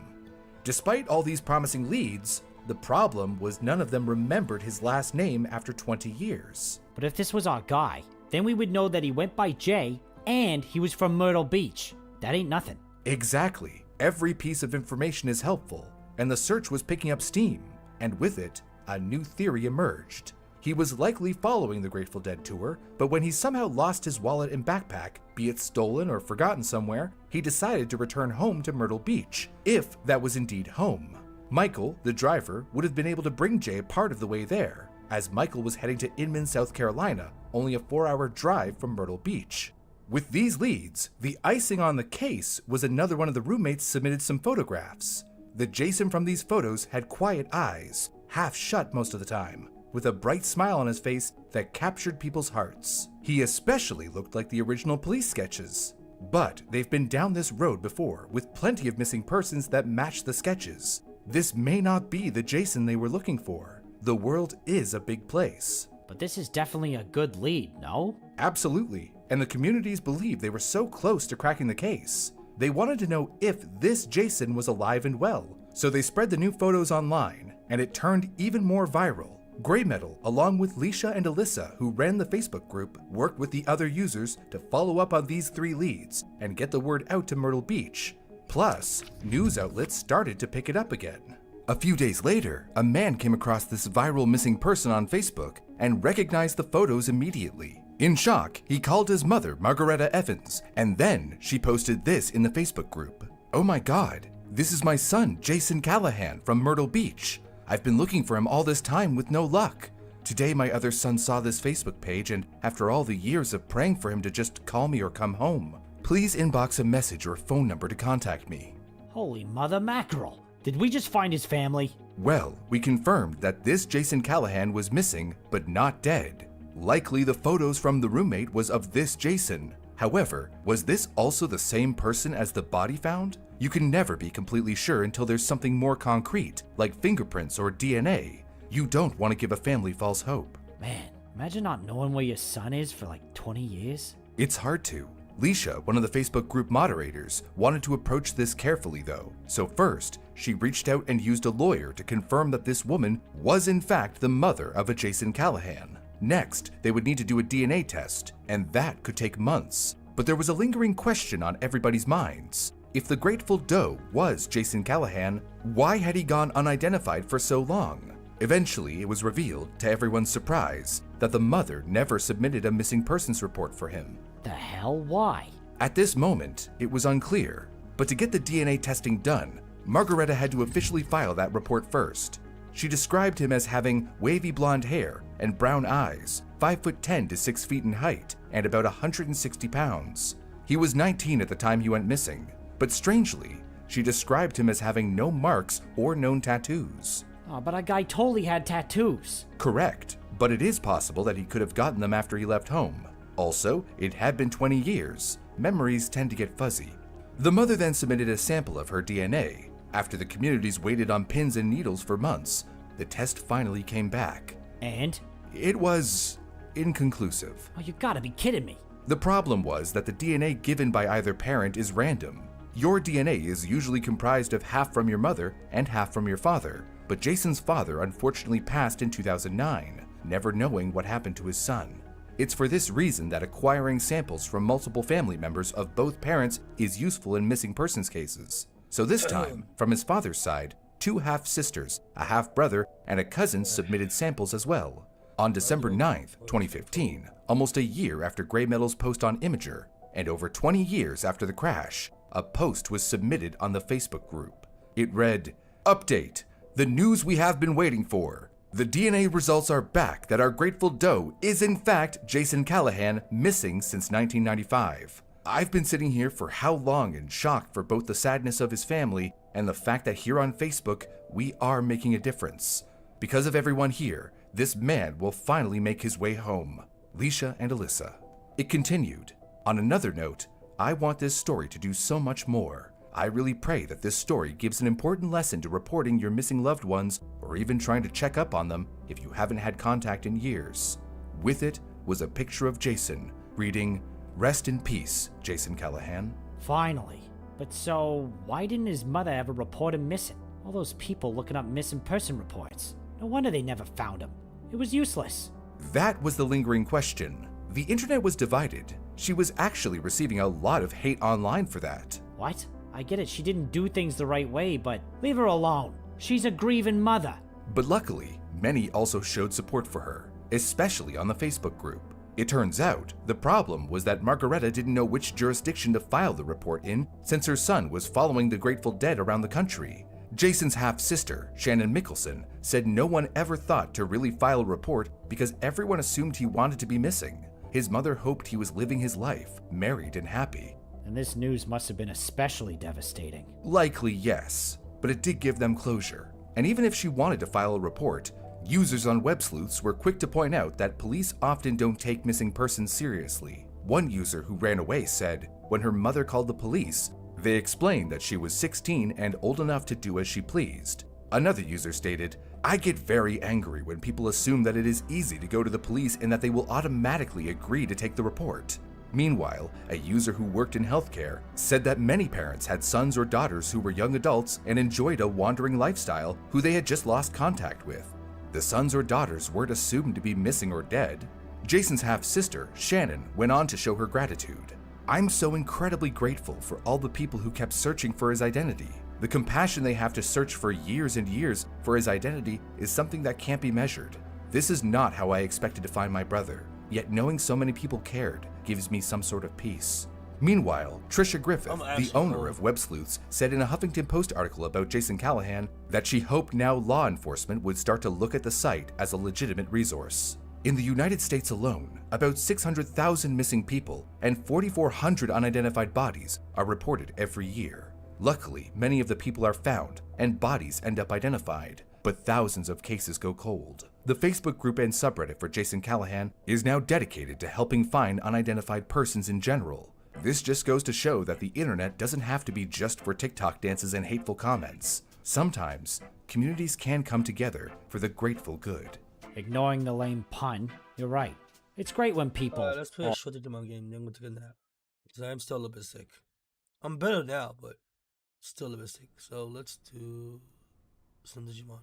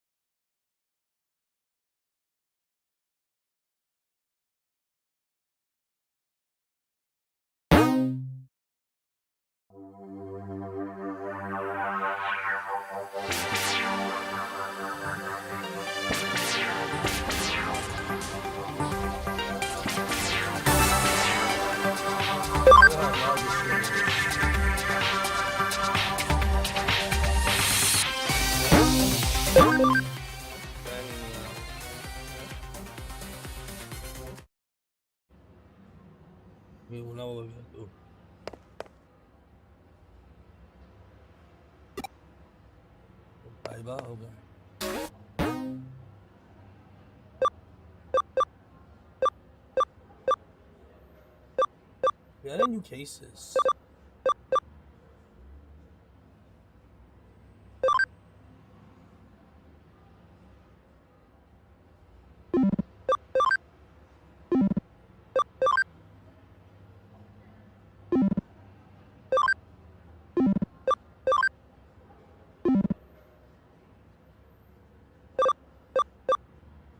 Let's do these cases.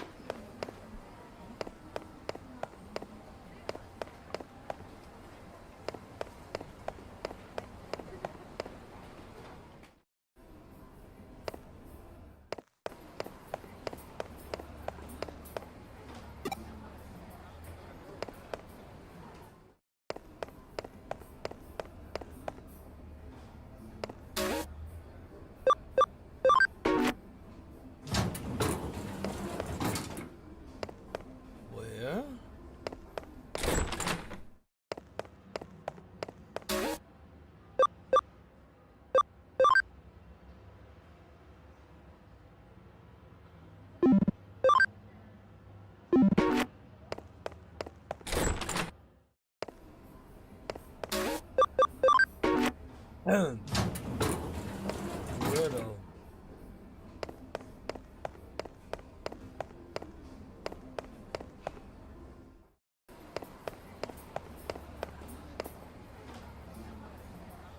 Oh, Shinjuku. Okay.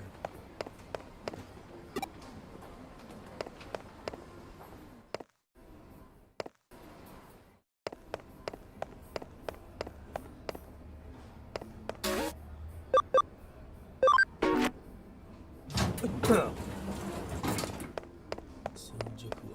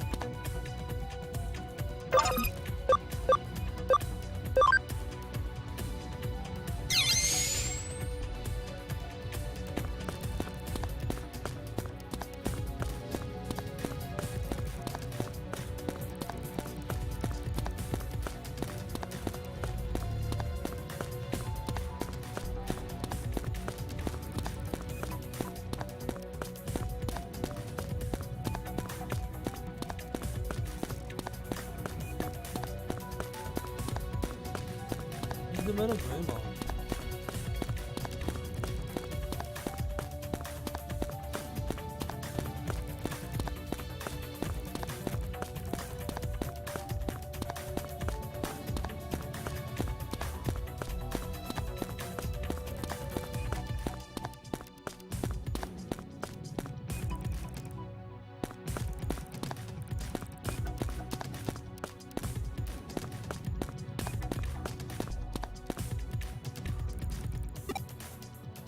I don't see it. Oh, there it is.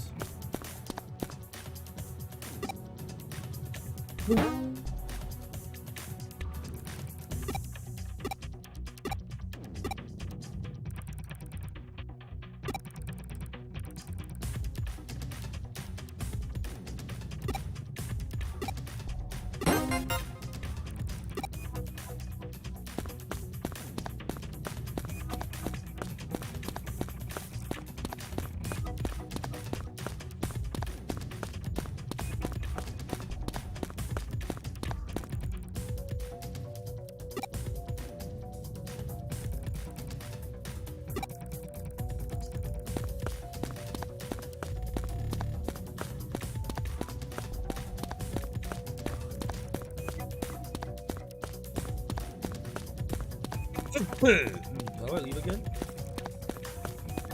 Wait, how do you leave? There we go.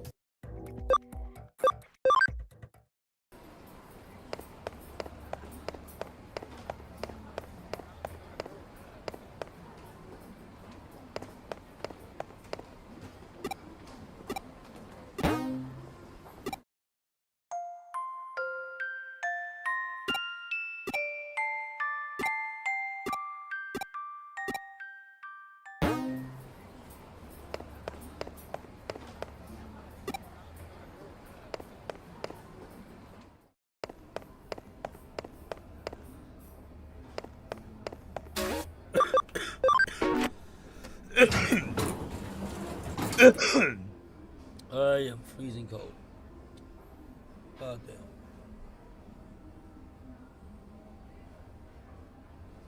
Keep it short.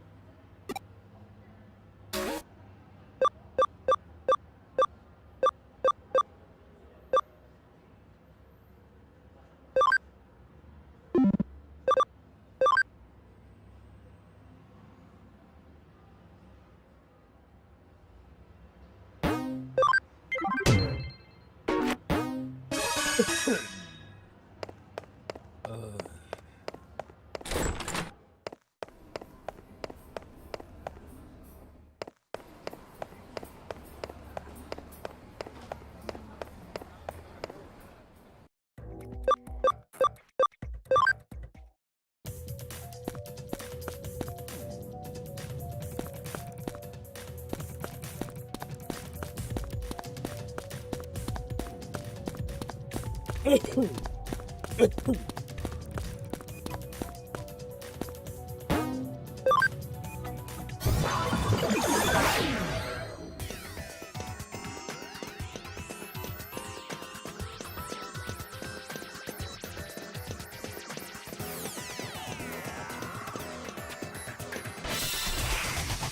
理しちゃダメだよ。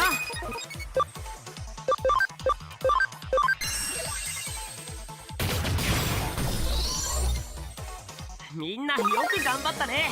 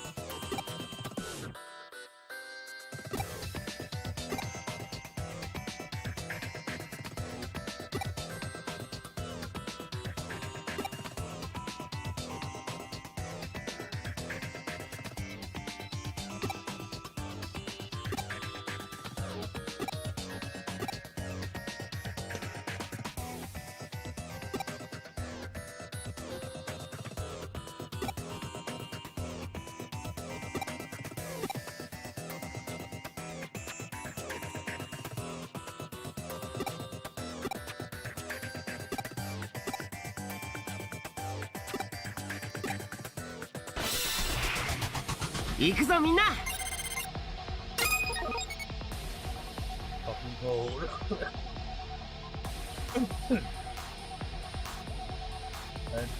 moments.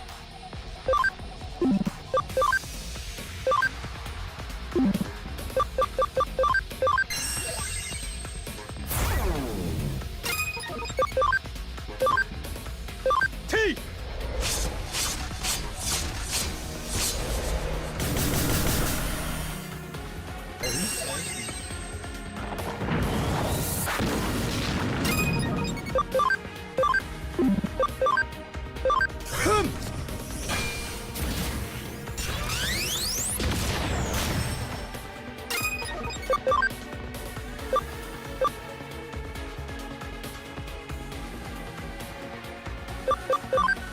C!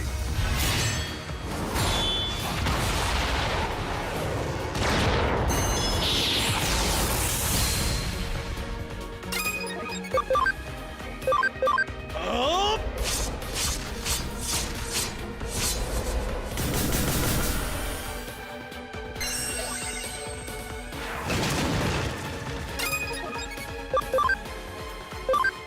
Up!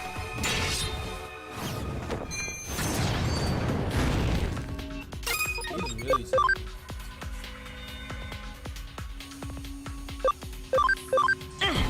続けていこう。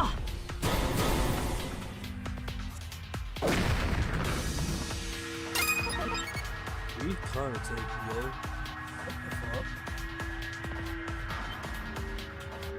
Oh. Whoa.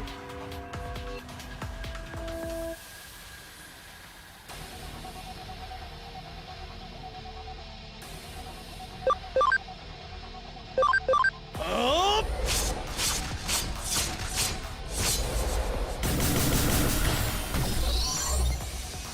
みんなよく頑張ったね。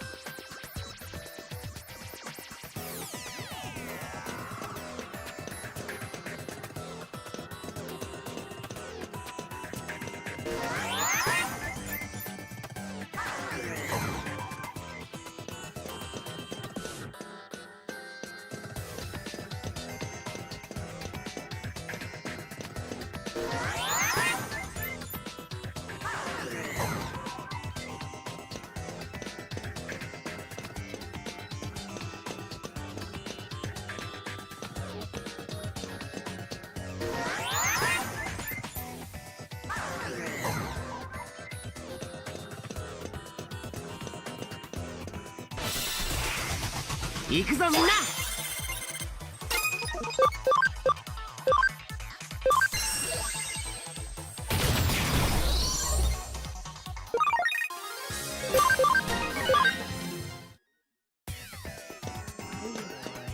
How would I get to you?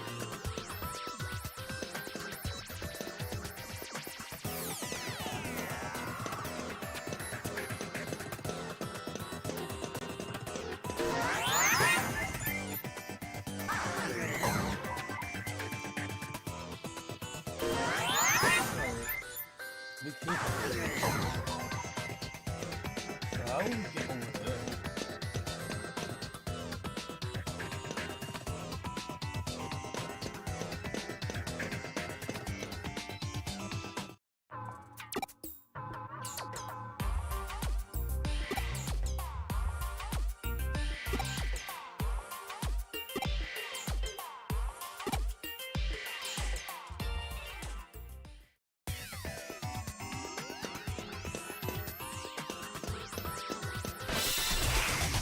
「無理しちゃダメだよ」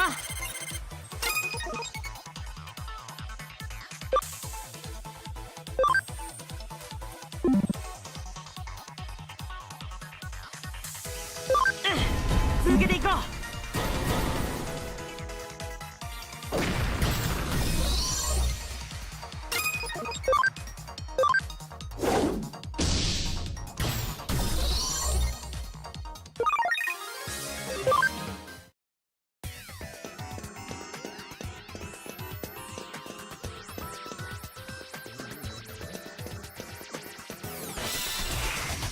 行くぞみんな。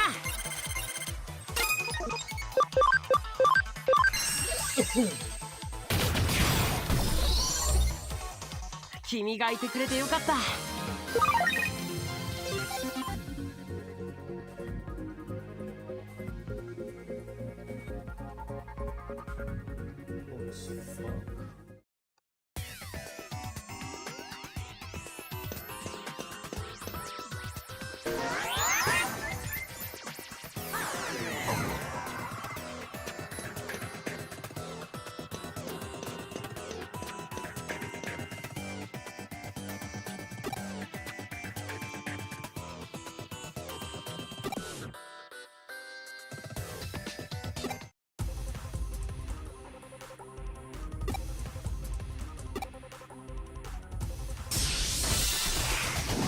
無理しちゃダメだよ。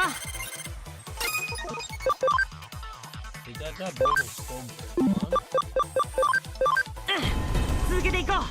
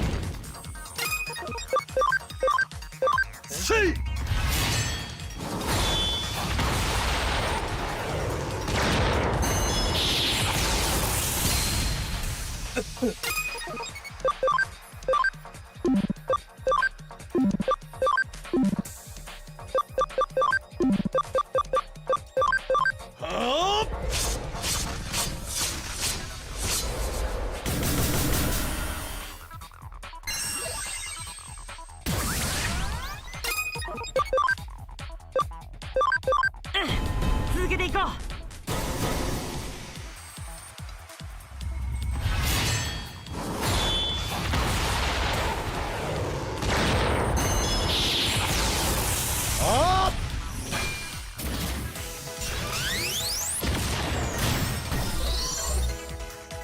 君がいてくれてよかった。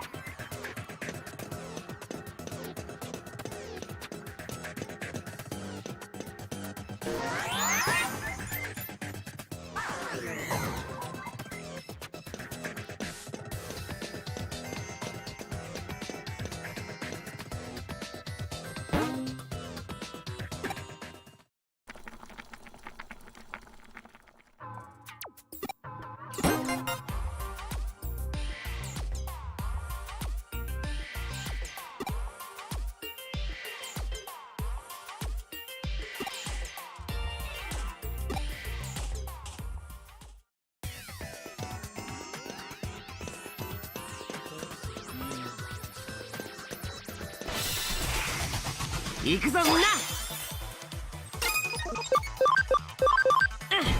続けていこう。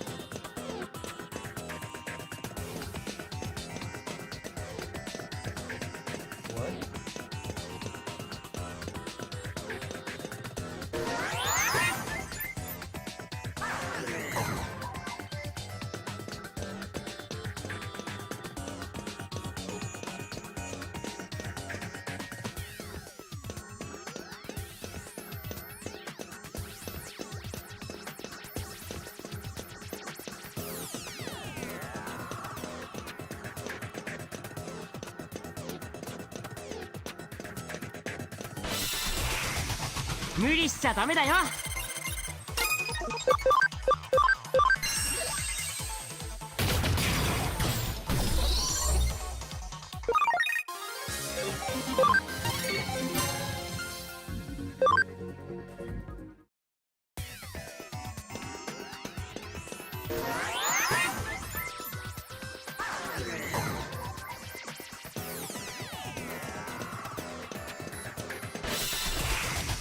行くぞみんな。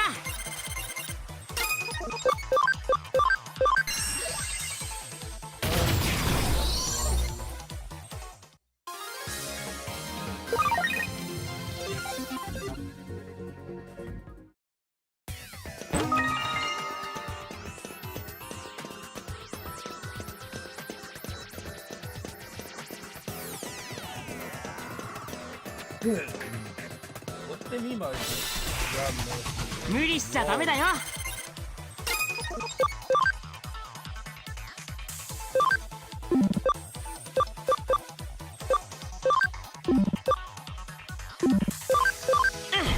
続けていこう。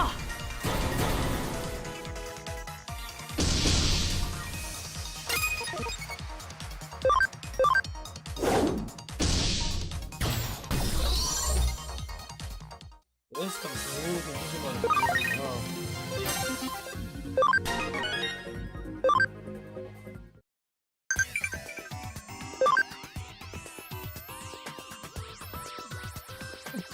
I do have a code actually. Thank you for asking.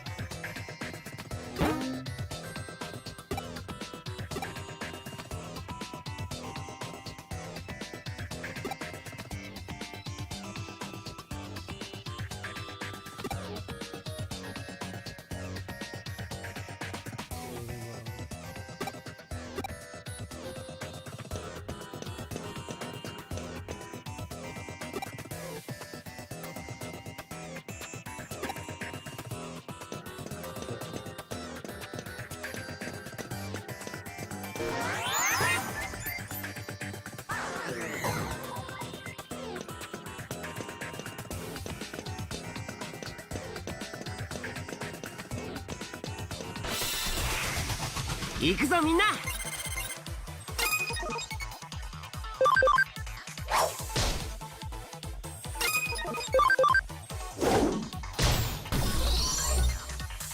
君がいてくれてよかった。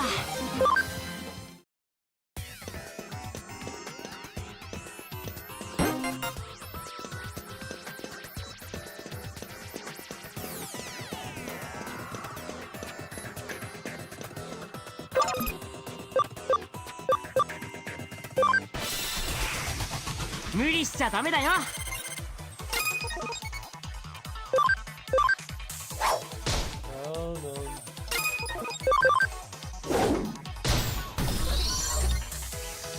みんなよく頑張ったね。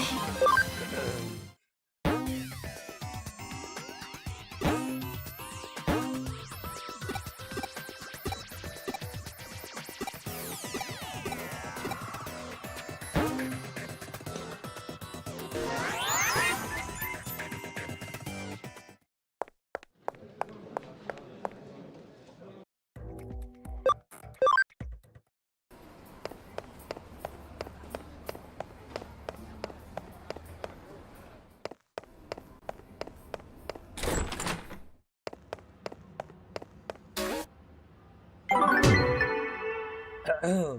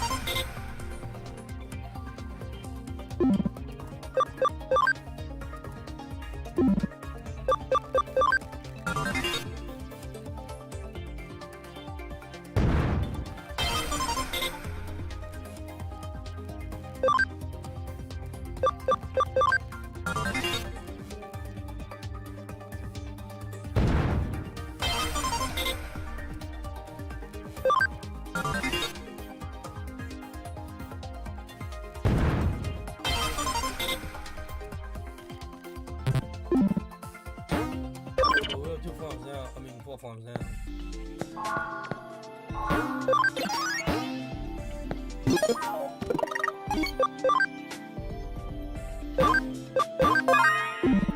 Let's go to Arco. This is the next section. This is the next part.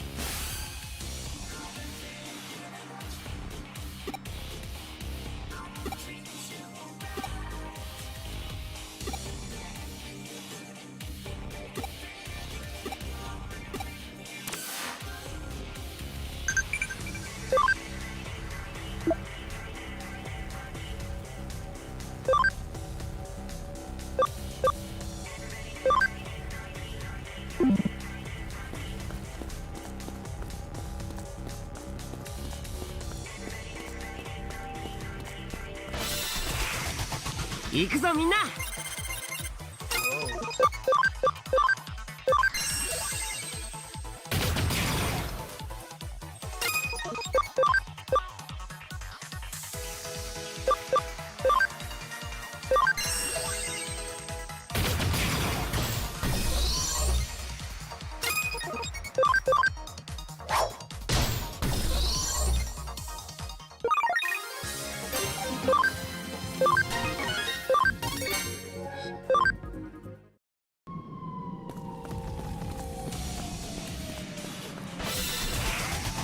無理しちゃダメだよ。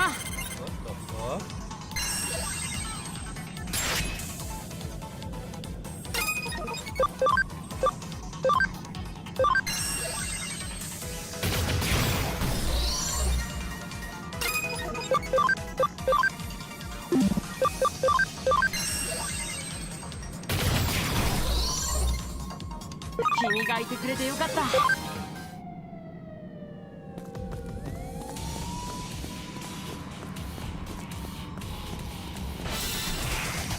行くぞみんな。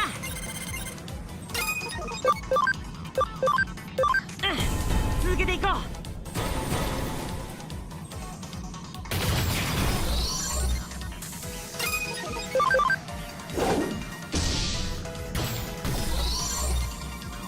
みんなよく頑張ったね。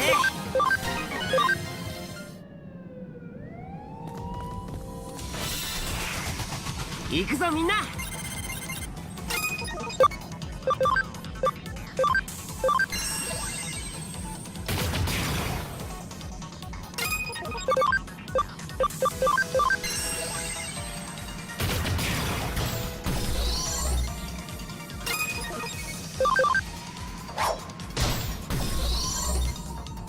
君がいてくれてよかった。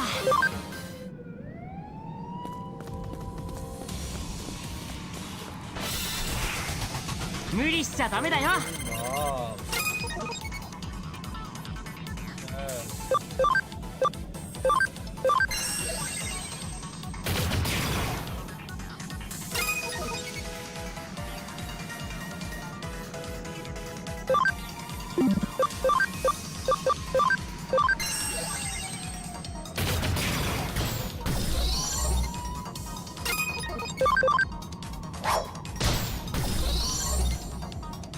みんなよく頑張ったね。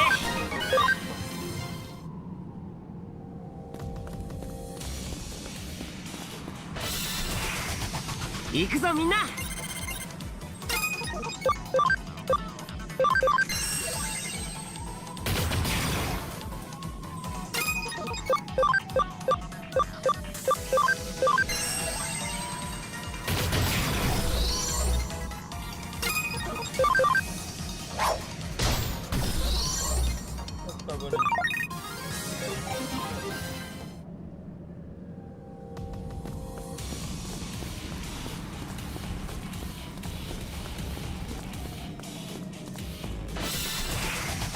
無理しちゃダメだよ。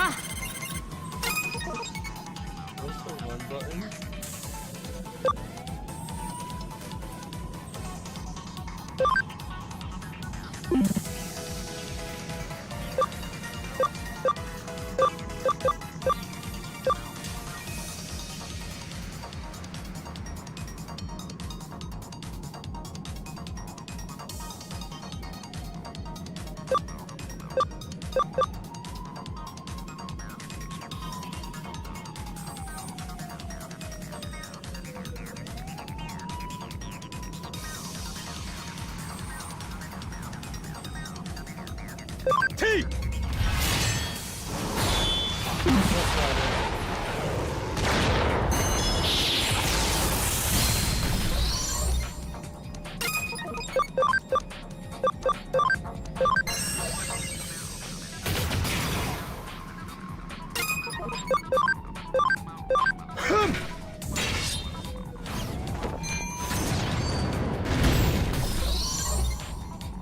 君がいてくれてよかった。But I want to run button.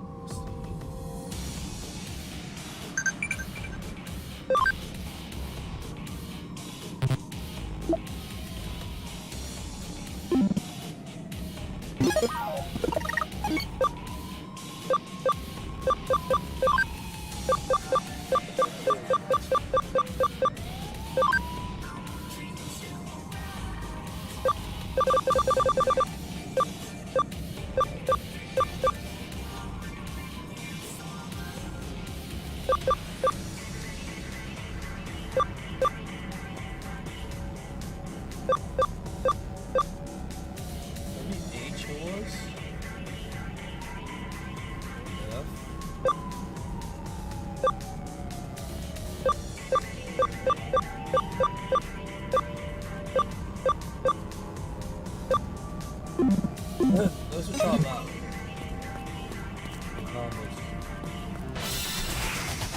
行くぞみんな。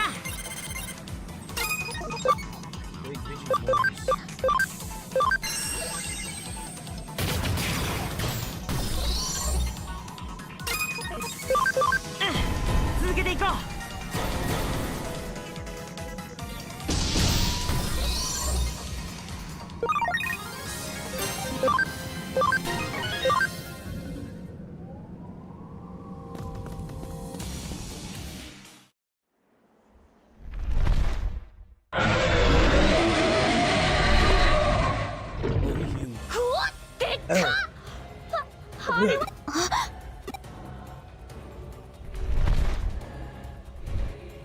ほど。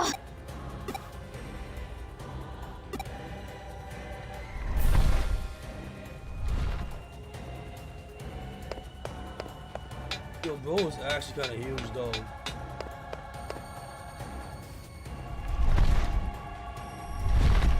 P さん。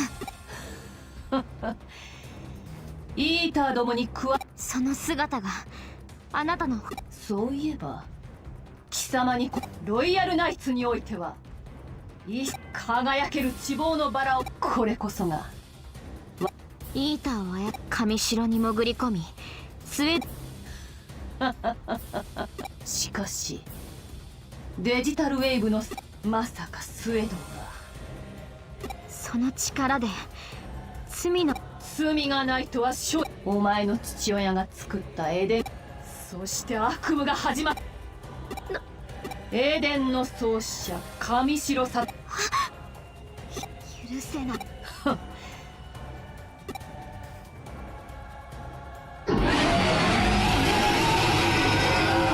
エグザも貴様も許せないのだ。喜べ。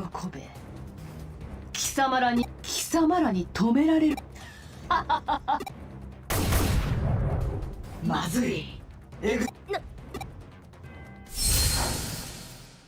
今こそみんな我が盟友の声しかと聞き、守りたい思いが強ければ強い。ディナもこっちの世界を気に入ってるみたいだし、壊させるわけには。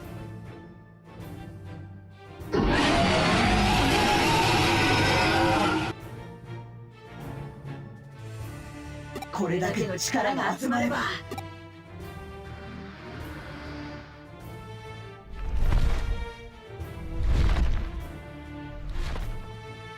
あの少年を見ていないか。そうか、奴は次は確実。しかし全力で前。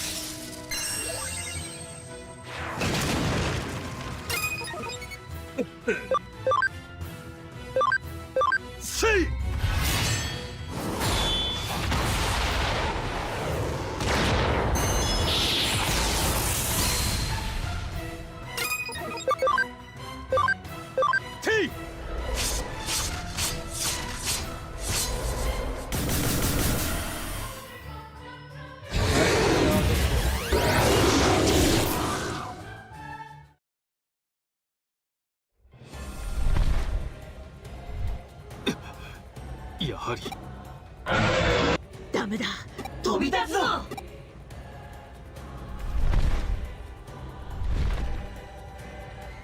あいつは僕が追いかける。僕も行く。ここは彼らに。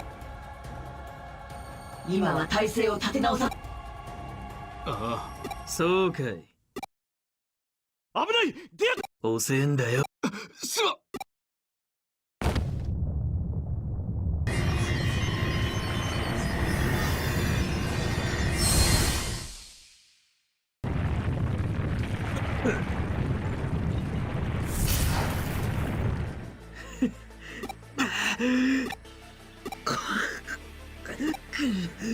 力に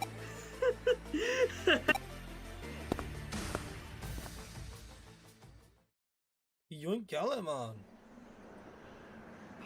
んなのねえ、ちょっと。ロードナイトもお取り逃がし、エグザモンも、そして盟友デュークもまで失う。作戦は一度事務所へも。皆さん。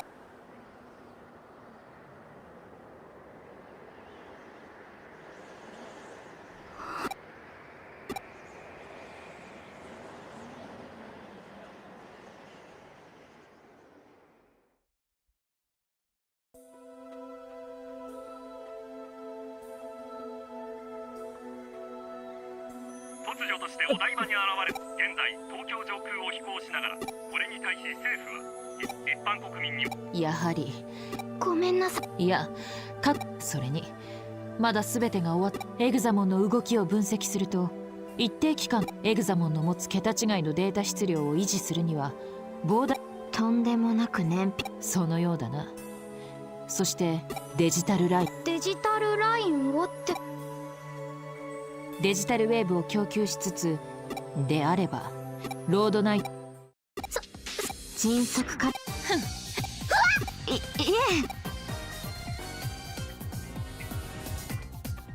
え残念だが今はそれどころではない。話を続けよう。こちらでデジタル空論内部にそこがその場所可能性。それじゃエグザモン戦で消耗その件遊具として今後の策だがよろしい。目指すトラップなどのではよろしくおね。怒りというロードナイトモンが父親の仇と反あの状態では思わぬ過失を招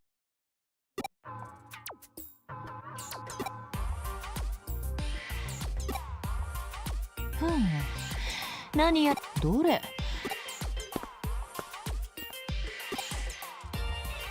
リラックス効果のあるそのハーブティーでいずれも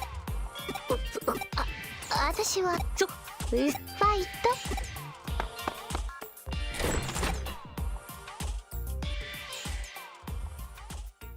さあ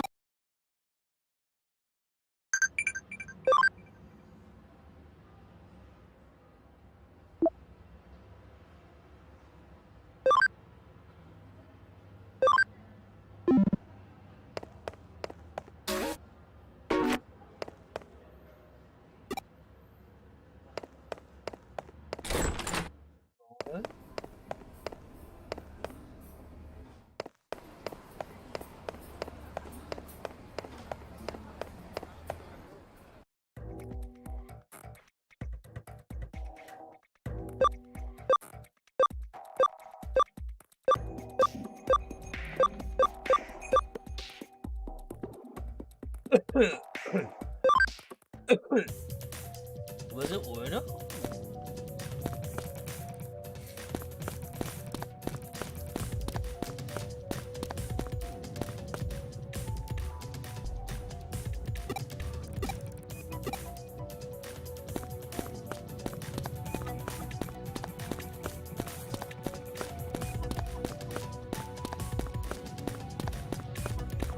I forgot where we're supposed to go.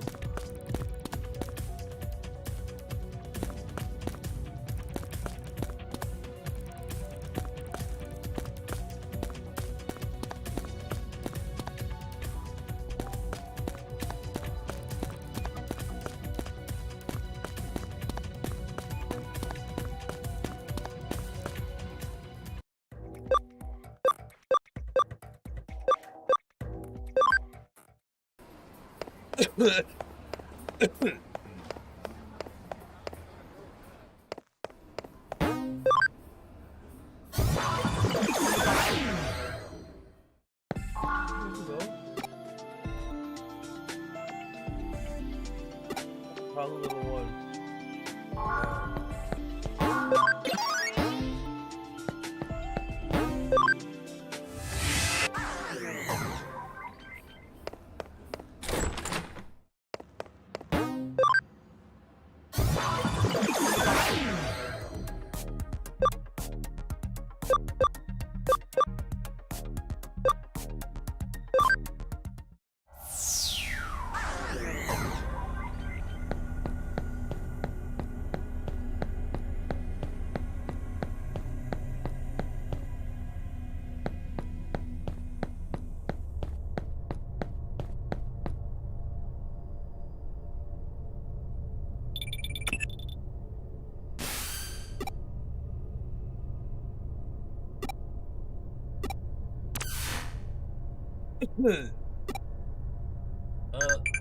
Kyle level 5.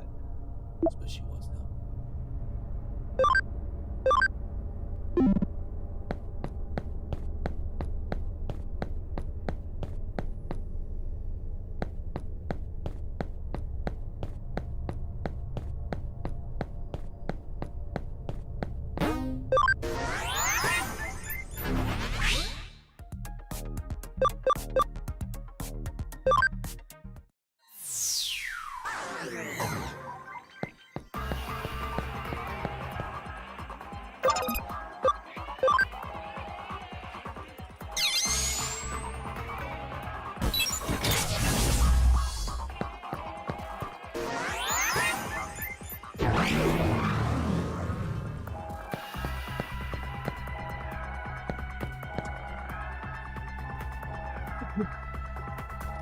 遅い。交流点はこのエリアの奥。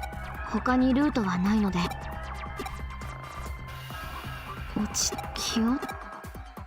父は気負って当然。私心配。あなたは本当に以前ですが友達ぶって私の心の中で何を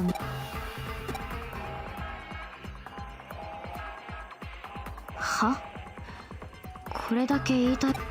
何ですか？まったく。いやいや。ご機嫌。そこまで警戒する必要がありま。おや？あなた。この人から聞きました。新さんに何をしたんですか？いや、少しばかりお手伝いしただけですよ。彼の望みを、ひいてはそれが私の望みを叶えることにもな。答えになっていません。新さんに一体何を？進化を促したとでも言っておきましょうか。彼は力を欲していました。それもとてつもなく強大な力を。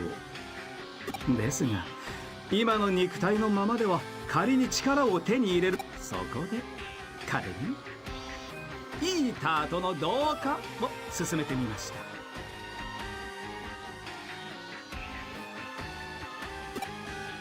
彼は勧めを受け入れイーターと同化し、優れイーターがデータを、彼はデータを吸収して力を増大させることができるのです。その力、急激な力の増大の影響か多少高揚状態。優子さん、あなた、いやあなたの時は完全に取り込まれてしまいましたが、その点はしっかり調整して新くんの。はて彼は、あなたは彼のスエドウさん、あなたは彼女の精神が人間ではない何。ただそれが付け加えるとすれば、彼女は人類だけでなく世界そのものを破滅に導こうとしています。これは私の望みとは私の夢は、そこで我々は最終、ここは一つ。彼女がデジタルウェーブの制御ゆえに私な。ですがロードナイトもそこで。ここは彼、少なくとも。いやいや助かります。それでは早速。This guy is sneaky as fuck.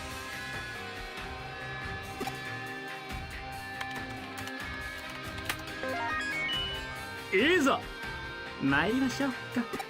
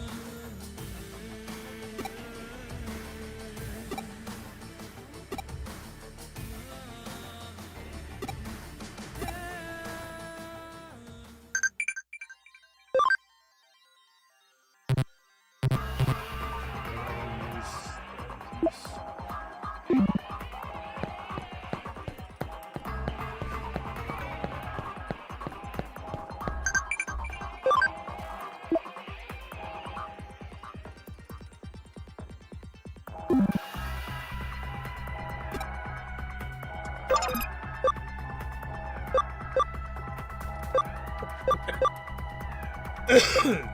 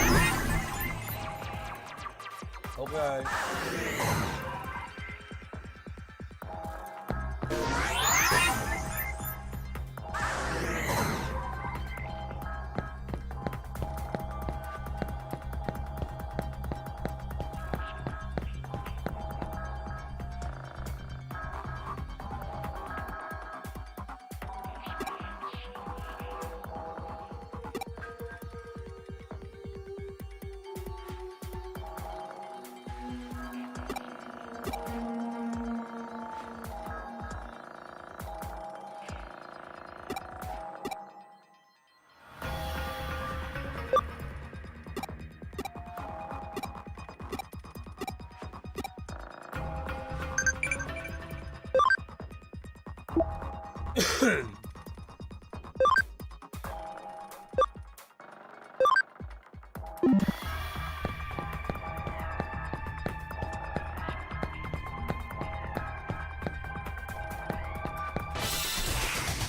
行きます。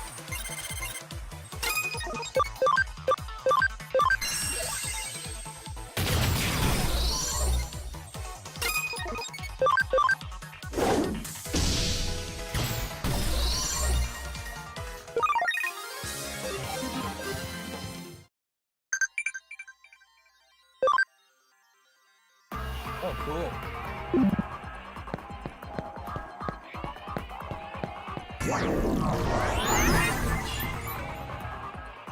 「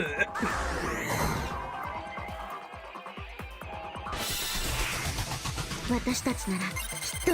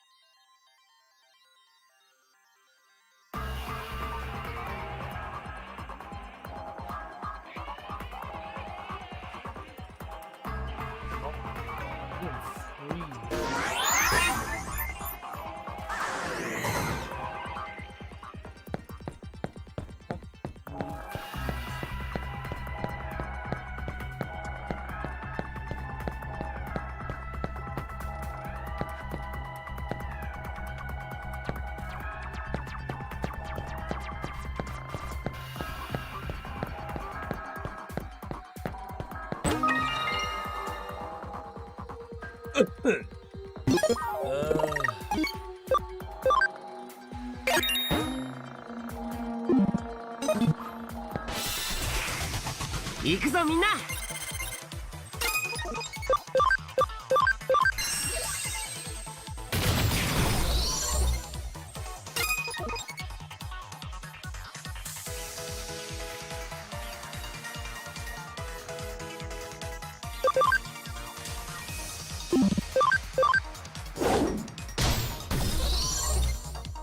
ごめんなさい。仕方なかったの。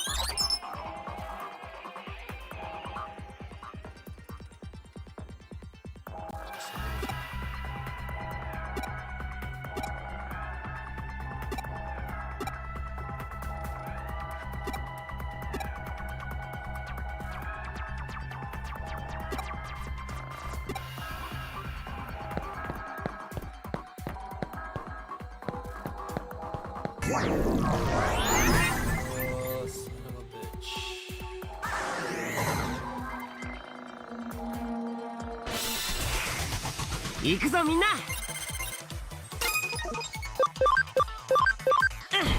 続けていこう。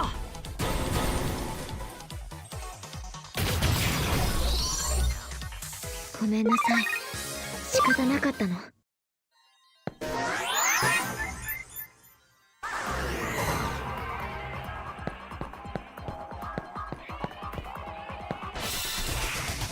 私たちならきっと。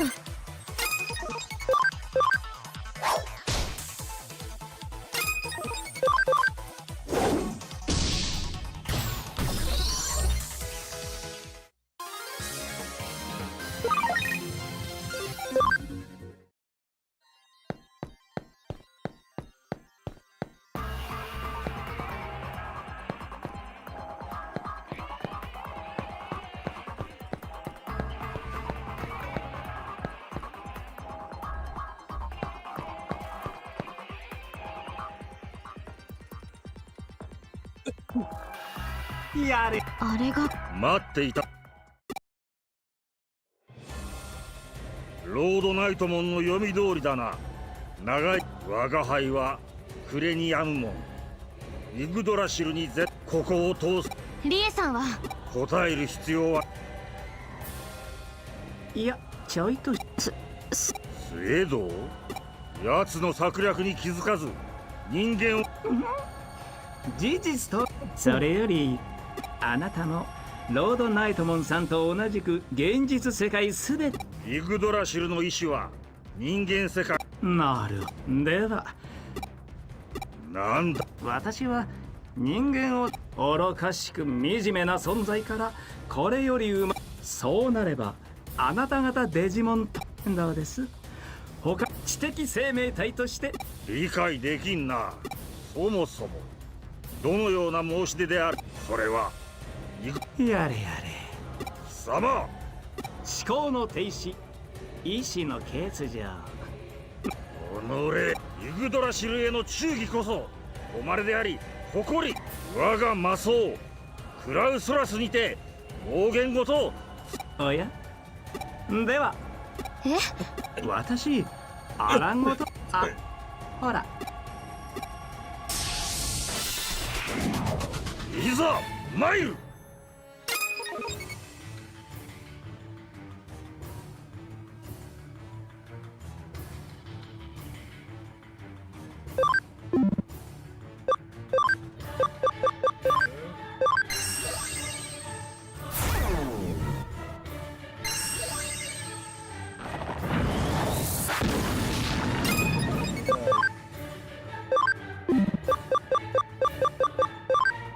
皆さん頑張って。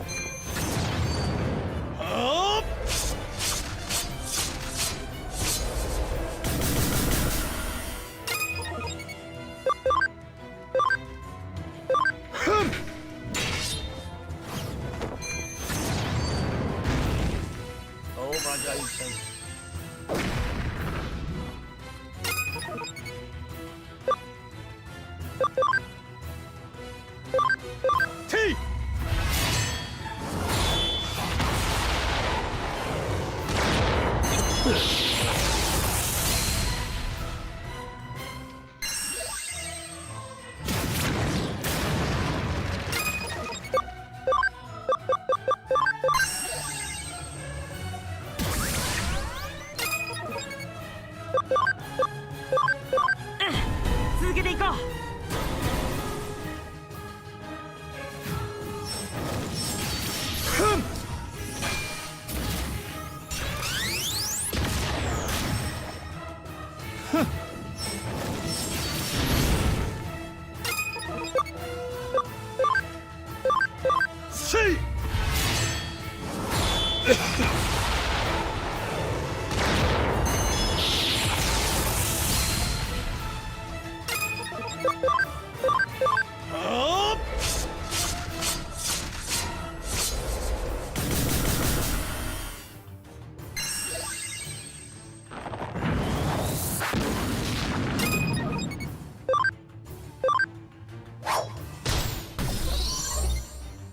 ごめんなさい、仕方なかったの。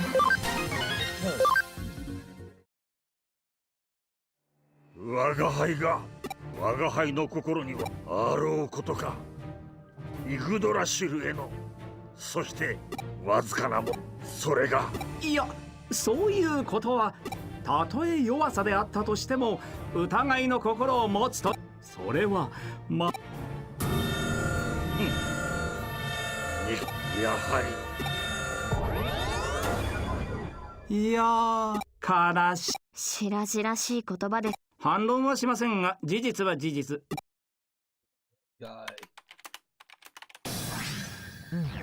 さあ、スエドウさん、お父上の彼が描いていたエデンの理想像、ロードナイトモンの暴走を、それにロードナイトモンは父の作っ父やそのだから本当にそうなんで。おやめなさい。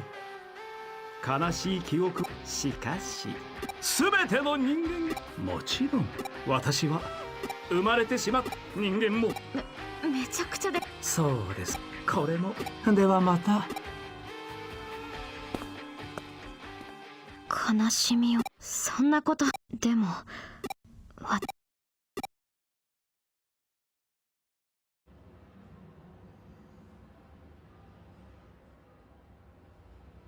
He's so hot.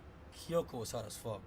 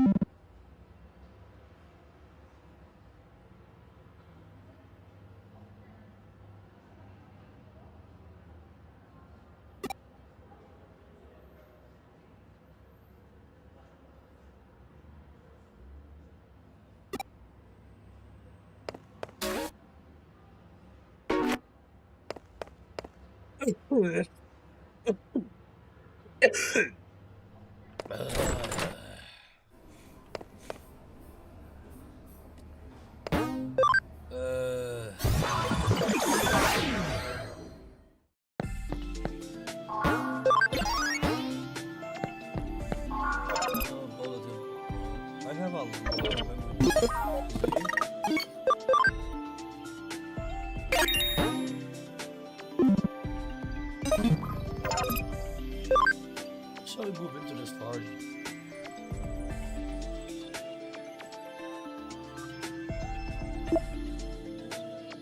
You have a lot of space.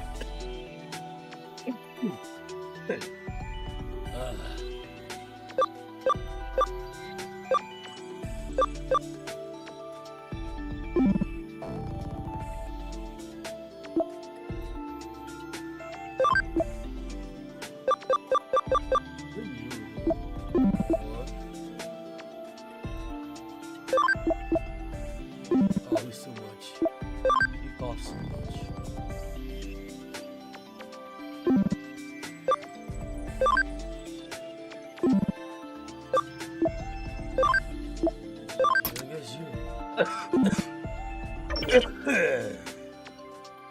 wee.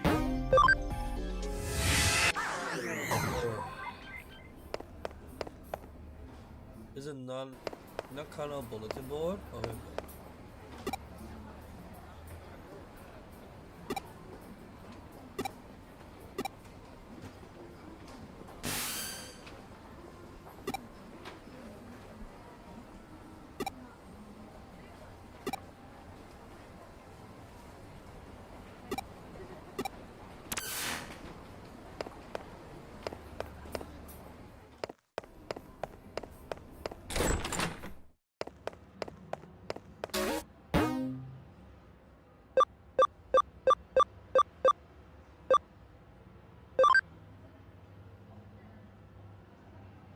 Waterway.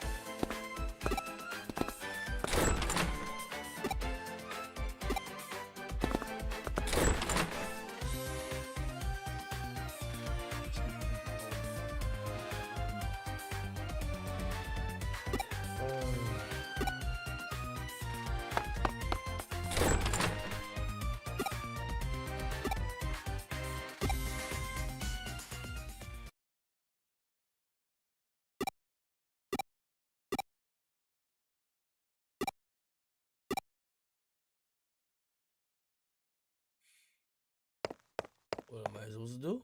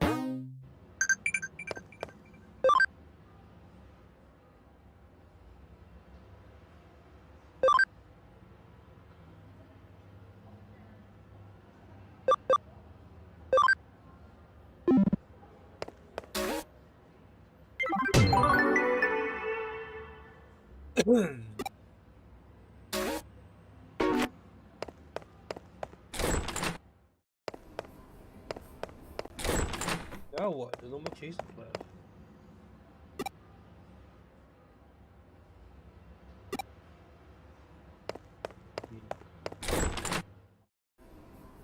I don't know if I want to do more though, because I'm a little tired. And still sick. I can see in front of Pete, I guess.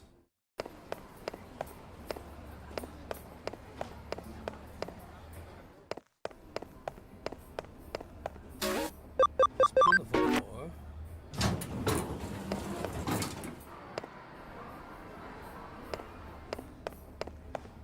Where's Pete?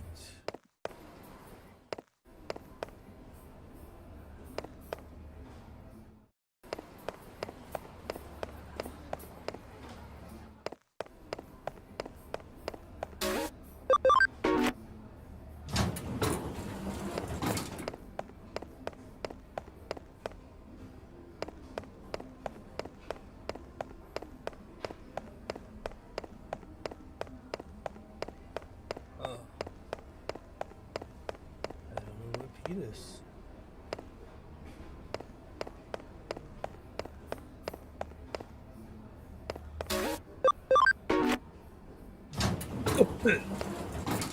Actually, who was Pete again?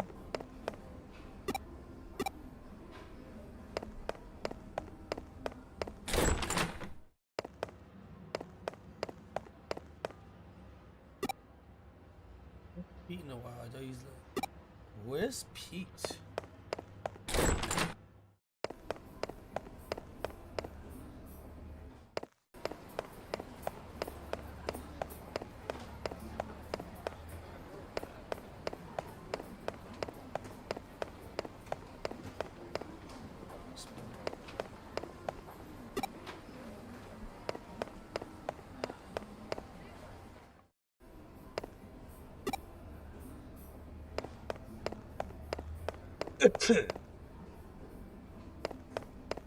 Oh, Pete.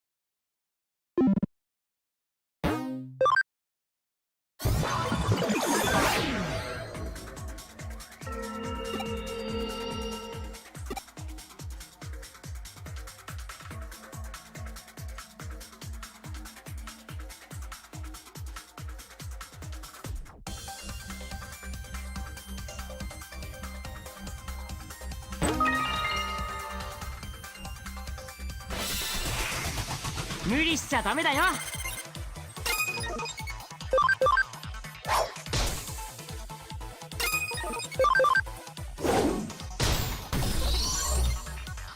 君がいてくれてよかった。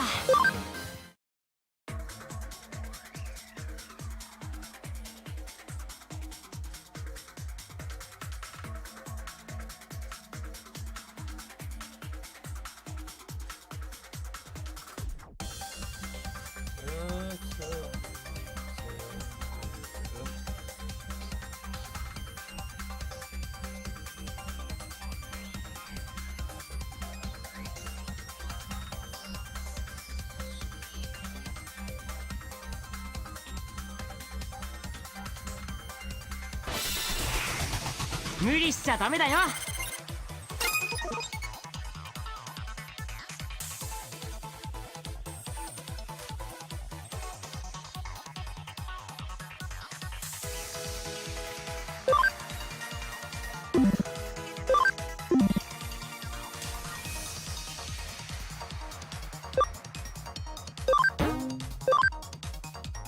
は逃げるよ。You can escape.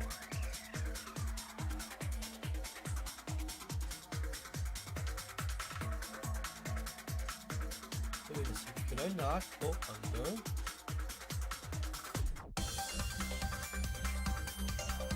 Does it look like I can go under?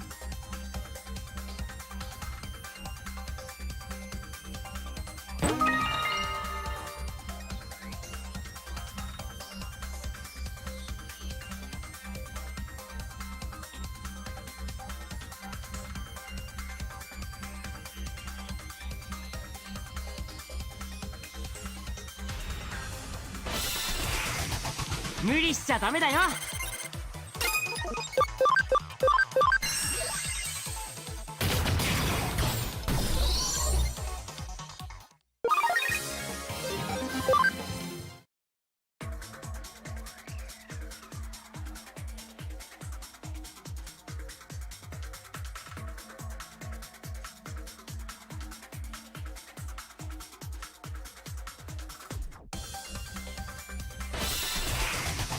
行くぞみんな。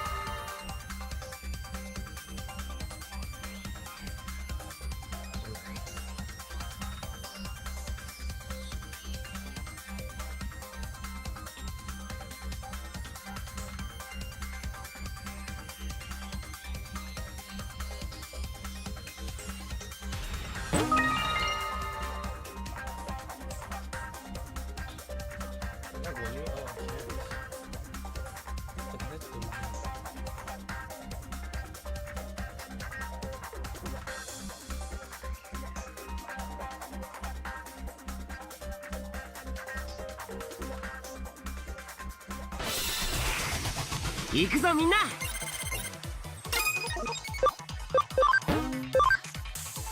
ここは逃げるよ。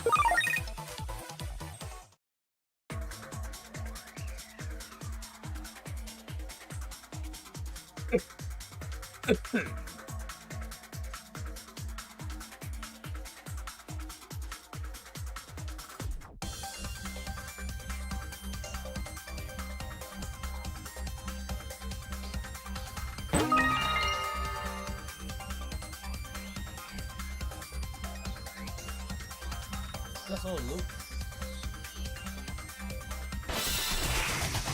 無理しちゃダメだよ。みんな急いで。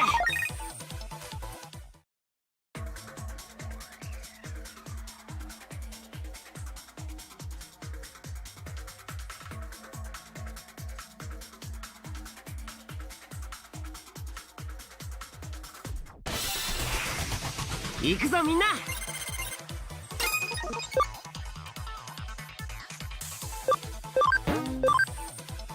ここは逃げるよ。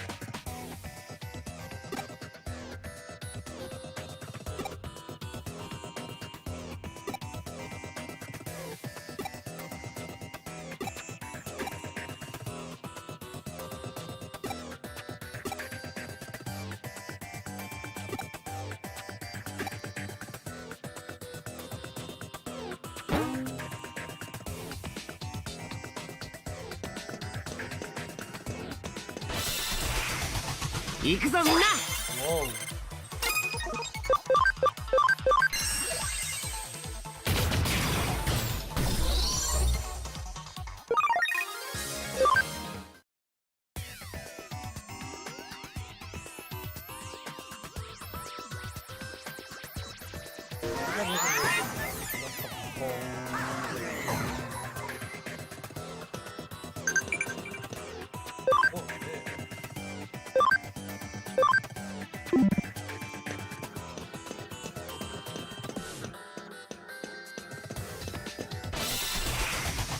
無理しちゃダメだよ。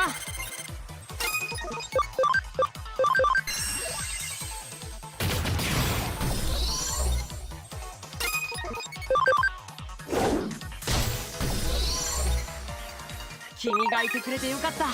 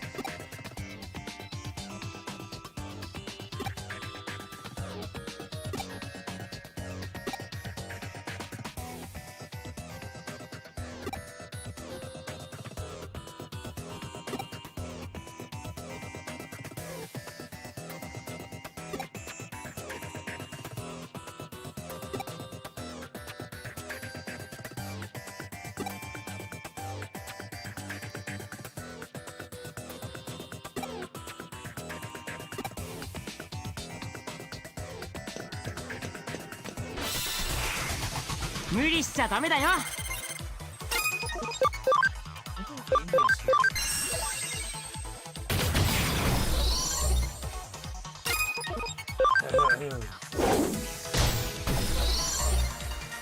みんなよく頑張ったね。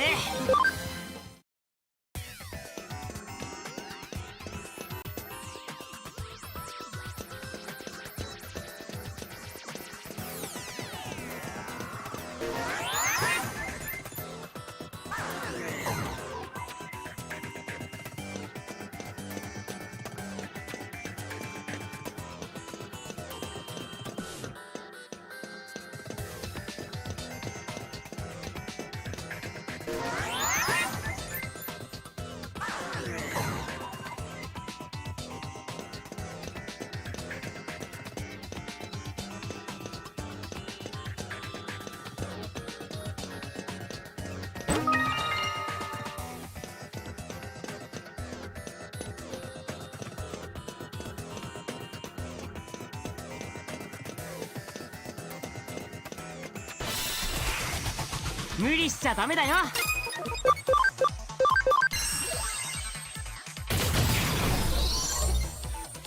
君がいてくれてよかった。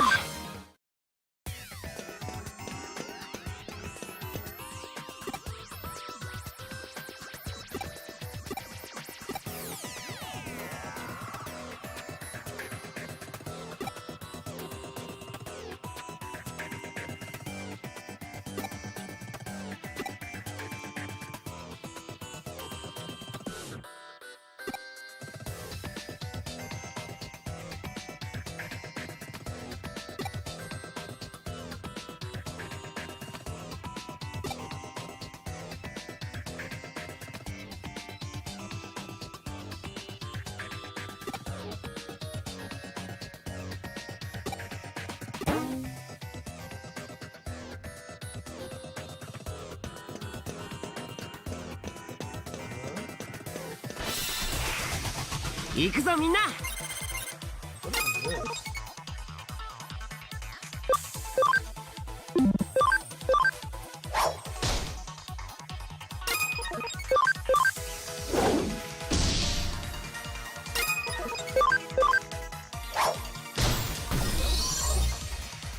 君がいてくれてよかった。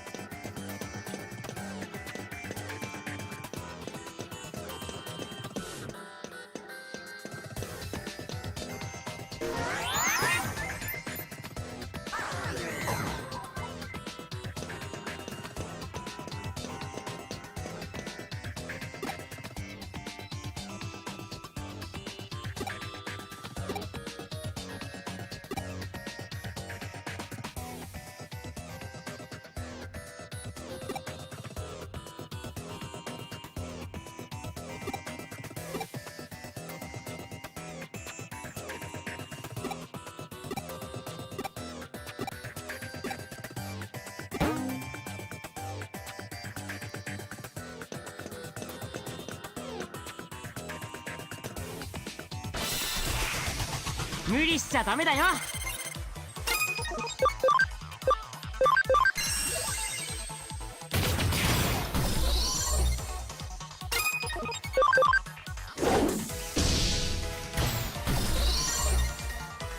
君がいてくれてよかった。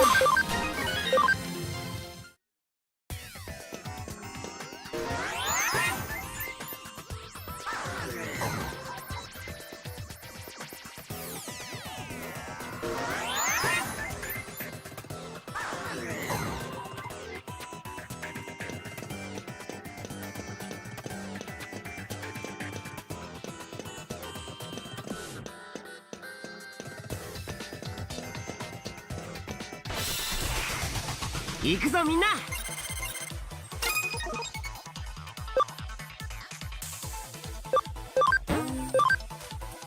ここは逃げるよ。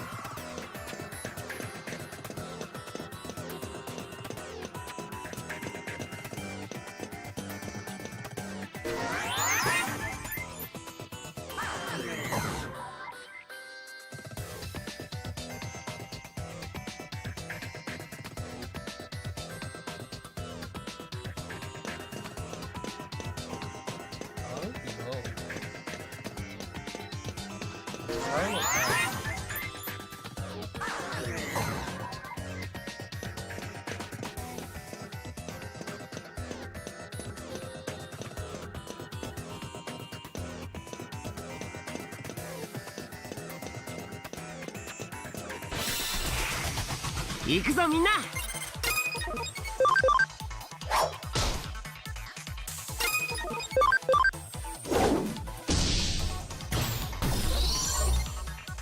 君がいてくれてよかった。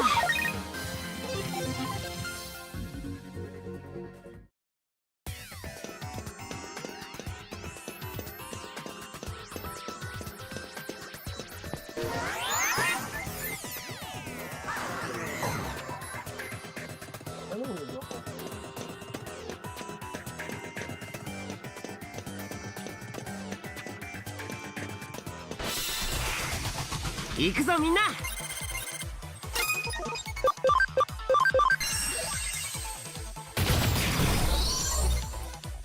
君がいてくれてよかった。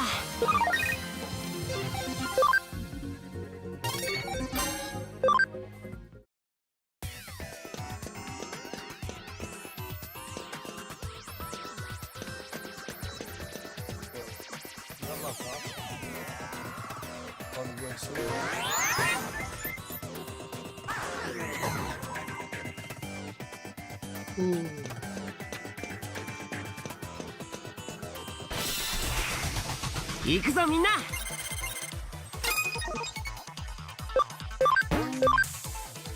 みんな急いで。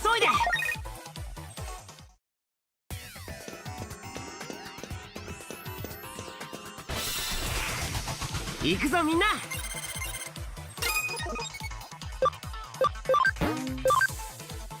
ここは逃げるよ。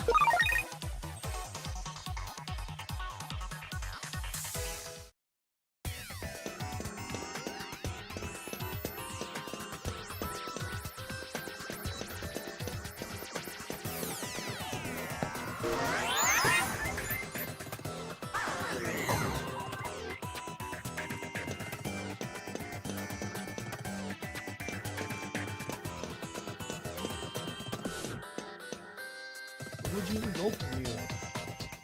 Oh.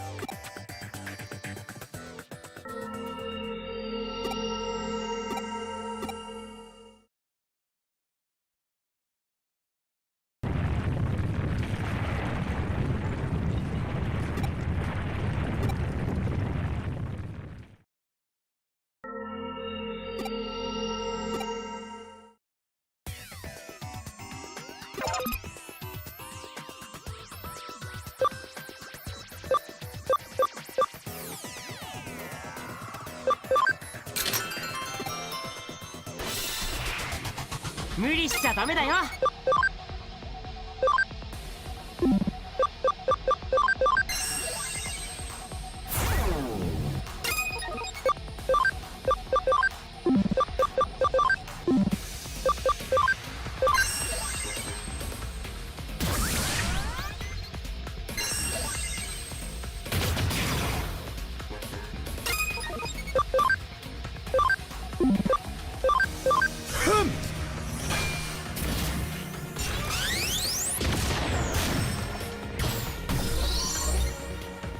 君がいてくれてよかった。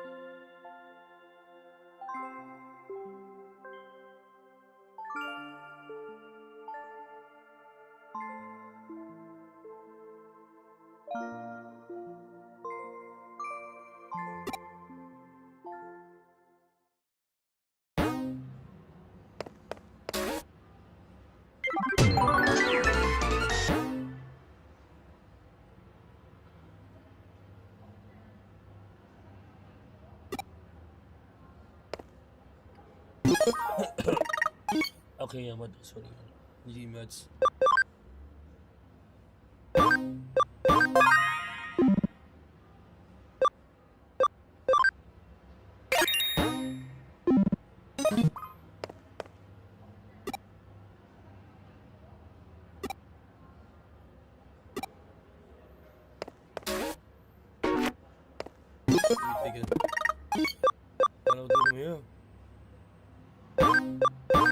No more cases can be taken. I think I did all of them.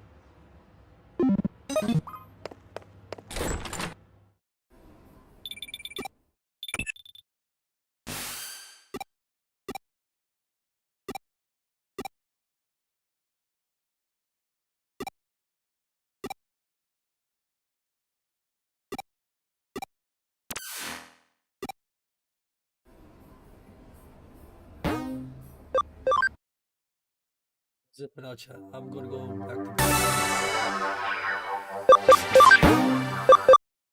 Been real.